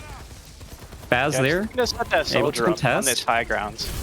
Big nano onto the side of Baz. The Chicken, although falls, I'm not sure where exactly that happened, and Baz, without the support of his team in that tunnel, unable to find much. Beautiful sleep onto the nano MacTackle, and Regamor's gets the Ana diff, though. In exchange, that's 2 kills for Regamor's. Regamor's going absolutely crazy, hitting big sleeps, big nades, and then gets the scoped kills there. That's going to be an easy cap there for Eyecandy. We're able to survive that nano boost engage from Average Joe's with a big pick from Wide Earth. I imagine that Chicken was coming around the back looking to execute on some stickies, but just got caught out by Wide Earth. Wasn't expecting them to get on the flank there. Baz antied early, has to jump back, give up this corner here. Zoe, she's looking to keep it there. MacTackle in the back line with the Primal. Great Primal onto both these supports, though. They're able to keep each other up, and MacTackle doesn't disengage quick enough. So we see a Primal on the side of Baz, but also falls. Both monkeys with the Primal traded out. Rafa's got that rally to keep the team healthy, but that's a stick onto Regamor's from Zoe! Pangalegs pops the tactical visor, rally in response from Cough Drop. We have a duplication on the side of Chicken onto the side of Soldier. We got Soldier v Soldier, one with the aimbot, one just sitting in the back pretty. This is such a scrappy fight, especially without these tanks. Of course, Eyecandy have the respawn advantage, but MacTackle falls again! He's just got bursted. He got absolutely destroyed. I think there was a nade from Fate there, and no healing able to come in. Absolutely bursted down, and now Baz is back here. They're able to take this corner. Not much space given at all for such a long fight. It was very scrappy, and in the end, Average Joe's backline was able to stay alive for that Primal and still have that high ground. Regamor's again with another big pick. See what the destiny for Fate's Nano Boost is, if they can get it off, but that's going to be just barely living on the side of Fate and Cough Drop. As once again, both tanks are traded down. Pengalex with this Bastion pick probably on the wheel, just melting out this Monkey, who's probably not enjoying this counter pick from the side of Pengalex. Yeah, swap onto the Wrecking Ball now. You know, able to engage and disengage a lot easier. Still not easy to get a big slam when the Bastion has turret form. A little bit of poking from Zoe here. Nano boosts available on both sides. We might see these on the tanks again, though. I would like to see a nano onto one of the DPS, as we see Zoe going in with the nano boost. Pengalex drops. Might see a pulse bomb as we, make sure to contest point. Average Joes don't want to see 9 here. That's a nano Brigida, the raid boss, terrifying. Without that nano, though, Cough Drop falls to Wide Earth. See Zoe really low down. Around. Mag Tackle down. Chicken falls as well, and once again, it's just back and forth, neck and neck, left and right, blue dress, gold dress. Zoe falls to Regamores. I think Eyecandy are going to be able to cap. It's just Baz stalling out on this point, and especially with Pengalex on the turret form. Sleep onto Baz should be able to clean up real quick. Turret form is down though, might be able to give a big slam. Anti onto Baz though, and a big picks onto the backline. Regamore is just setting this up yet again. He's absolutely farming. Yeah, the sports of Average Joe's falling down. Not too great as we see Fate swap over. Oh, and, well, Zoe's down, but we see Fate swap over to the Kiriko. Perhaps wanting to opt in to join those dives with Baz. Got those landmines, looking for the engage, but Eyecandy take it first as we see Mag Tackle prop the Primal Rage. Zoning people into the back line, into the spawn. Cough Drop pops the rally in response. Duplication out from Chicken. Looking for nades and sleeps on this Ana as Pengalex drops the artillery fire. Golden Box of Victory really close though, as Wide Earth's looking for a pulse. Finds a stick, but unable to secure the kill. Pengalex though on this Bastion. What are you going to do about it? Wide Earth pulls the mines. Oh no. That might be a winning kill here. I don't know. Eyecandy able to stabilize with this nano boost, but it goes to Mag and it gets canceled. That's really rough if you're Eyecandy. Pengalex not able to find much with his turret form, and that's just gonna be a disengage. They still have 2 minutes though. No. Pengalex finds Chicken, so that's a really sweet pick. Mag Tackle opts for the Reinhardt. Makes sense given how close this golden box of victory is. Regamore looking to find that sleep onto Baz. No dice, recall forced out. Baz falls extremely though. This Bastion just doing so much work, unable to be shut down. Kitsune from the side of Average Joe's, but Cough Drop falls to the Bastion sticky. That's a beautiful stick onto Pengalex, shutting down the main source of damage, but it's back and forth trades, and you have the tank for Eyecandy falling down. Mag Tackle unable to find much with this Reinhardt. Yeah, and as I expected, Cough Drop now onto the Lucio. Stayed on the Brig, I think, just a little bit too long, used the rally, and then didn't go back to spawn to swap. But these fights are just always happening. It's hard to find the time, really. So scrappy, and people are always looking for extra picks and either failing and dying or getting them. So just always a fight going on. Baz looking to engage with these mines here. Big boop there from Cough Drop. Pengalex gonna respond to the mines with artillery fire of his own. Unable to find anything as we see Chicken pick this Reinhardt here. Fight's already pretty much over though, with Zoe finding the pick onto Regamores. Got another fight or two from the side of Eyecandy. Yeah, ultimates to work with. Yeah, absolutely. This Earth Shatter has to be massive. I mean, with no shield, Mag Tackle should be able to find an extremely large shatter. Rally comes out from Rafa. We're going to see the nano boost shortly after, but they have to contest point. Mag Tackle just walking it up. It's a little dangerous here as we see Baz in the back line getting zoned out by this Brigida. And once again, Pengalex on this Bastion. That's Baz falling down, and an extremely large shatter from Mag Tackle's going to seal the deal, and that's going to be Numbani for the side of Eyecandy. Yeah, Eyecandy doing what Average Joe's couldn't, switching to the Brawl and able to cap on third point Numbani. Really, really close map though. They had 10 seconds left to cap that. These guys seem very, very evenly poised. So many scrappy fights going on. The fights last so long because like I said before, people are just trying to finish off these fights, get the picks. And yeah. See, play of the game from Mag Tackle, but really off of Fate's anti-nade. Again, want to highlight attention to the Anas, though. I really appreciate Pengolex's swap to the Bastion pick. It was, you know, given Average Joe's inability to really execute a 3-person dive with both the DPS and the tank, I think the Bastion was a lot harder to contest and really just ended up melting the side of Average Joe's. Yeah, Baz was just unable to contest with it. You know, Pangalex would just save the turret form for Baz's engage, and even when he went onto the Wrecking Ball, he just couldn't deal with it. You know, Wrecking Ball is still hard to get value on the Bastion if your team isn't following up, and unfortunately, for the side of Average Joe's, they just weren't quite following up. Yeah, I think this is, once again, like this. We talked about Aquila having the adaptability to come up and beat Average Joe's despite, you know, their individual players being really strong. And Eyecandy finding it in the first map, largely off of this Bastion pick from Pengalex, you know, left Average Joe's a little lost for what to do, swapping onto the Wrecking Ball, which isn't exactly my favorite pick. You don't see it in these higher levels of play that much, even when dealing with something unconventional like a Bastion. There's more action on BPL too, if you want to catch that. Yeah, I think I would have liked to see something like Sombra come out from Average Joe's. You know, shuts down the Bastion pretty well. I think it's hard for him to, you know, avoid getting hacked. He's just a bit of a sitting duck there, and it makes the dives easier to execute onto that Bastion. But yeah, I want to go back to when we were highlighting those flex supports, because both of them are just hitting all of their skill shots. It's really incredible to see. I think especially Fate's sleeps have been really, really strong. Just keeping Cough Drop up a lot when he shouldn't have, or even himself. I remember one time he was on about 7 HP, slept Wide Earth, who was going for that execute, and managed to get the kill with Cough Drop helping. So really, really impressed by these flex supports. Setting up the team fight victories really a lot of the time with big nades or big sleeps.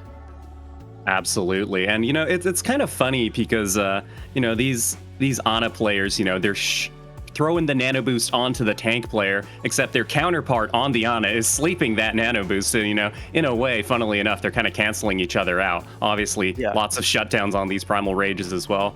As we head into Nepal, we will have a couple of substitutions. BPL, of course, does have mandatory substitutions. In this first to 2 format, if you're on match point, you got to throw in your other players.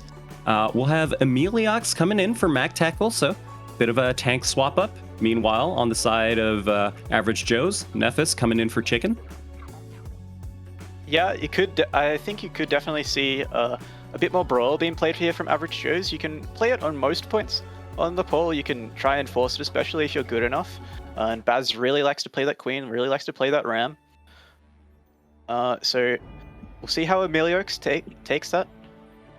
If they're gonna try and match that or stay on this dive comp, which Eyecandy has looked really good on, especially with, you know, the backline setting them up.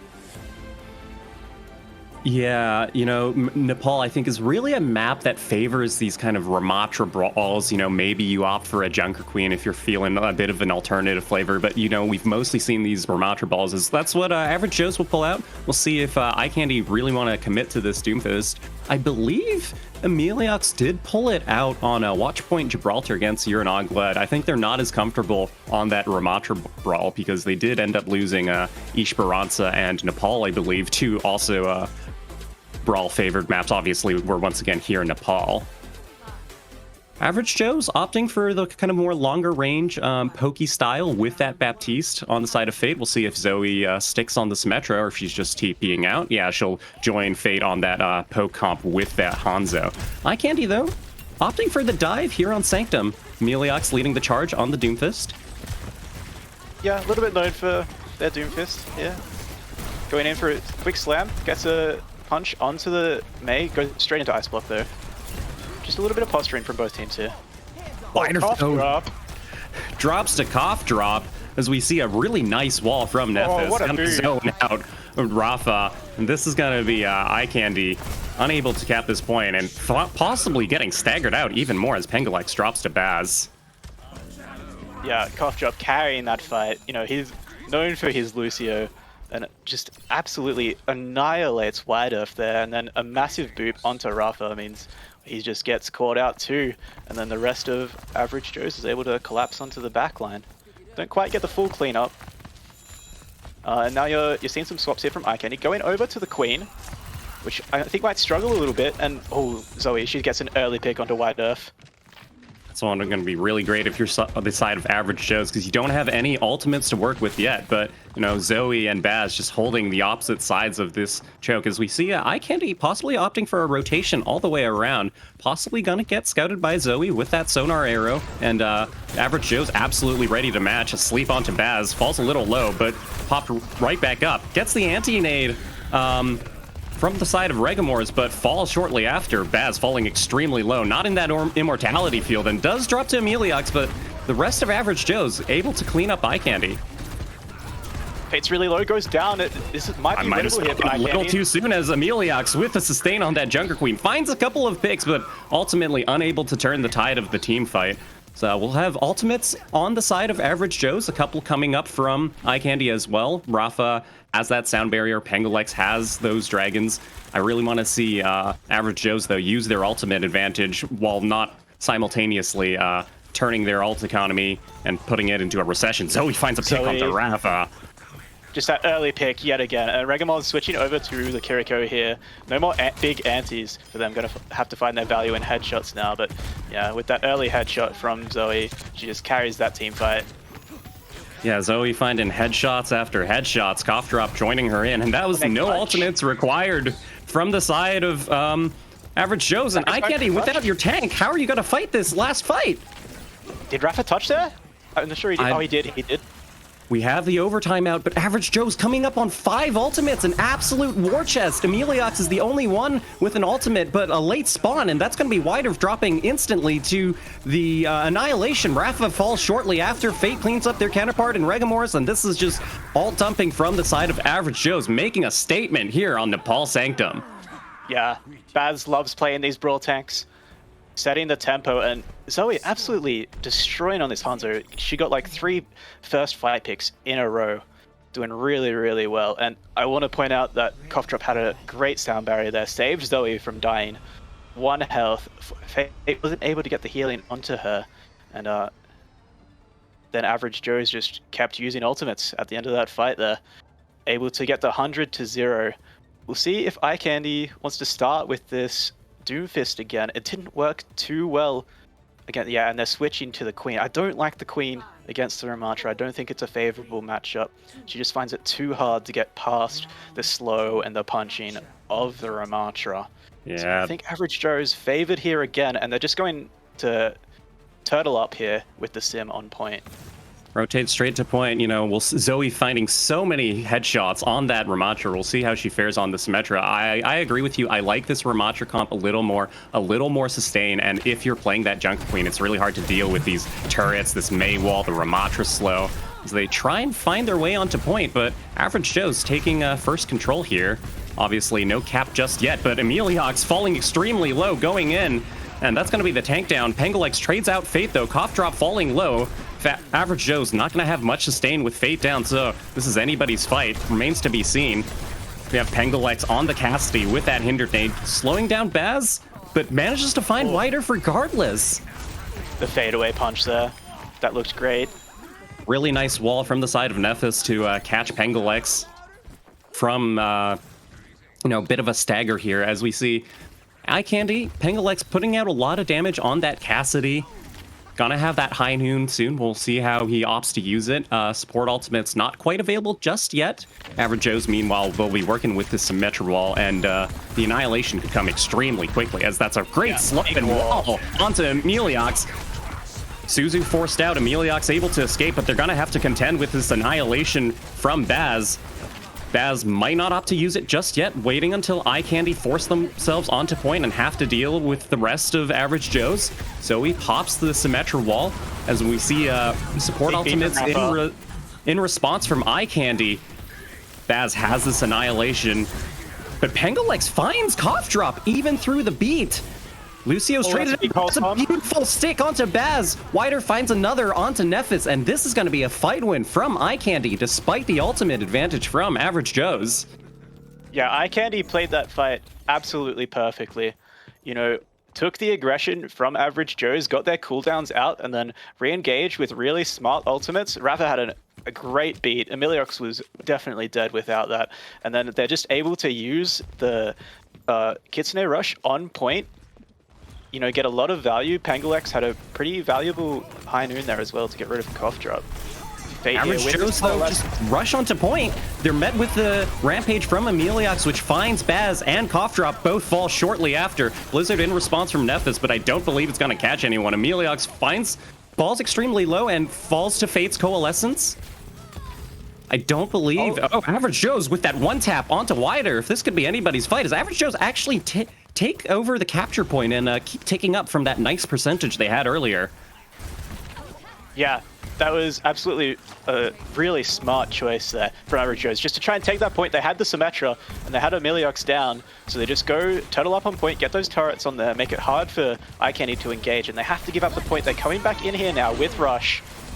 The Kitsune a little messed up by the May wall. We'll see how Emiliox chooses to use it. Baz just blocking and turtling. We see the high noon from Pangalex. Symmetra wall in response from Zoe though. So that will get Eyecandy to flip, but Pangalex falling a little low. Manages to escape from the May wall. Wider has this false bomb. Yep. Face has the Coalescence as Baz finds Pangalex. Pulse bomb goes wide and Fate with that Coalescence cleans up Pangalex. Don't believe anybody on Eyecandy, even with that sound barrier from Rafa, is going to be able to sustain and live on this point. And I think that's going to be Nepal for the side of Average Joe's. Yeah, Average Joe's, you know, did the exact same thing Eyecandy did to them the fight before. Gave up point when when Eyecandy was using ultimates, didn't let them get value. A great wall from Nephis to block off the Kitsune Rush. Made sure they couldn't get the value from that. And then a really good sim wall to stop the high noon, and then they just re-engaged after Eyecandy used all their resources. And we see Zoe here. She was absolutely going crazy on this Hanzo, getting so many first picks. Some beautiful shots, absolutely carrying Nepal Sanctum there from Zoe. You know, she's finding these headshots, and Average Joe's meant, you know, with those picks, they didn't have to use any ults. By the time it was last fight, it was 100-0, and they had 5 of them. So I really like the compositional picks from Average Joe's, both on Sanctum and on the side of Village there. Like we said, I think the Ramatra is a little more sustainable. You know, there's a reason why all these teams, as we see in the A-League, in the B-League, in the C-League, tend to favor this Ramatra brawl. Our tiebreaker here in this first 2 format is going to be Dorado, so going back to that dive that did just barely ever so favor out Eyecandy, but as we see, 2 extremely closely matched teams. Yep, and as we say that, we're just going to go to a short break. Eyecandy have a little bit of a video that they want to boost themselves up, a little bit of a roster reveal here, so we'll head over onto that.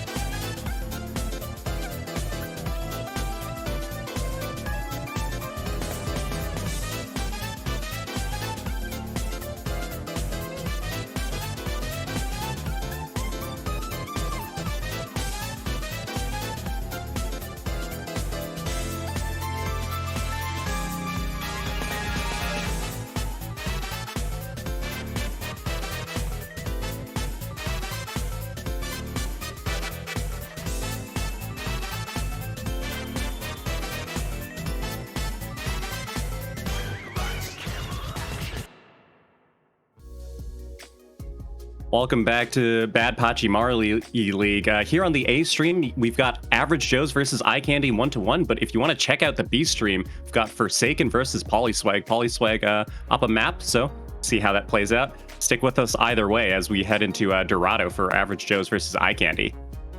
Yeah, and I imagine we're going to go back into another dive mirror here. I find it hard to believe that Average Joe's will go onto the Ram on Dorado. They'd have quite a hard time.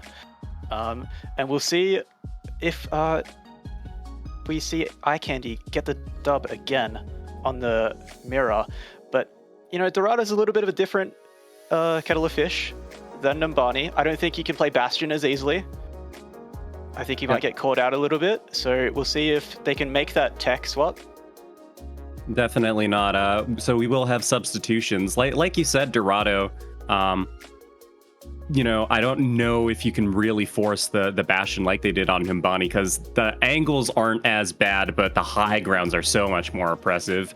We will have just all the swaps from the previous map reversed. So Mac Tackle coming in for Ameliox. On the side of Average Joe's, we have Chicken coming back in for Nephis for the DPS lineup. Yeah, I'll be interested to see if we do have the Echo mirror again, though. You definitely could see that Sombra is quite good on Dorado, you know, her home nation pick. There's a lot of good health packs to hack, and EMPs have quite a lot of value on this map. There's a lot of open space where it's hard for people to hide, you know, get nano boosts off, get rallies off. So could definitely see Sombra come out here. But I think Chicken will favor Echo here. I'll be interested to see what Madness and Pengalex do.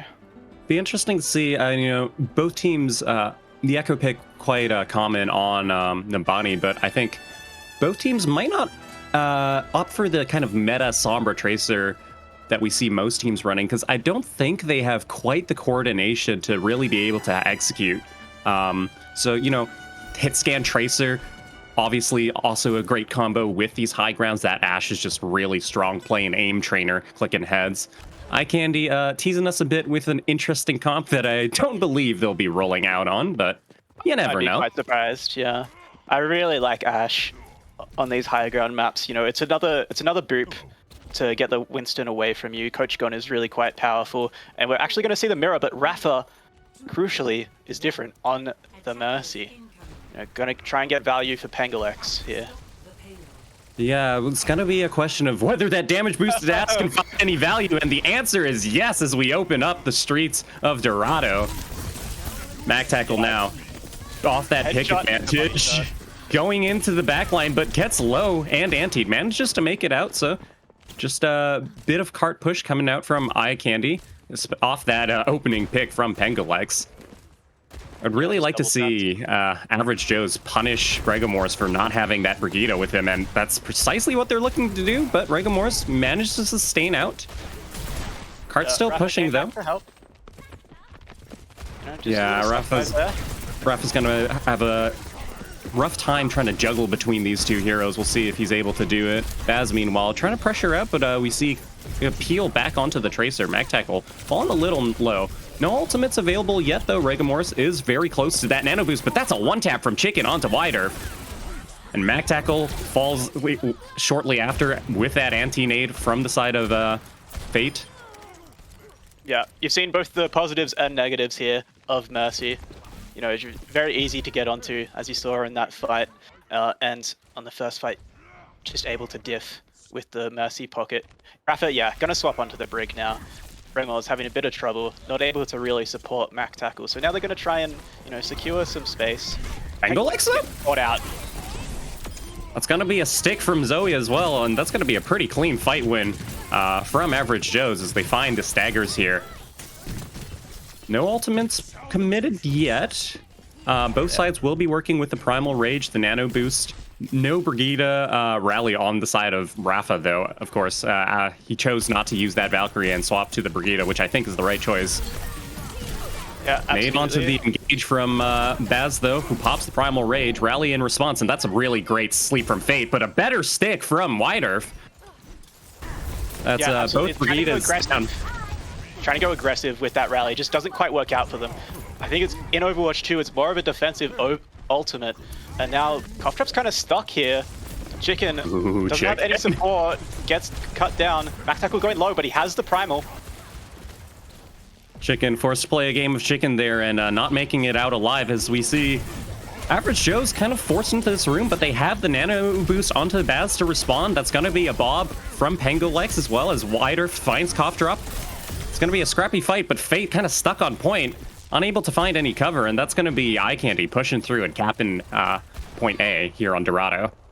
Yeah, Cough Drop just got caught out at the end of that fight. Wasn't able to get back to his team, and yeah, unfortunately goes down. So that backline, very vulnerable without the Brig. Fate just goes down pretty easily, and a really good Bob there from Pengolex hits Baz when he's got the nano boost, so he isn't able to follow up. Yeah, gets chucked up into the air, doesn't have jump. Really good fight there from Eyecandy. Recognized Cough Drop was out of position, and a really good Bob. See how Eyecandy want to hold as that's a stick. Nice. I don't think that was even a stick. That was just on the wall. Catches Rafa. Pengolex extremely low, but it's actually going to be Wider if that falls first. One tap from Chicken. You hate to see it if you're a Tracer player. Mag tackle extremely low. Obviously not going to commit the primal there as Baz gets the diff.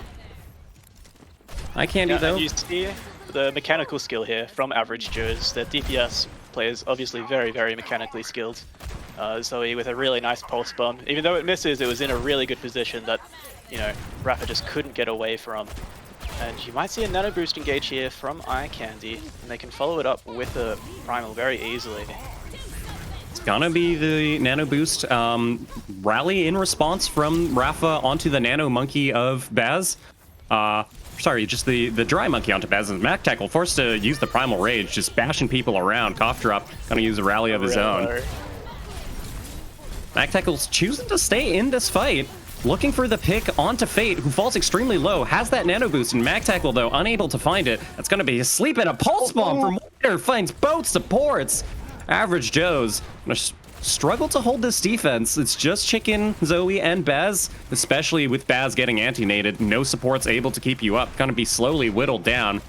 Regamoris finding the final blow. Chicken makes the smart decision to back off, and that's going to be more cart push from Eyecandy. Yeah, Eyecandy is going to have the advantage here. They're going to have this high ground too. They don't have an ult advantage though, only Pengolex coming up on this Bob. But, you know, that high ground is going to be really hard to dislodge here. Going to have to try and do it with the nano boost here. So she's going to be looking for a pulse bomb too. Yeah, these nano boosts haven't been able to find that much value as the sports are doing just a great job of living. So it's really going to be a question of whether Pengolex can find a lot with this Bob. Not looking to commit it just yet. Falls very low to the dynamite, but manages to sustain. Zoe contesting cart here. So we see Mag Tackle into the backline. That's finally the Bob out from Eyecandy. Cart being pushed, but that's Fate and Baz falling. Average Joe's defense not looking too average. It's looking pretty mediocre on this B point as they're going to lose the cap to Eyecandy. Yeah, they just couldn't contest with the high ground that Eyecandy was able to secure. Unfortunately, Nano Boost wasn't able to get much value. Rafa with the whip shot, Pengolex there with the coach gun, and then Bob just to secure the fight, makes it so they don't have the space. It was all about map control there for Eyecandy, and Average Joe's just weren't able to contest it. Pengolex swaps over to the Bastion as we see a Nano Monkey on from Mag Tackle. Primal Rage committed as well, but Wider with the Pulse Bomb just finds Cough Drop, and Regamoris, of all people, finds Zoe. Probably a nice little two-tap there. Mag Tackle cleans up with the Primal Rage, and Touch the Spawn Doors challenge completed. Hex back on the Bastion again. Yeah, I think it's a little stronger on this third point. High ground's not as oppressive. You know, a pocket pick we saw in their cute little roster reveal just earlier during the break. And they're going to need to contest point. Zoe goes first, falls extremely low. Fate dies to Pengolex, and who's got to deal with this Bastion on high ground? Reminiscent of Architect on Eichenwald. Baz tries to go up with the Primal Rage, but doesn't manage to make the jump.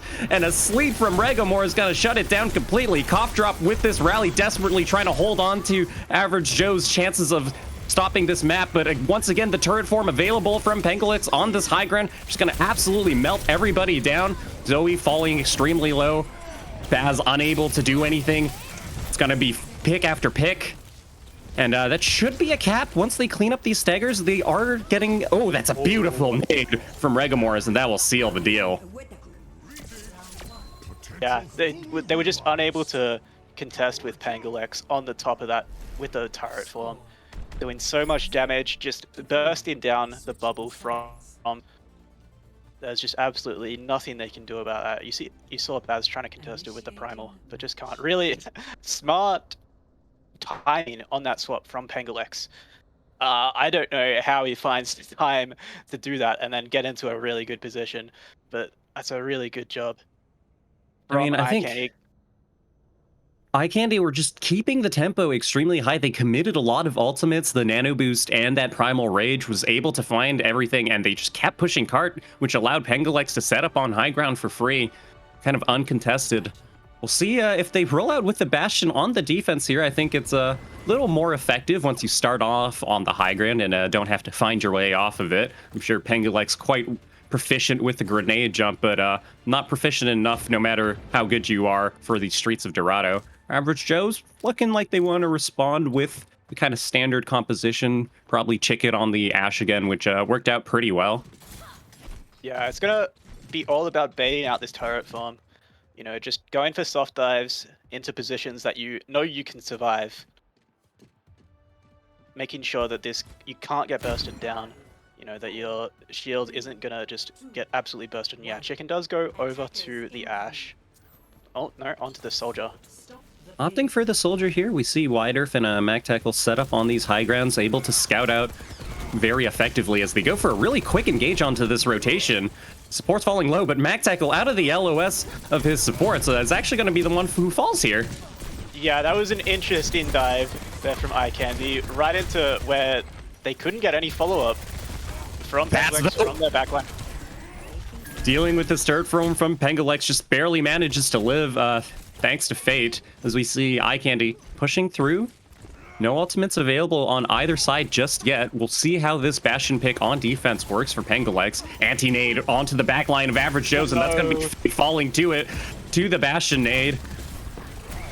Pengalex no longer has his turret form, but might be able to find Zoe, who just barely lives with the skin of her teeth. But the Sniper Monkey from Mac Tackle is going to clean her up. Yeah, Average Joe's played that well, and then unfortunately just a big nade from Regamors, and the follow-up was there. We're gonna see Average Joe's swap over to the ball and the Kiriko again. Yeah, and cough drop onto the Lucio. Chicken on the just a full cough swap. Yeah, trying to do a really fast engage. Make sure that they can't get value from the turret form, but they do anyway. Fate's down. Does get traded for Mac Tackle. Pengalex, though, finds the trade back onto Baz, and as you say, wholesale comp swap.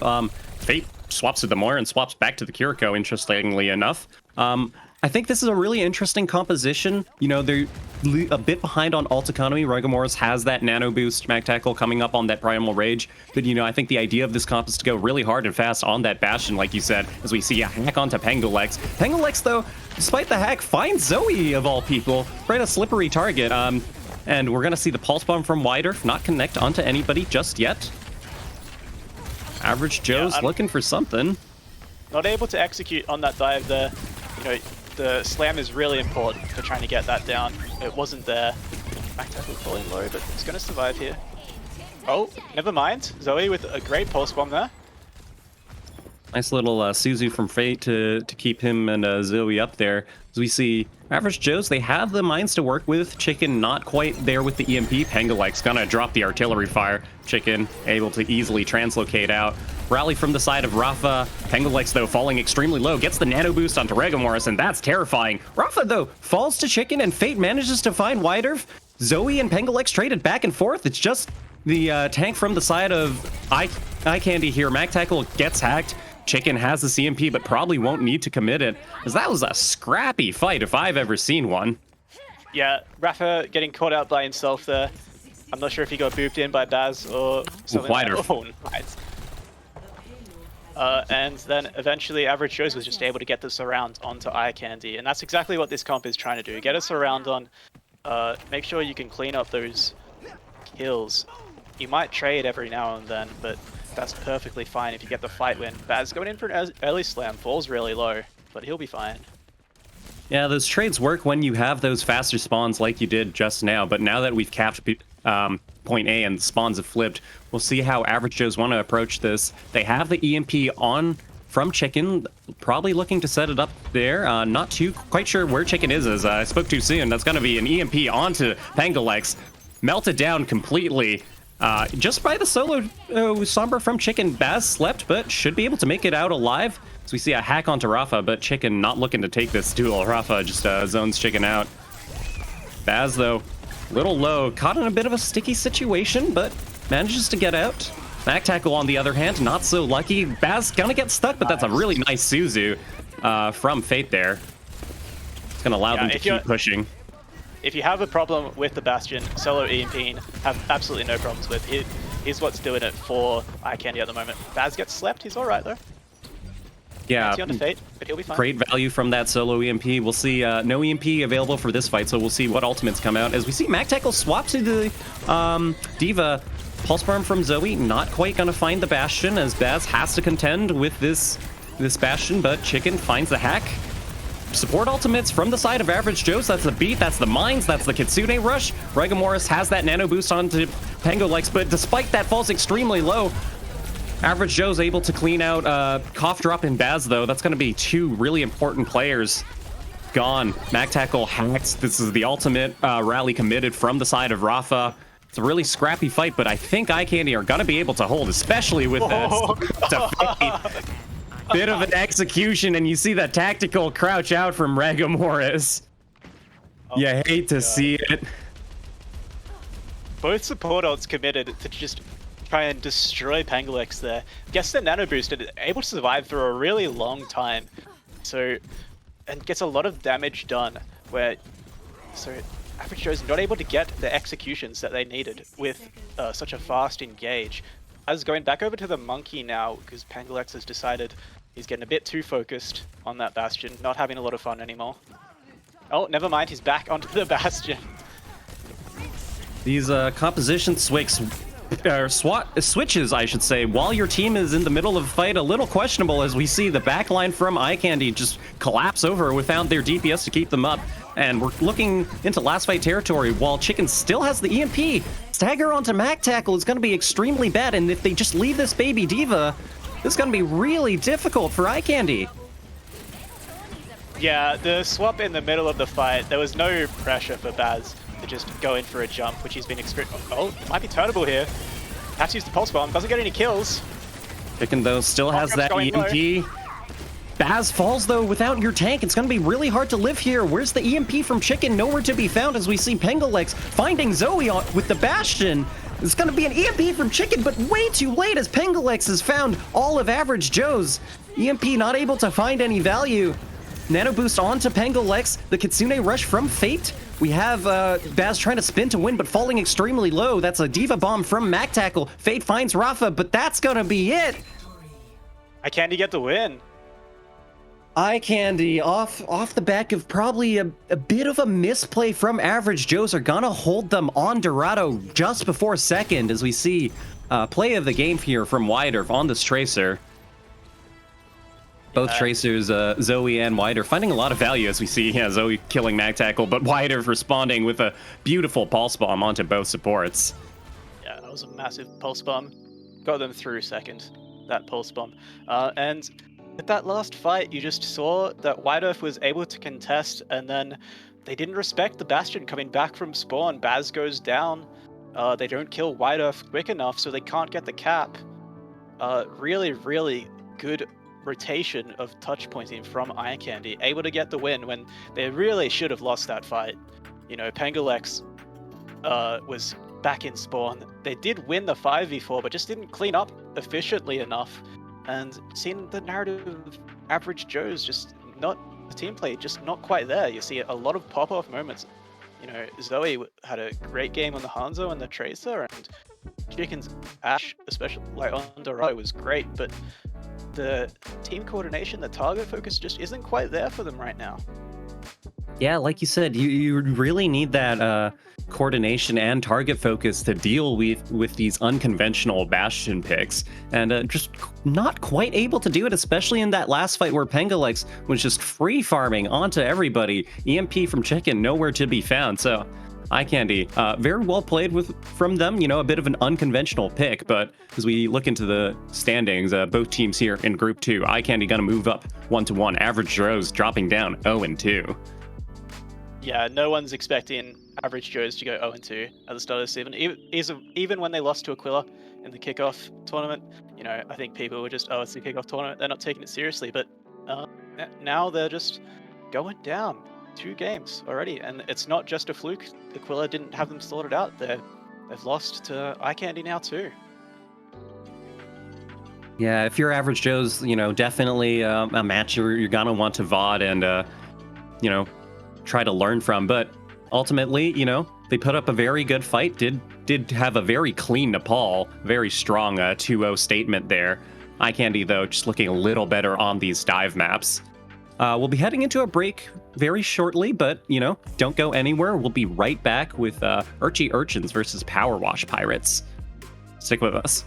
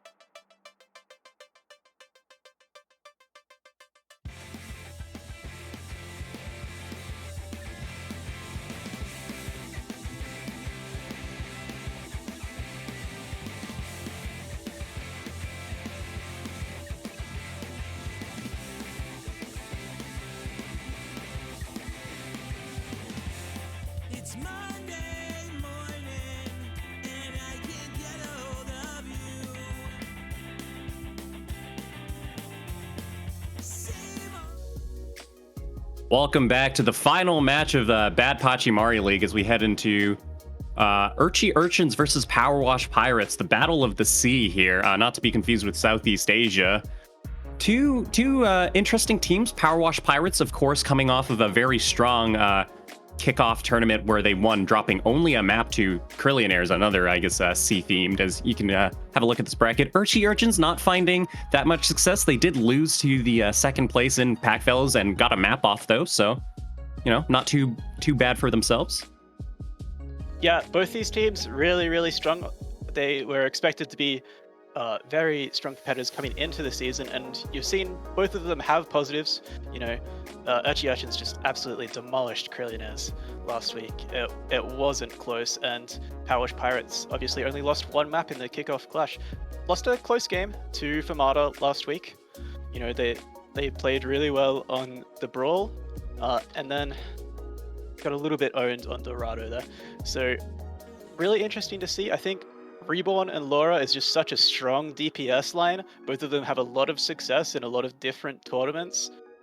Be on the lookout for them to, you know, just work together really well. And then Tyler's stinky. You know, we don't need to talk about Tyler. And on the side of Urchins, I think they have the best support line in B League. Even when Slimal and Aplum aren't playing their normal roles, they're just have so much experience together. Also have a lot of success in tournaments together. Domination coming off a second place last season in C League, looking to, you know, get up there in the higher ranks season in B League. Yeah, like absolutely. Looking at these rosters, you know, very strong, you know, top contenders for the B League here. Like you said, veterans on both sides, as we can see, you know, previous teams in, I believe, BPL Season 4, if I'm not mistaken. Possibly the Snowdown. Like you said, strong backline from Urchins. Powerwash Pirates obviously coming off of a really strong preseason. But if you look at the Twitch chat predictions, it's actually 61% in the favor of Urchins. Yeah, a lot of Urchin fans out there. You know, they've got not surprised, they've got a lot of representation, and Powerwash Pirates have Tyler, so everyone's going to hate Powerwash Pirates, obviously. I'm just kidding, Tyler, I love you. But everyone go ping Tyler, please, in BPL general. I neither condone nor endorse these actions, but I mean, I'm slight footnote to that statistic earlier. It is 3 people, so kind of Urchin super fans versus the 5 of Powerwash Pirates. Just the Urchin fans bet a little more, I believe. Is that how that works? Our first map here is gonna be Eichenwald. You know, a map with a lot of very oppressive high ground with that castle, of course, on second phase. What are you expecting to see from these teams, Willie? I think you could see Powerwash Pirates bring out the Farah. You could see Tyler in first map. He's played a lot of Farah in the kickoff clash, so I wouldn't be surprised for them to bring it out here. Urchins in their game against Pack Fellows brought out the Ramatra on Eichenwald. Just need to see if they do it again. I personally prefer Monkey on Eichenwald, but you can play Brawl Tanks onto that, especially on first point. Interesting to see what sides we'll pick here. Powerwash Pirates would probably prefer defense. That Farah on defense versus really strong. But we actually have Reborn and Laura in first. No Tyler. Reborn, not a stranger to Farah though. Could see that coming out. Powerwash Pirates are going to be on this defense end. They are going to roll out on that Ramatra comp. You know, like you said, very strong on first point. There's not much high ground to contend with, except for, you know, a potential Farah flying around the pillar, but looks like neither teams will be opting for that. Even on second point, you know, if you get good rotations onto the high ground through the left side stairs or through the castle, you can definitely make the Ramatra comps work. Or, you know, once you know, first point is done and dealt with, you know, you just swap over your comps. Urchins looking to respond with what looks like should be the same thing. I don't imagine you'll roll out on Zen Lucio, though. Yeah, as we see the swap back to the Baptiste. Yeah, Plum's not going to catch us out. We know he's not going to play the Zen there. Be a crazy pick. Domination, key difference here with the Mei.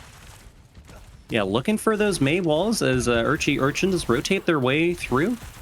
Powerwash Pirates given a lot of space, and that's going to be a May wall, but doesn't find anybody walled off just yet. Reborn in the backlines on this Tracer pick, able to find Cold Weather and avoid getting an Icicle to the dome from Domination. And just completely uncontested in the backline here. Rocket gonna pick up another 2. You love to see it from the support lines, you know, some supportal combat. Powerwash Pirates now gonna be heading into next fight with 80% on Annihilation. Yeah, Urchins just stood around waiting for something to happen and just gave Reborn heaps of time to poke around in the backline and Gambito to just walk on with the Annihilation. Look at the difference between Cypher and Gambito. He just has so much more Annihilation charge. He's going to pop it straight away. And Gambito with that Annihilation. Urchins, Aplom falling extremely low. Domination joins him and Cypher as well. Cold Weather is going to be the next to follow in. Seal CEO just resets off the map. Yeah, dominant fight. I'm not sure if Urchins were able to track that super fast Annihilation from Powerwash Pirates. There's really not much analysis there to happen. They just pressed Q, pressed W. Yeah, we're gonna see how Urchins choose to re-engage this. They have support ultimates. They have that, you know, Baptiste window, but we're gonna see a Baptiste window from the side of Powerwash Pirates actually, and it catches Domination out. Reborn gets the stick there onto doing big damage. Window in response from Urchins. Gambito fallen a little low, but they're just able to LOS and kite it. Urchins Nearly has this overclock here, and everyone's just stabilizing at the moment. Just cross-stream. Domination, though, has the Blizzard. We're going to see the overclock out, and you're going to break down that May wall. Kind of hard to find picks, especially when you're on the low ground, but the Ramatra falling extremely low. Cold Weather or Crystal here. She's got the Death Blossom TPing onto the high ground. Laura, though, not able to find anything, and that's going to be a nice Death Blossom from Crystal to clean up the rest of the Powerwash Pirates. Yeah, that was a really good May wall there from Domination. Just completely negated that overclock there from Laura. Not able to find any value, and then it was a bit of a zoning May ult, but it got the job done. It got them off of point and a lot of favorable space there for Urchins. Cold Weather able to get a free TP up, free Blossom. Expensive for Urchins, but it's worth it to cap that first point. Yeah, you know, the cap with a good amount of time bank, so you can't be too mad about that. Laura falling a little low. Should be able to live here, though, as the gates open. We'll see how Urchins want to approach this. Again, this high ground on this second point, really impressive, as you see Laura just standing up here, trying to build charge, trying to click heads. Annihilations available for both sides, as well as Baptiste windows coming up shortly after. Reborn has that Pulse Bomb on the flank, looking for a stick, but might not need it, as Aplom just falls instantly. The Pulse Bomb actually going to catch Cold Weather. Gambito, though, with the Annihilation, just running over the backline of Urchins. It's going to be another pick onto Cypher. Urchins got a fair bit of cart progress there, though they're about just under halfway through second point, but they just stood around for a long time. You know, just let Powerwash Pirates choose their engagement, didn't put any pressure. You know, their rotation's just too slow there, and easy Annihilation there. Well, I have to see the tempo be picked up here a little bit from Urchins, especially with this May Reaper. You need to be putting pressure on. You need to be just walking at that backline. Both rotations met, yeah, with both windows, like you said. Cypher has that Annihilation, pushes past the window, and is able to live. That's going to be Gambito and Cry down. See if Cypher's able to find any more, just running around. But it's actually going to be Crystal on this Reaper, cleaning up the kills. It's a pretty nice push there from Urchins. You know, I like the rotation. The decision to push past the window was a risky one, but it certainly paid off. Yeah, they used their cooldowns really, really well there. Cypher was able to use the Nemesis form first, and then when they started to lose that armor, went right into the Annihilation.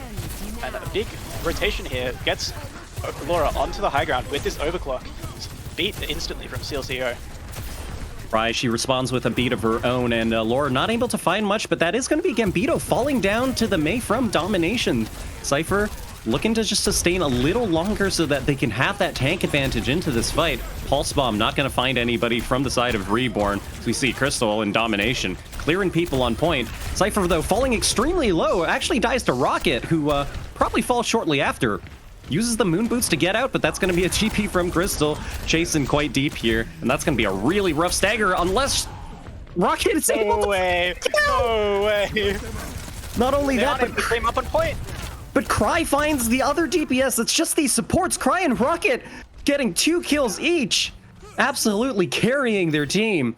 Great use of the Exo Boots from the side of Rocket, juking Crystal on the Reaper. She's got that Death Blossom, though. Gambito, on the other hand, has this Annihilation. We'll see how Urchins want to walk through and take this fight. Yeah, the communication breakdown there from Urchins. They needed to just go onto one target to secure that fight. It doesn't really matter if Rocket's in that backline, you know, or someone needs to go and help Crystal secure that kill. Going for a TP Crystal on the high ground. She doesn't commit the Death Blossom because Cypher, he just uses the Fists of Fury to absolutely pummel Rocket and Laura. It's going to be an Annihilation from Gambito, though. Absolutely burned down. A really good discipline from Crystal here, not to use the Death Blossom. It's going to be a very clean fight win from the side of Urchins as Cry just gets cleaned up by Domination here. Yeah, Urchins just press W, press shift on that Ramatra and able to go into the backline really, really fast. Powerwash Pirates were not expecting them to just completely bowl over them like that. Wasn't expecting the hard W, and Urchins able to cap second there after nearly fumbling it in the fight before. They have a lot of ultimates, but their time bank isn't too great. The May Wall weirdly dropped, but this Death Blossom from Crystal gonna find Lore, looking for more as we see the Annihilation from Cypher also committed. The beat in response from Cry, but I don't know if she's gonna be able to sustain her team. Lore swapping over to the Reaper as a desperation pick, but this has got to be Cypher just absolutely ciphering over Powerwash Pirates.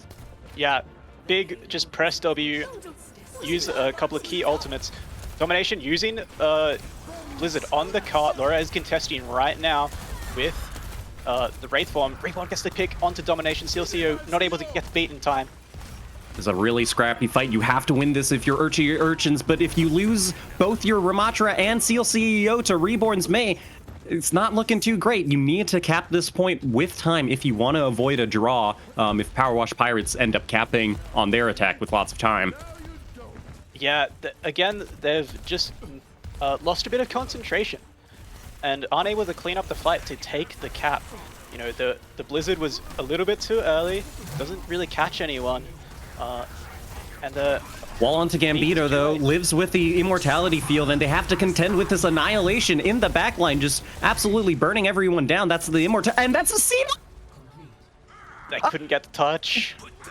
Coldweather was trying to get there, but just couldn't get there in time. So they aren't able to cap third. King Charles IX rears his ugly face once again. You hate to see it if you're Urchins, but you know, it was a pretty rough fight going in, admittedly. You know, Powerwash Pirates had that Annihilation from Gambito. Like you said, I think the ultimate usage from Urchins, once they started onto the last point here, a little rough. I think a little overcommitment with the Death Blossom and Annihilation in one fight, and then the Blizzard not able to find much value. Yeah, they take a really good fight and then they take a pretty poor fight. There's something going on with the planning or something here where they're just not doing it every time. Seal CEO is... Wait, sorry.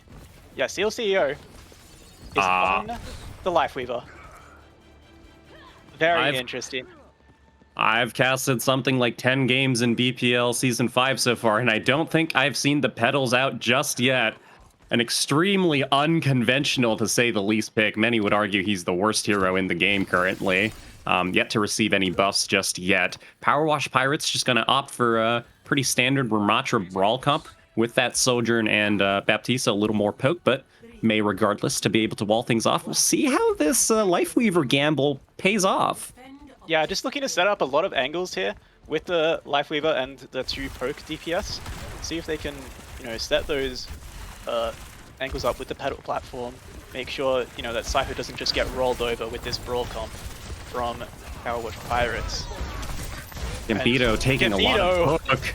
The Nemesis form forced out extremely early. Cypher responds with his own, though. We'll see. I really want to see how if a CL CEO can also be the CEO of the Flowers.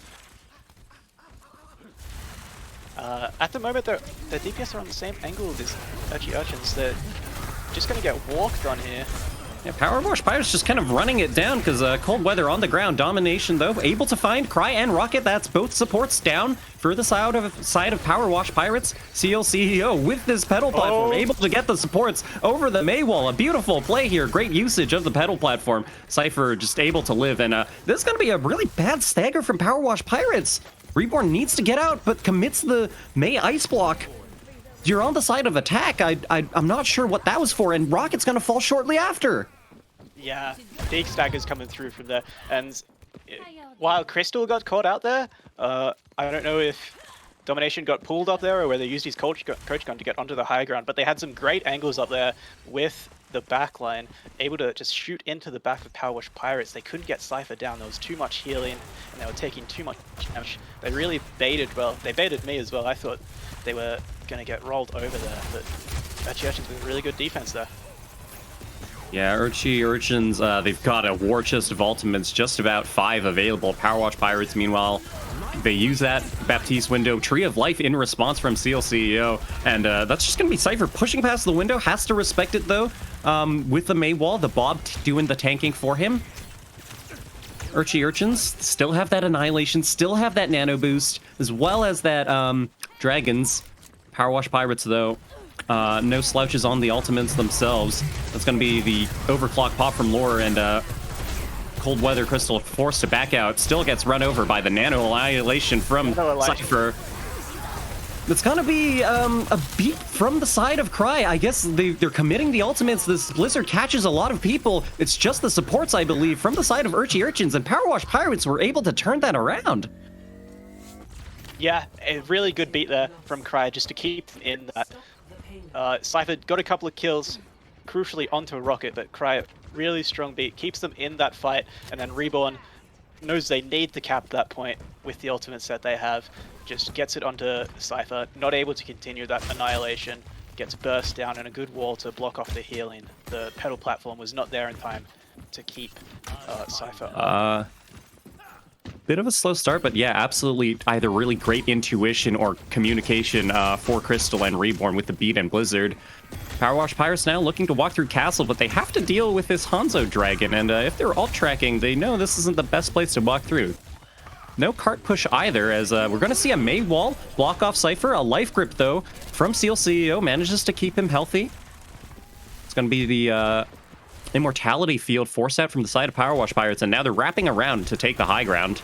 Beautiful anti-nade, though, onto Gambito and Cry. Gambito forced to pop the Nemesis, forced to pop the Annihilation, but unable to sustain through.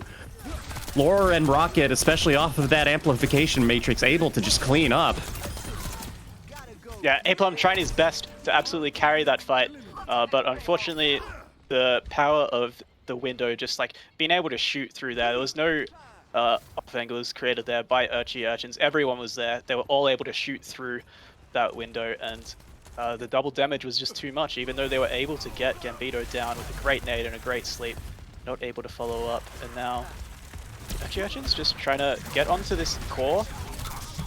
Cypher, though, forced to drop onto the high ground. Urchins probably dropping shortly after. We're going to see the Bob from Domination as Reborn caught in a bit of a rough situation there. No ice block to be found. Nano to be found from Aplum, though, as well as the Annihilation. We'll see if they commit it, especially, yeah, after Cry drops the beat. No Annihilation just yet, just pummeling. Slow doesn't find anybody just yet, but Gambito kind of left in the dust as the rest of his team backs off. See if we get any staggers onto these supports here. We're going in deep, and Crystal able to find Rocket. Yeah, Crystal getting flashbacks there, I'm sure, with the stagger coming through. But yeah, that was a really good fight from Urchins.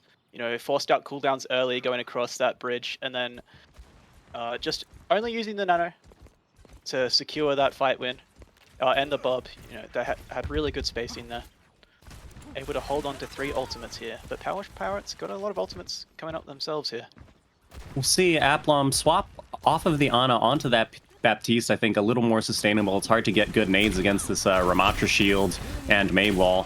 Powerwash Pirates opting once again to walk through Castle, take this high ground, It's going to be no overclock from Laura, but a bit of an awkward angle here. Seal CEO drops the beat regardless. This is going to be annihilations on both sides. Blizzard, Death Blossom, it's back and forth, but I think that's going to be Urchins coming out on top.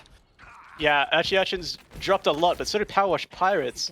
Look at that. Just everyone using their ultimates there. A really good Blizzard from Reborn, but unfortunately didn't catch Cold Weather, so able to get into that backline, did a lot of damage with the Death Blossom. And fortunately, Powerwash Pirates gone down in that fight after using everything they had. Yeah, the only ultimate available is Domination's Bob here, which is going to be really strong as we're ticking down the time, 20 seconds. Reborn swapped over to the Echo, try and find something with maybe a different angle with this high ground and flying. Powerwash Pirates once again opting to go through the castle. That's going to be a bop dropped from Domination as Gambito just gets caught out, but both Baptistes just traded out. Reborn, though, might be caught out by the Reaper here as, yeah, that's going to be Crystal finding Reborn lore, and we have a pause as Reborn disconnects. Little BM there from Aplum calling it a rage quit, but it did seem like he DC'd there, unfortunately. Yeah, once we get this reconnected in, I believe, we do have DC protection, so players are able to maintain their alt charge and positioning, but it's looking a little rough if you're Powerwash Pirates. I believe that they're down in numbers here. Yeah, I can't see them winning this fight. They've only got the one pick. Got a couple people back in spawn. And they're still low on ultimates coming into this fight. They only the Bob used there from Urchins, allowing them to, in quite a long fight, so allowing them to, get back up to those support ultimates.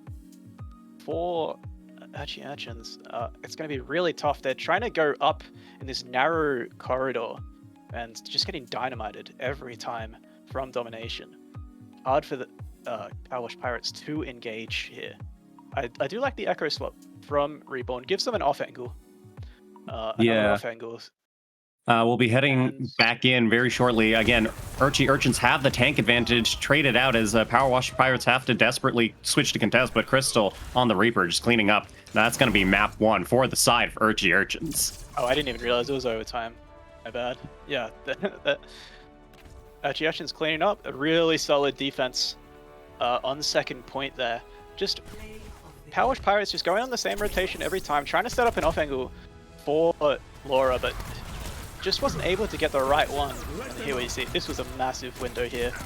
Able to turn the fight from Rocket. Yeah, Rocket on this Baptiste has found quite the frags. We had that funny moment where he managed to get Crystal, who was on the Reaper, chasing him. So, shout out to this Baptiste play of the game. Quite impactful from the side of Rocket. Unfortunately, not quite enough for the win, but even in this first to two format, we still have another map to go. We'll be heading into Nepal. Yeah, and Nepal will probably be going on to another Brawl sort of situation, and actually Urchins showing that they're the better team on Brawl so far with the Ramatra comps.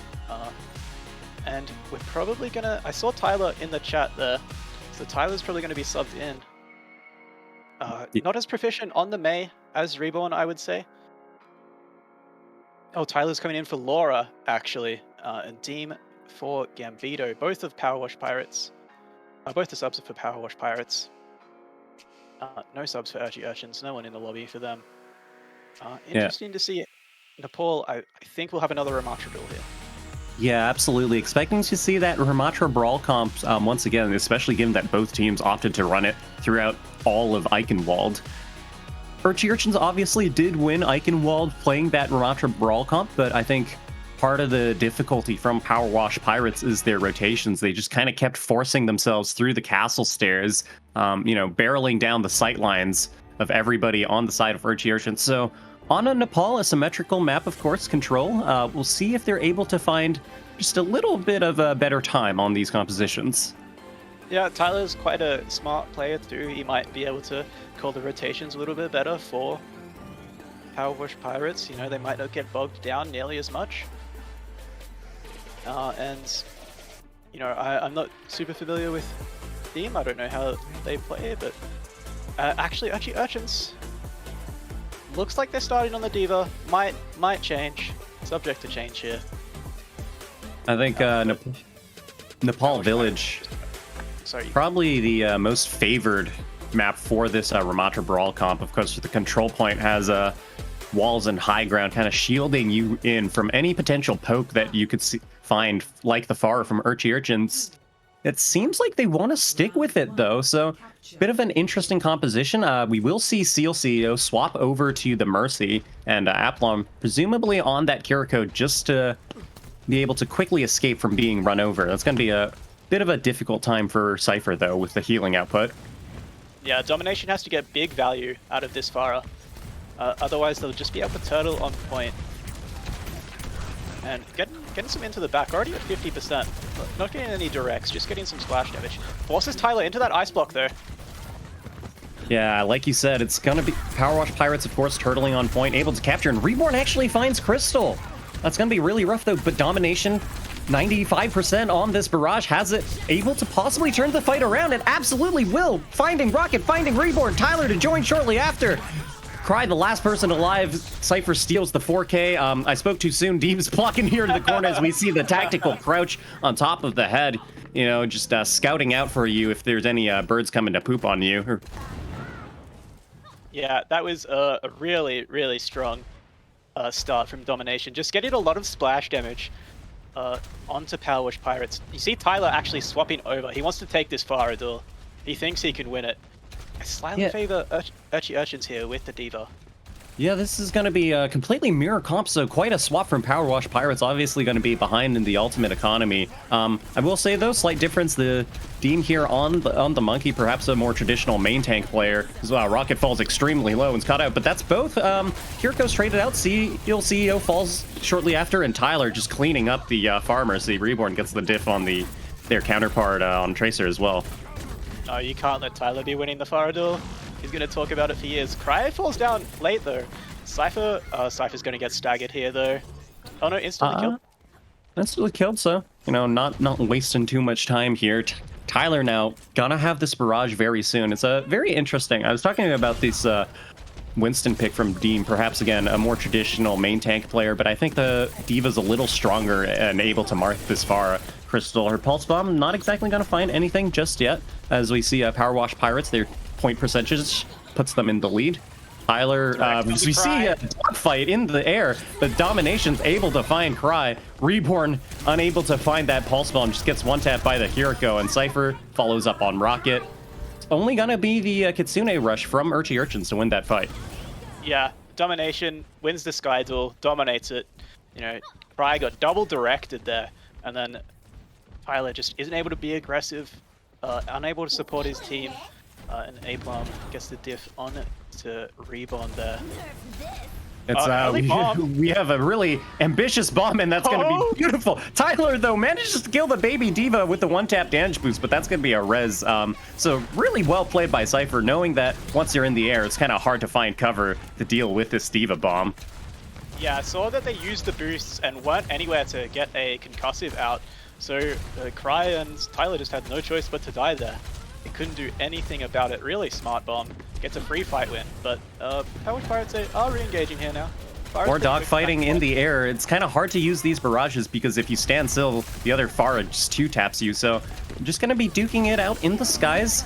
We're moving into last fight territory as Tyler finally pops the barrage, but of course going to be taken down. The Resurrect not able to come through. Seal CEO also pops the Valkyrie. And this should be a pretty clean fight for Urchy Urchins. I don't think Powerwash Pirates are even going to be able to get a consolation flip. No, Dean pops the Primal, trying to last as long as they can here, but yeah, it goes down. Nothing that Powerwash Pirates can do about this. Cry tries to get the touch, but fails. But yeah, just like you said, Tyler pops the barrage first, and then the Pharmacy goes down. Domination gets a better barrage. Yeah, it's really hard to use these barrages, especially in the mirrors, because, you know, Farah barrage notoriously I die ultimate, but especially even worse if you're going against an enemy Farah.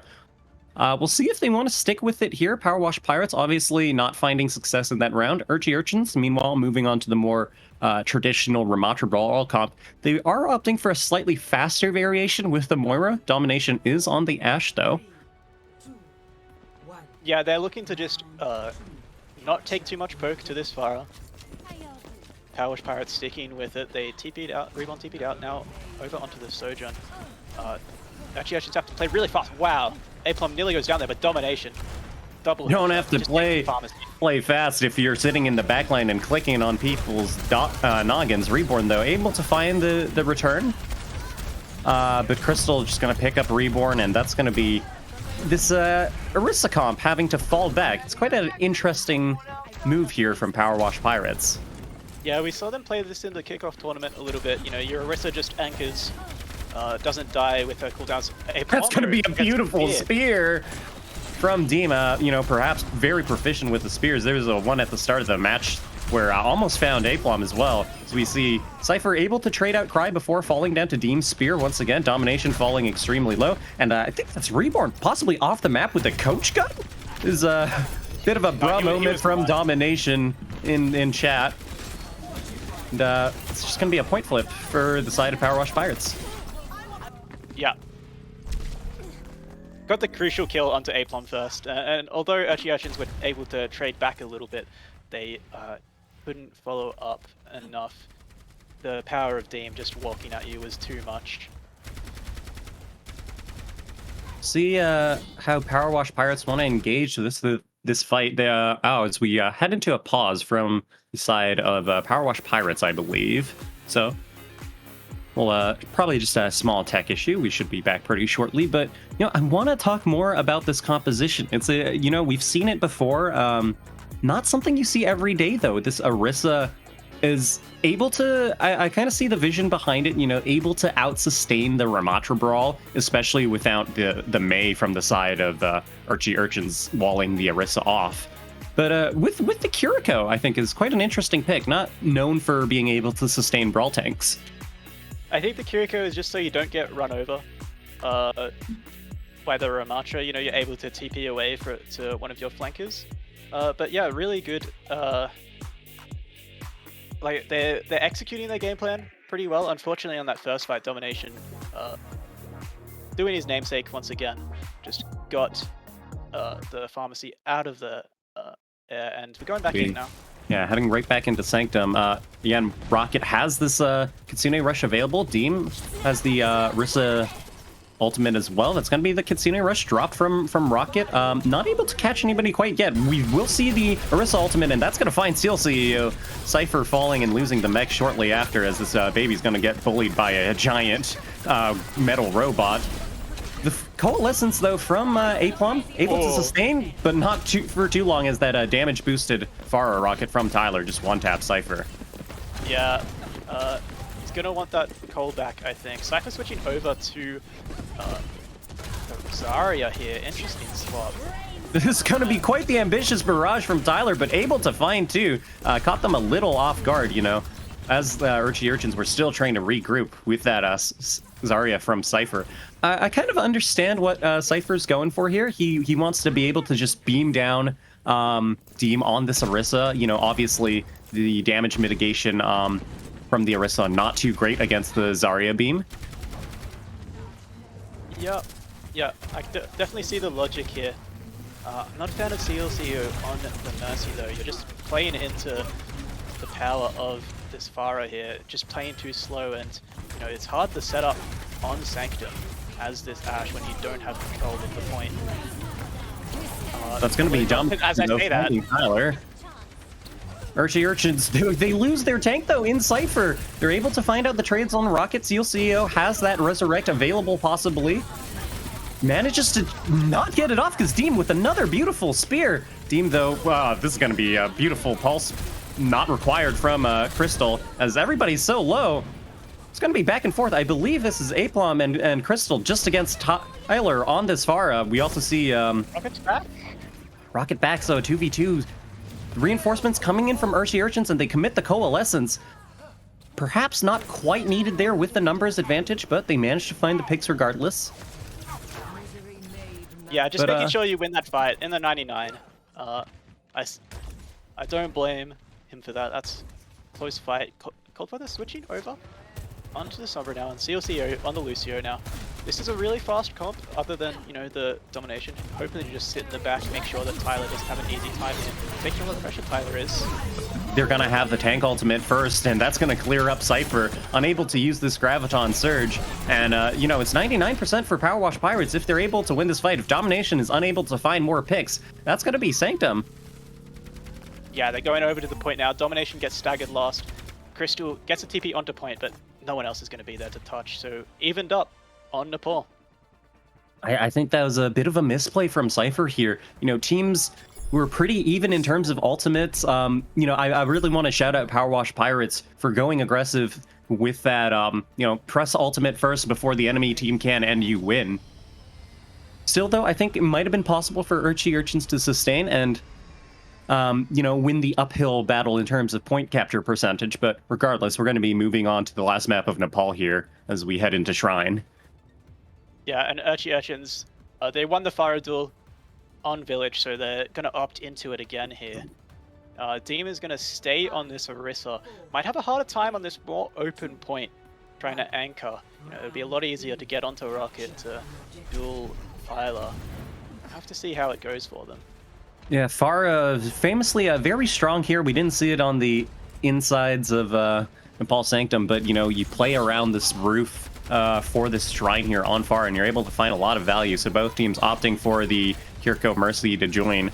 Cypher, though, possibly off the map. Might have gotten booped by Tyler. Not quite too sure what happens there. Domination falls shortly after, and that should be a pretty quick reset for Urchins. Yeah, I think Cypher just went a little bit too aggressive there, even if he doesn't fall off the map. I think, you know, he didn't fly back to his team. He was going for an execution onto Rocket, but, you know, Rocket's able to survive that TP away and then Cry can come help. Crystal swapping over onto the Sombra now. You know, it looks like Urchins are just trying to go pretty fast, and Domination has swapped over onto the Echo as well. Yeah, 2 picks really strong for the Farah, you know, able to hack her out and shoot her out a little more easily as opposed to hitting 2 taps. Not able to find anything just yet, though. Cypher does find Reborn at Aplom falling extremely low and dying to Deem. So a bit of a trade back and forth is still going to be the capture progress ticking up for the side of Powerwash Pirates. That was a spear mid-air onto Domination. That's crazy. Deem has just been hitting these spears, and because Aplom is down, Cypher can't get the heals that they need. Deem just kind of dominating on this Orisa. I shouldn't have doubted. Look at that, just hitting every spear. Yeah, the mechanical Warlord, probably an Olympic gold medalist in the Javelin from Deem, putting on a masterclass on Orisa. Aplom needs to be able to live through and, you know, heal Cypher. Cold Weather, Crystal is coming up on this EMP. We'll see how Powerwash Pirates respond. They do have that Terra Surge and another beautiful spear, as well as the Kitsune Rush to work with. Yeah. As I say that, Kitsune Rush instantly out.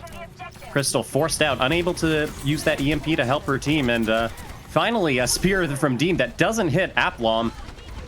Crystal now going in, looking for the EMP. Finds Rocket and is going to be instantly deleted. Deem hack, but should be able to sustain now. Reborn with an EMP of his own. We'll see how if they decide to commit it. Urchins are up in numbers, though. Oh, that's a big res. Yeah, that's an incredibly big res onto the side of Rocket. We're going to see the Kitsune Rush EMP and Terra Surge committed out. The spear, once again, not quite finding the backline. Aplom falling extremely low. It's so messy. Both support lines, I believe, are down. Tyler unable to use this barrage, and that's going to be Urchins finally capturing this point. Yeah, really messy fight there. Eventually, Urchins just had the ult advantage on there, used them really, really well. The later ults from Powerwash Pirates, unfortunately, weren't able to sustain it from them. They were always at least one player down in that fight, even after respawns. So Urchins played it pretty smart too. Didn't overcommit onto a target. Didn't lose their core. See a bit more dogfighting in the air as Cypher and Tyler, the only people with ultimates. Aplom, though, falls to Deem. We see Tyler traded out by Domination, though. This is potentially a winnable fight, especially if Domination finds Rocket as well. Hacked and falling extremely low, but manages to live and find Cry. That's going to be a nice little 3K for Domination. Can he make it 4 with this monkey? Cold Weather gonna be finding the final blow, but really well played from Urchy Urchins. Yeah, Domination wins the Sky Battle and is able to come in, secure that fight for them. Get big kills with the stickies, able to follow up on his own damage. Tyler now going off of the Pharah, not winning those duels, just getting harassed by Domination, so needs to make the swap here. And Urchy Urchins have that EMP. Powerwash Pirates are only close. Are still EMPs. Unable to find Rocket, who's able to TP out. Meanwhile, on this... Ooh, Seal CEO does fall to Reborn, though. That's got to be really rough. Both Mercies traded out. Aplom able to find Cry.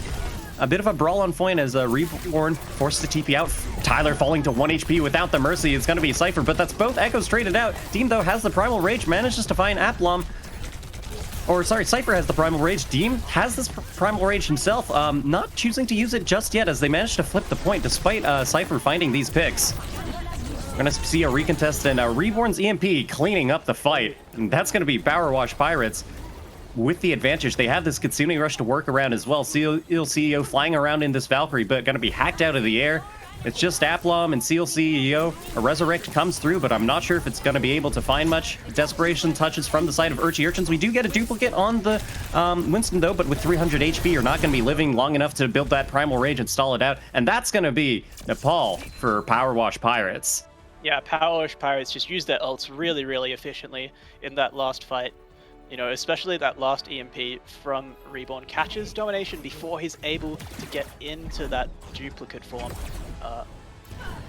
And just really, really solid play. Aplom getting caught out a couple of times in that end fight. You know, had to TP away, wasn't able to keep his other support in the fight. So yeah, really well played there. Really close map from, and going into our final map here, which is Watchpoint Gibraltar.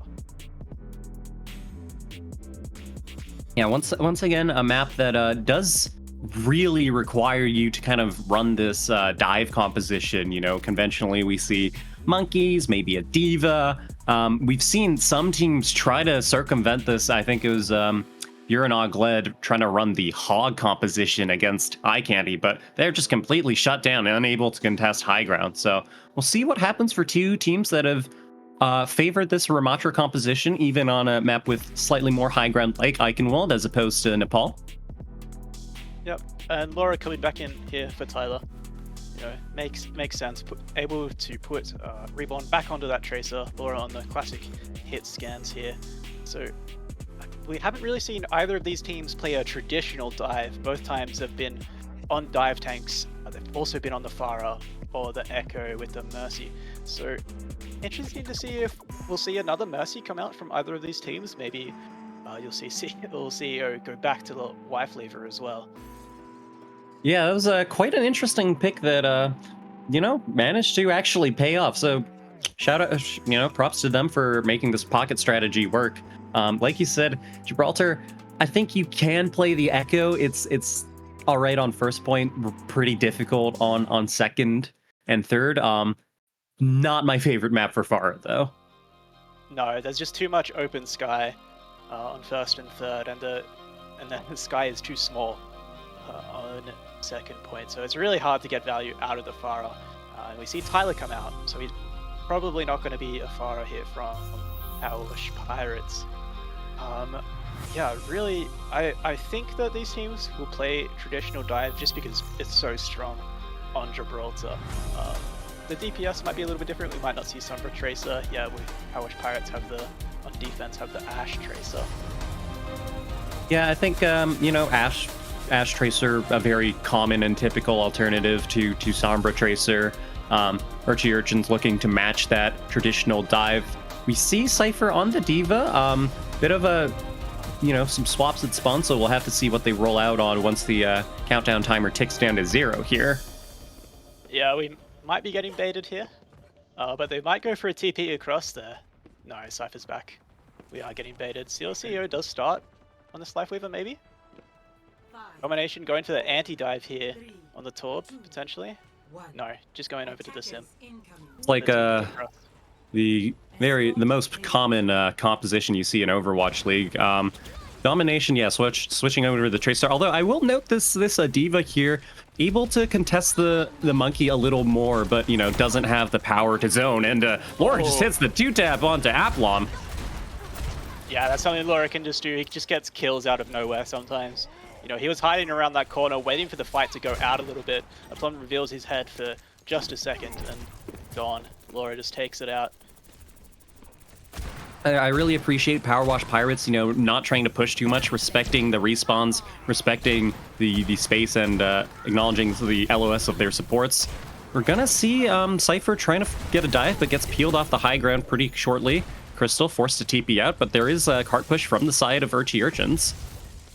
Team in the backline, kind of contesting these supports, but without anybody to help them. They're just going to be able to walk up, especially with Cypher there, defense matrix. Domination, though, gets the Tracer diff. Able to keep pushing the cart. 2v1. It's a little rough, you know.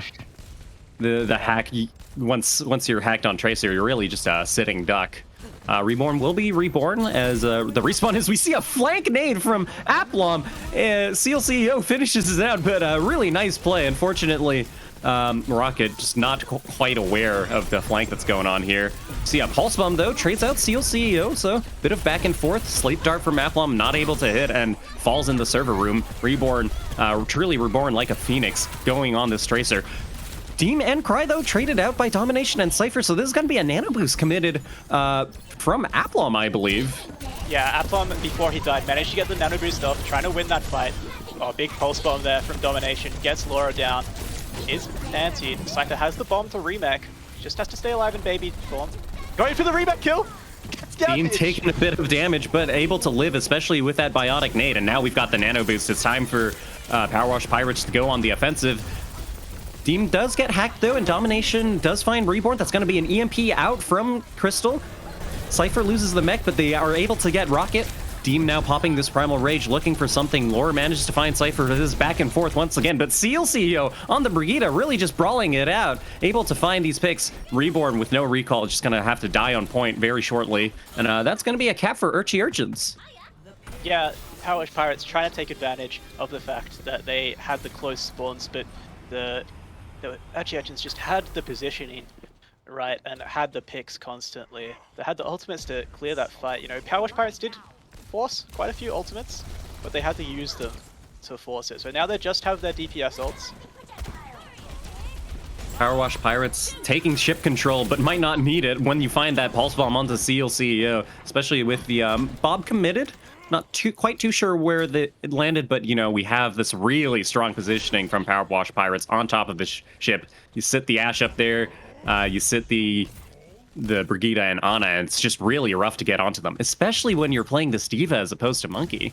Yeah, 3 whip shots. Oh, Domination? Yeah, owned.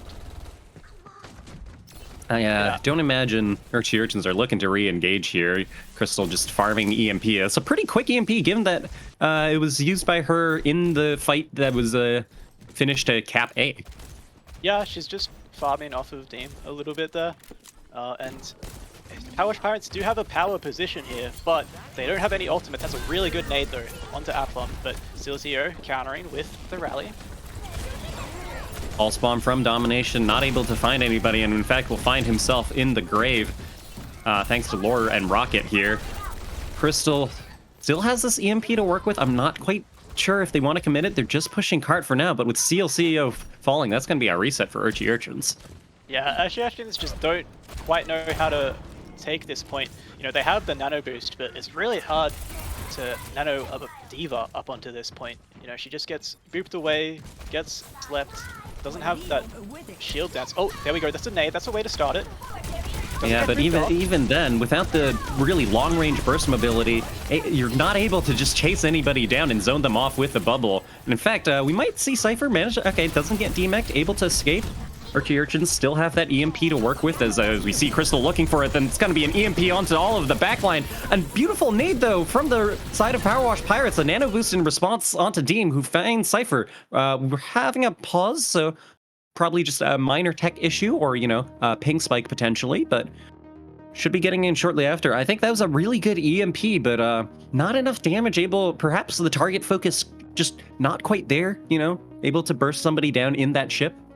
Yeah, you see why a lot of teams are playing Winston. It's a lot easier to get that splash damage, the cleave damage with the Winston, able to, follow up a lot easier, able to negate the nades and the sleeps with the bubble a lot easier. So they weren't able to get the follow-up there, unfortunately. I thought the nano boost earlier to get them off the high ground, it didn't get any kills, but it forced Powerwash Pirates off the high ground. They were able to sustain. And Yeah, we see how this. but he's back in. Yeah, we'll see how this D.Va plays out as we head back in here. Powerwash Pirates, Cry, they're respecting the anti-nade, backing off, and that's going to be a cleanup onto the back line of Urchy Urchins. Laura finds a headshot onto Crystal as well. Quite a healthy ult economy for Powerwash Pirates. You've got that Bob, no support ultimates, but Primal Rage and Pulse Bomb, some potential ultimates to find picks if you're, mechanically gifted. Urchy Urchins not working with much, both in the time bank and ultimate department. Yeah, they used everything to try and win that fight there. Initially, the nano boost to clear them off the high ground, and it was a solid plan. It just wasn't executed. Unfortunately, Reborn looking for this pulse bomb on the low ground here. Team dominated though, just absolutely bursted down.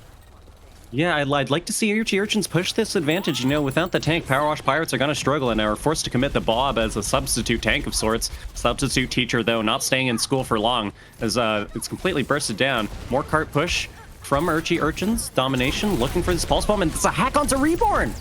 That's a really good hack and execution. Domination really low, though, and Anti, that's a good sleep from Eplov. He gets woken up instantly.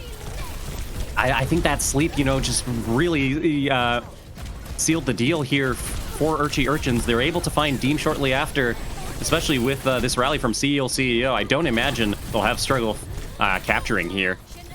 Yeah, that was a really, really good sleep into the rally.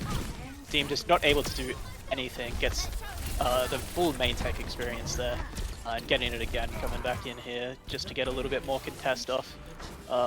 Cap, with 2 seconds left, onto second. Urchy Urchins, it was looking a bit dangerous, but a pick on Deem overextending lets them just get positioning and then able to only use one ultimate to win that fight.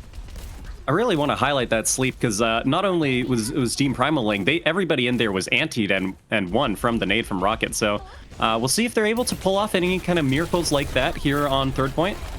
Domination falling extremely low though. Crystal has this EMP, hacks the Mega. They're going to look for this engage. They have to go pretty quick as we only have 55 seconds left in the time bank. Nano boost available for both sides, but that's going to be 3 ultimates, I believe, from Urchy Urchins. It's going to get rid of everybody on the team. Just Reborn sticking around, contesting card a little bit. Not sure I like the ultimate economy here. That's going to be the EMP, Nano Boost, and D.Va Bomb from the side of Urchy Urchins, and Powerwash Pirates have support ults to respond with. Yeah, going for an Overwatch 1 strat with the EMP bomb, you saw it's much harder to execute in this game.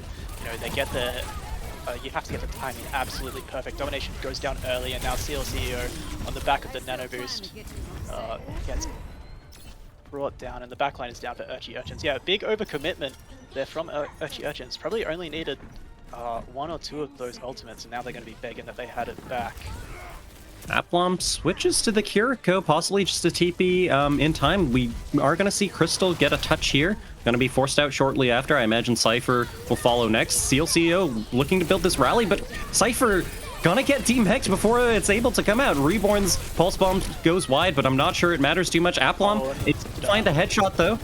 Lore on this high ground uncontested, building up to this overclock, but it doesn't matter because Urchy Urchins are somehow finding the pick. Cypher gets a remake kill onto Rocket.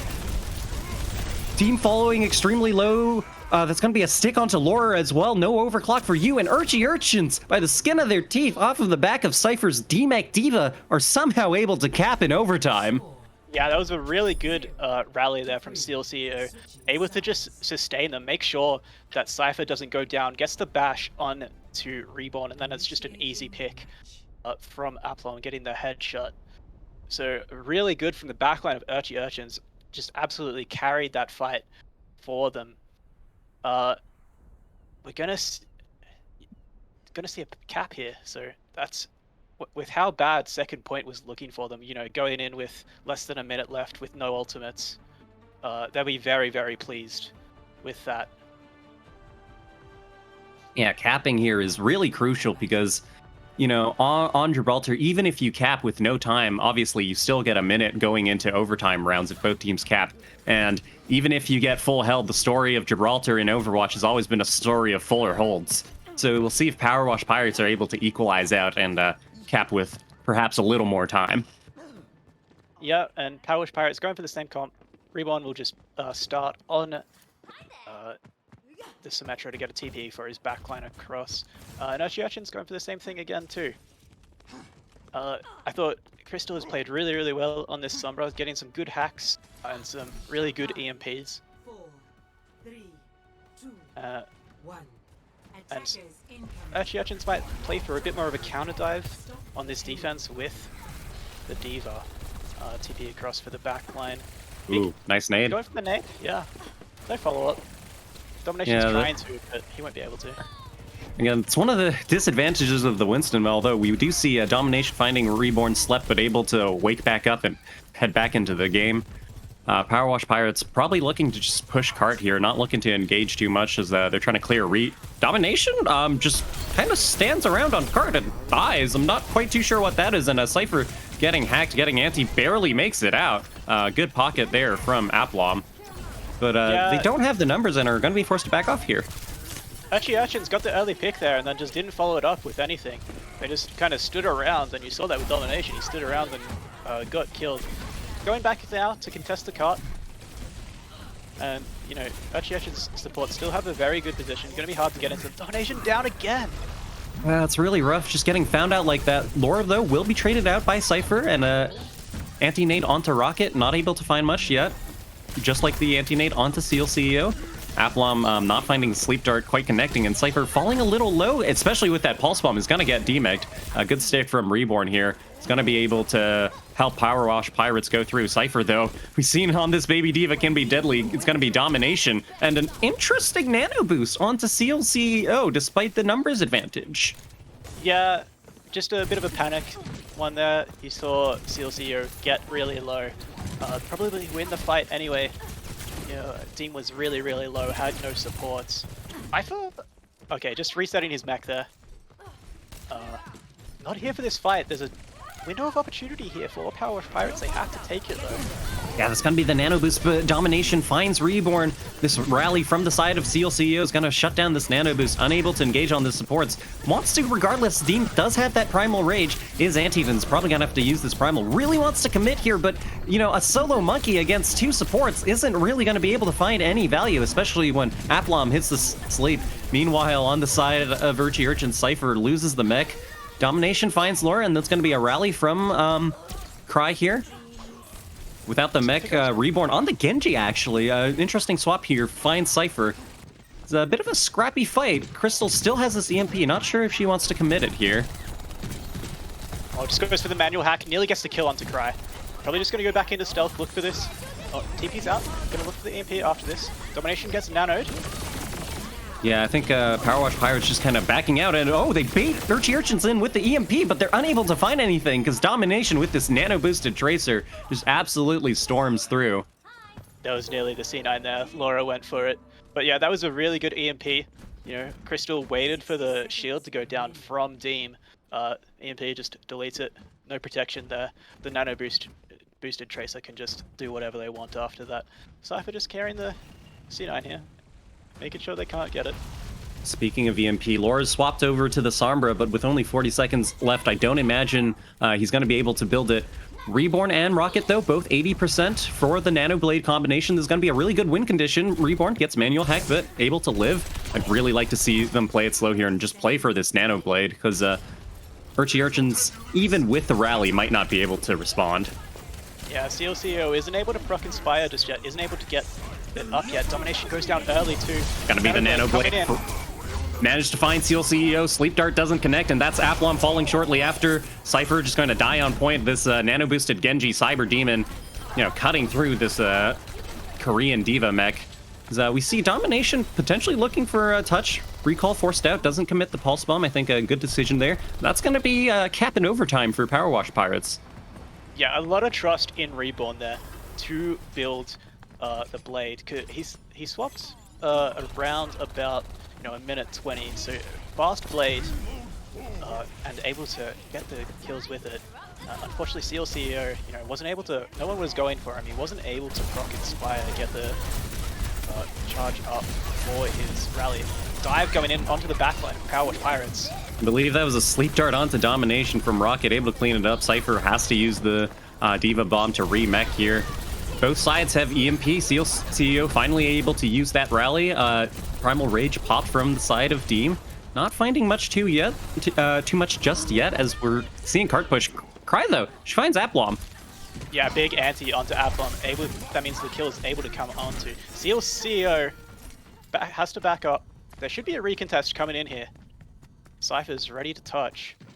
Yeah, they really just need to stall for this EMP from Crystal, but Lore's got an EMP of their own. Looking for the EMP, and it's gonna hit both Lore and Reborn.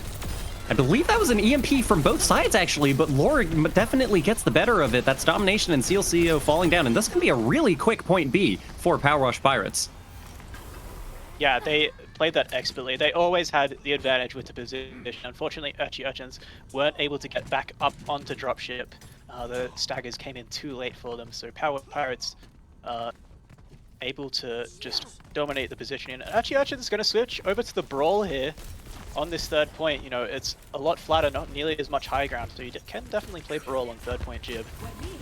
Yeah, not anybody too able to take advantage of the high ground from the side of Powerwash Pirates. They do have that nano boost to take advantage of, but it's just going to be Crystal on the Reaper, cleaning everybody up. It's going to be a quick little 3K, as Laura, though, does manage to sneak the card away. Yeah, that's quite a bit of progress for a lost fight there, so you'd be pretty happy with that. Rocket's going to switch over to the Kiriko. Actually, they're going for a comp swap over onto the Farah, trying to clear it out here. Urchins just want to rush into that back. I mean, Urchins, especially with the Moira instead of the Baptiste, you don't have anybody to contest this Farah. So if Reborn, if he's able to land his shots, especially on this Reaper with no Wraith form, it's going to be a really, shooting fish in a barrel experience for Reborn. Already 65% with that Mercy damage boost on the ultimate, ticking up to 75. If Urchins don't find somebody to rush down, as we see both supports traded out, Reborn's just going to free farm from the sky. Yeah, Aplom did a really good job keeping Crystal up there, but unfortunately, in the process, took a lot of damage, and then Reborn able to secure that fight.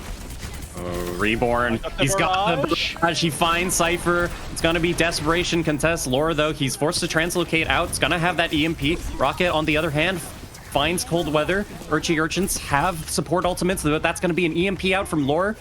Reborn falls to Domination. Laura extremely low on 1 HP. Dean just trying to stall out this point here, as we see the punches coming out from Cypher, trying to build up that Annihilation, and commits it. This has to be a quick reset from the side of Powerwash Pirates. They've only got 30 seconds, not even counting, left on the clock. Yeah, Domination absolutely carried that fight there. Came out there with the Mei ult, able to make sure that they can't cap, zones everyone off it, and then gets a crucial pick onto Reborn with the right click. Really, really important stuff. Crystal. Domination gets caught out. Getting poked out, but able to live. Still has that Death Blossom, the only ultimate available other than the Valkyrie from Cry. We'll see how she uses it, as well as how we see this Death Blossom. Laura forced to translocate out, though. He was on point, looking for the touch, but that's just Rocket falling into a fistful of shotgun lead in the face. It's gonna be the Death Blossom out from Crystal, and that's gonna pick up Reborn and Deem. Urchins able to stop Powerwash Pirates from capping out Gibraltar, and that's gonna be the match for Urchins. Yeah, Rocket just gets caught out there. I don't know if he didn't have TP or what was going on there. Just didn't use any cooldowns to survive the attack from Crystal, and they just didn't have any sustain to go through with that. Yeah, perhaps a TP out of spawn just to get there back in time, as we see Laura. He's clicking heads, finds Seal CEO, finds Crystal next. I think he even gets the one tap, onto Domination. Yeah, sometimes Laura can just absolutely dominate a fight. He's very proficient with his hit scans, but yeah, I think that was super winnable there for Powerwash Pirates too. They don't have anyone to deal with the Farah. And that's really, really unfortunate. They won the kickoff tournament, and then they've taken 2 Ls here in the regular season. Yeah, I think, you know, Powerwash Pirates, though, absolutely no slouches. This was an extremely close match. You know, Nepal went 2-1, and just here, Powerwash Pirates were just ever so slightly short of capping on Gibraltar with the same time bank. You know, one slight difference here, one fight one for one side, and we could have a very different match line. Well, we have an interview with the winners here, though, Urchy Urchins, pretty shortly. As we welcome Aplom and Cypher Domination coming in as well. Congrats on the win, y'all. Thank you. Thank you. How are you feeling? You know, Powerwash Pirates, obviously, it was a close match, and Powerwash Pirates, like we said, won the kickoff tournament, only dropping a map. And it feels pretty good having a filled off of my tank roll with DPS. So it was pretty good. Yeah, I was gonna say, got that C League roll star on the DPS. Coming up to B League, wanted to play tank, but how are you feeling having to fill in for the DPS this game? Back at DPS shell, I was kind of like not feeling it, but after this game, it's pretty good. I don't mind going back to DPS shell now, maybe for the rest of the season. We'll see. I think you did pretty good on DPS. If this is the rest of the season, oh lord. Yeah, definitely. DF's Reborn a couple of times, who's, you know, very experienced Tracer player. Yeah, they got me a couple times too. It was good. I had a fun with one. It was a very close match, obviously. Good performances from both sides. I want to talk about Nepal a little bit here. What do you think went wrong? I think we did a little too much trolling on Nepal. Yeah, I think second point we cooked a little too hard and got caught on a really bad comp. And then third point, I think we made the right adjustments, or the best ones we could. It's just the Pharmacy with the Orisa, it's really fun to play against, and so it took a really long time to cap back. I think if we get it back at like 70, we have a better chance of winning it. Yeah. We also just realized our win condition when it was a bit too late, I think, against that comp. By just swapping to the Winston dive. I don't know. I gotta Live and ask. we learn, I guess. I gotta ask. Steel CEO on the Lifeweaver. Is that a set plan you guys have, or is he just picking it at random times? It's a plan. He certainly has a consistent urge to play Lifeweaver. Yeah, he has a consistent urge to play Lifeweaver, and we just scrim with it and make it work. It's both, really. Honestly, as a pocket pick, I thought he played it pretty well. I mean, it worked. Y'all won Eichenwald. Yep. I think we definitely would have lost first quicker without the Lifeweaver.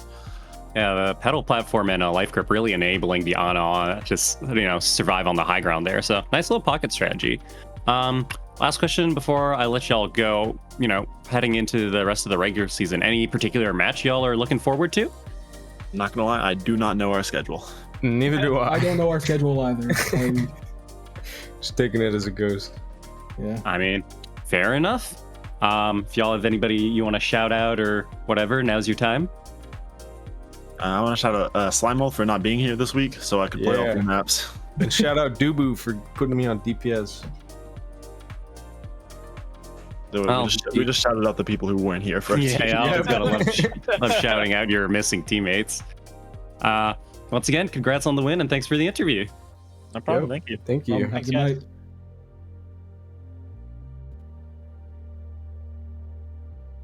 That was a great game there. Really close from two, I think, top teams. Powerwash Pirates, unfortunately, haven't gotten a win yet. But I think looking into the rest of the regular season, there's a lot of positives to look here for them. Absolutely. You know, strong start in the preseason, not as great in the regular season, as we have Solomon, our producer, joining us here. I keep forgetting what my profile picture is and how silly it looks. Hi, I'm here. Jump scare. That's day 1 of week 2 complete. Thank you two for taking us through the last matches. We've had quite a banger schedule, honestly. Today's had some really fun games.